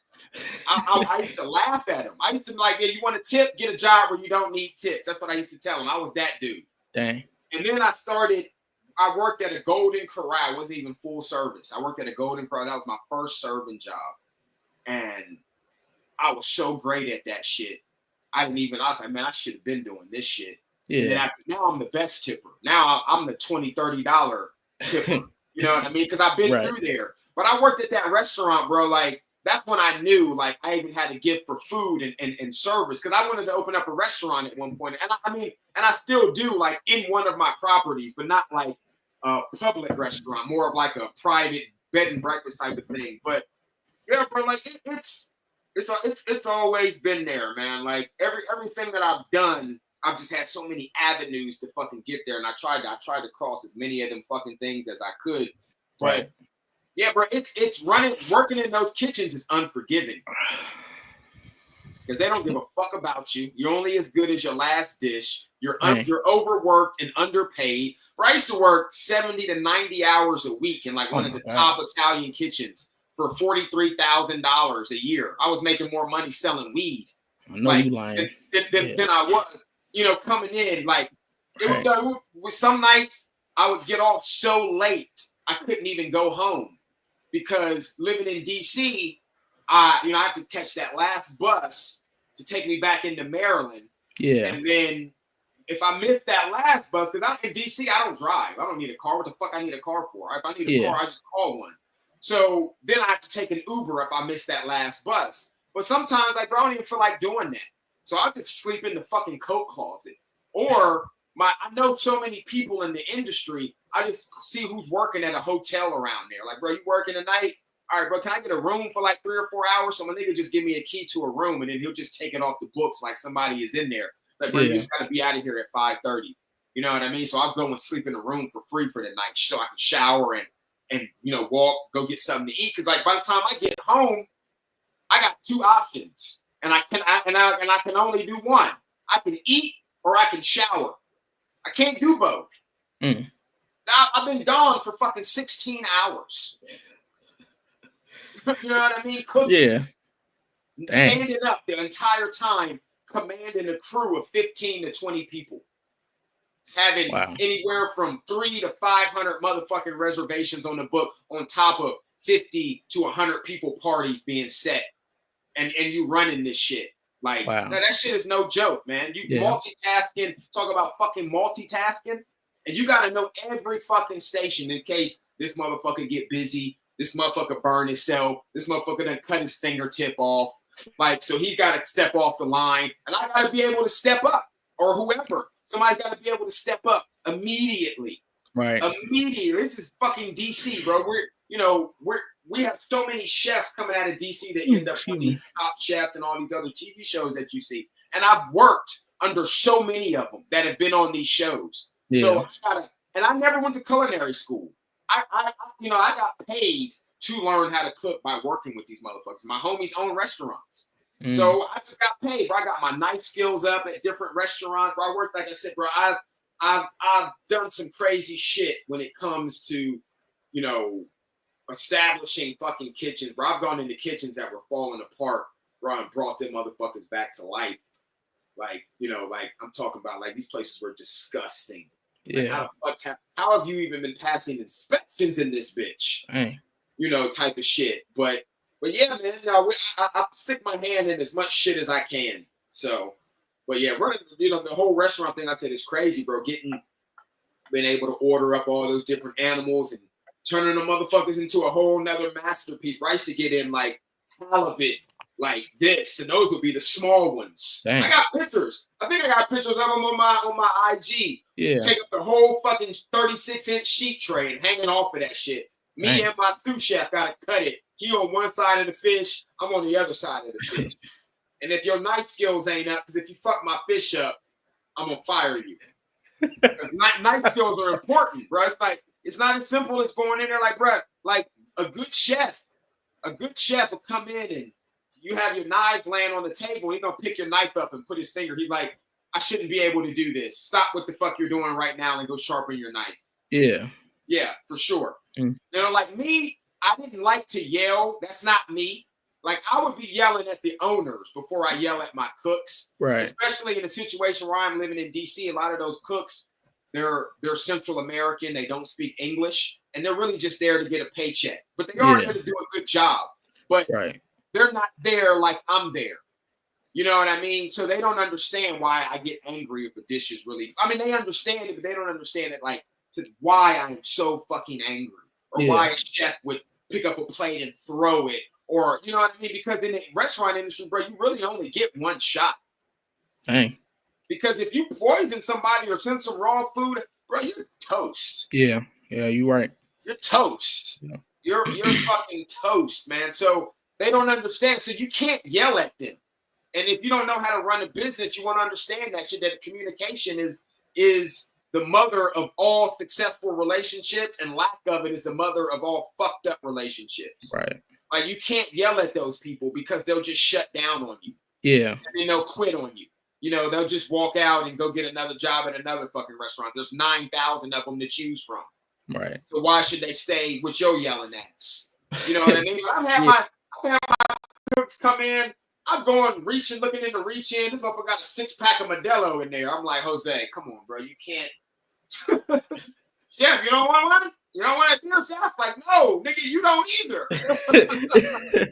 Bro, if you're gonna do that shit, like, but my thing is like, yo, as long as you don't fuck my shit up. Right. Like, I don't smoke at weed. I don't go to work high. Yeah. Like when I in the kitchen, I can't because see when I smoke weed, I want to go out and do shit. Yeah.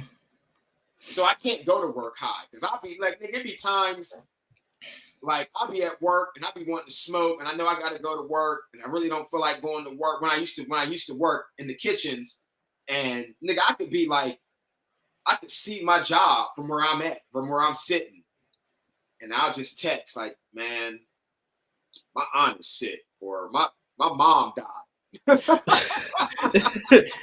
so like I'm right there at the job. I ain't gonna make it today. Right. I don't feel like going in. I'll be right there. You know, I'll light a blunt up, hit one of my homies up, like, bro, what's your restaurant? You trying to go restaurant hopping? Just be like funny. That. So that's why I can't smoke at work, because I won't want to be there. Yeah. Now, if it's like a Monday, ain't shit going on, and it's like winter, yeah, I'll probably get high at work, because ain't nothing. I'm only probably just gonna be prepping some shit. I ain't gonna be doing that. I'll probably be there about 100 motherfuckers. So I might be there by myself. But yeah, bro, running them kitchens is no joke. And that shit will test you, especially when you ain't really getting paid. It's like with dogs. It's the same thing. You got 30, 40 dogs on your property. You ain't getting no vacation. No. You gotta love that shit. Yeah. So to be working 80, 90 hours a week for chump change, bro, you gotta love it. Yeah, you do get to meet people. I met a lot of fucking people. I cook for Anthony Bourdain. Like, that's a dream fucking come true. That's that nigga. Yeah. I smoked a joint with Devin the Dude when I used to be a server. He did a show. Yeah, bro, I like that, bro. Like food, animals, like that shit will take you all over the fucking world, because it is all over the world. Yeah. Because food is animals, and animals is food. You know what I mean? Like, wherever you go, you're gonna run into it.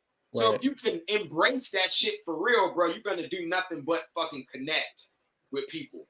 Like I said, I got to smoke a blunt with this nigga Devin. Like, I didn't even I knew the nigga had a concert. So the restaurant I used to be a server in, it was like nothing but Brazilians that worked there. And then my roommate, who was from St. Lucia, he worked there.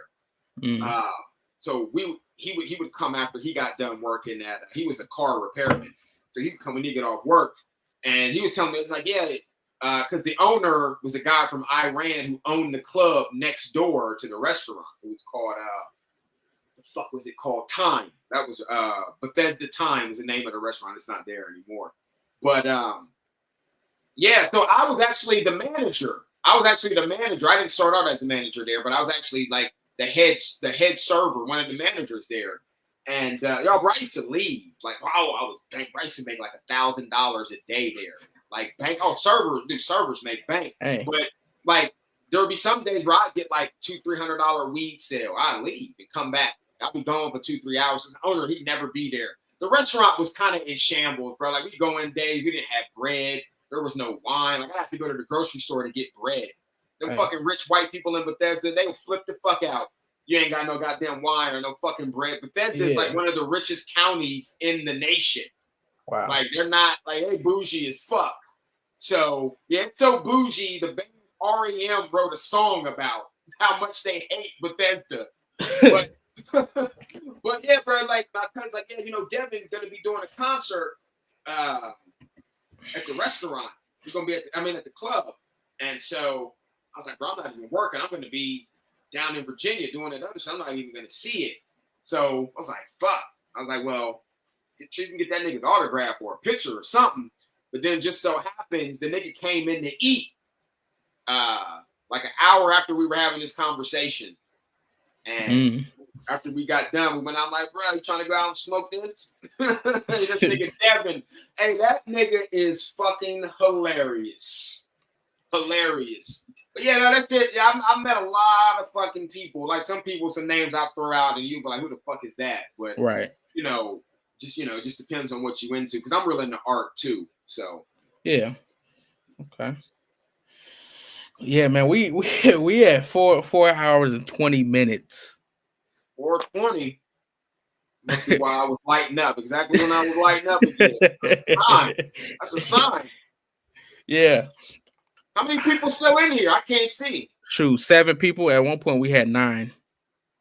But motherfuckers be coming in and out, so your views up and down. But yeah, bro, I got stories forever, bro. Like I said, what I figured out is a lot can happen in a short amount of time. You can do a lot in a day. A lot can happen in 24 hours. For sure. Some of the best movies were filmed around a 24-hour period. Like, you ever seen the movie Run, Lola, Run? I don't know. I haven't. It's an old German movie. It's not old, but it's older. It's older, yeah. And, a lot of the movies are filmed in a span of 24 hours. Yep. Showing you, like, how you think about your days. Think about, like, a stressful day that you had and you were running around, like, the whole fucking day. You could barely even get a bite to eat or a sip to drink in. Like, and think about everything that was, you think, like, damn, bro, a lot was fucking happening. Yeah. Yep. It's like I said, working in the kitchen, even in a 5-hour shift, a lot's going on. I got motherfuckers coming and going. I got complaints from my cooks. Chef, I'm out of this. No más this. No. I need more pasta, chef. Then I got the servers. Chef, my so-and-so dessert was wrong. The steak wasn't cooked to temp. And then it's a lot. Yeah. Taking all those complaints. And then if you don't get to that shit fast enough, here come other managers. Chef, so-and-so that they came back here about 5 minutes ago and steak hasn't been done. Is there any thing that we can do to hurry this up? And then some days, boy, motherfucker be mad. Y'all motherfucker just get to arguing. I hit your ass with the clapper. Get the fuck off my face. I picked the motherfucking steak for you when I picked this shit to you. Like, it be like that some days. You know what I mean? Like, I hate to be like that, but, leave me the fuck alone. I need to think. Right. I need to think about what the fuck is going on out here. Because we don't want to sink. We got to win in this kitchen. Because you're going to war with them. Like, you can't control what they order, and you can't control how the servers put that shit in. And then you got new servers putting shit in wrong, and motherfucking allergy, and then it's a lot of shit to worry about. You can kill a motherfucker. You can kill a motherfucker in the dinner shift. You kill a motherfucker in the dinner shift, bro. So what do you say? The Cordoba fighting dog? Well, that was a presser. The old Cordoba fighting dog was a Perro de Presa. That dog came from Spain. Really? Yeah, that was a. If you look at it, it looks exactly like a Presa Canario. Yeah. Yeah, that was a Perro de Presa, a dog of prey, for sure. Let me see. For sure. Yeah, it does look like one. Yeah. I'm looking at it right now. That dog came on the boats with the conquistadors. They were Spanish. It couldn't be nothing else but a Perro de Presa. Yeah. But man, it's almost 12 o'clock. I gotta get up at 6 o'clock in the morning. young bucks out here doing the 9 to 5s now. Yeah. No, it's 8 to 5. 8 to 4. 8 to 5. Man. Well, shit. I call it the plantation. Next time, For Yeah, sure. now Yeah. I might have to come grab a pig from you. Yeah. For real. But Hey, yeah, man. Michigan's the biggest I think pig farmer state, I'm pretty sure. Yeah, we got pigs all around here. I actually work at a feed mill, like for pigs and cows and sheep and all that. Yeah. I hate it, but I mean Hey, stepping I stone. mean, ain't nothing forever. Yeah, So yeah, exactly. but yeah, Yeah, man, let's go ahead and hop off. yeah, let's have benediction. All right. Thank you, brother. I'll get at you. All right, All everybody, right. peace. Peace out.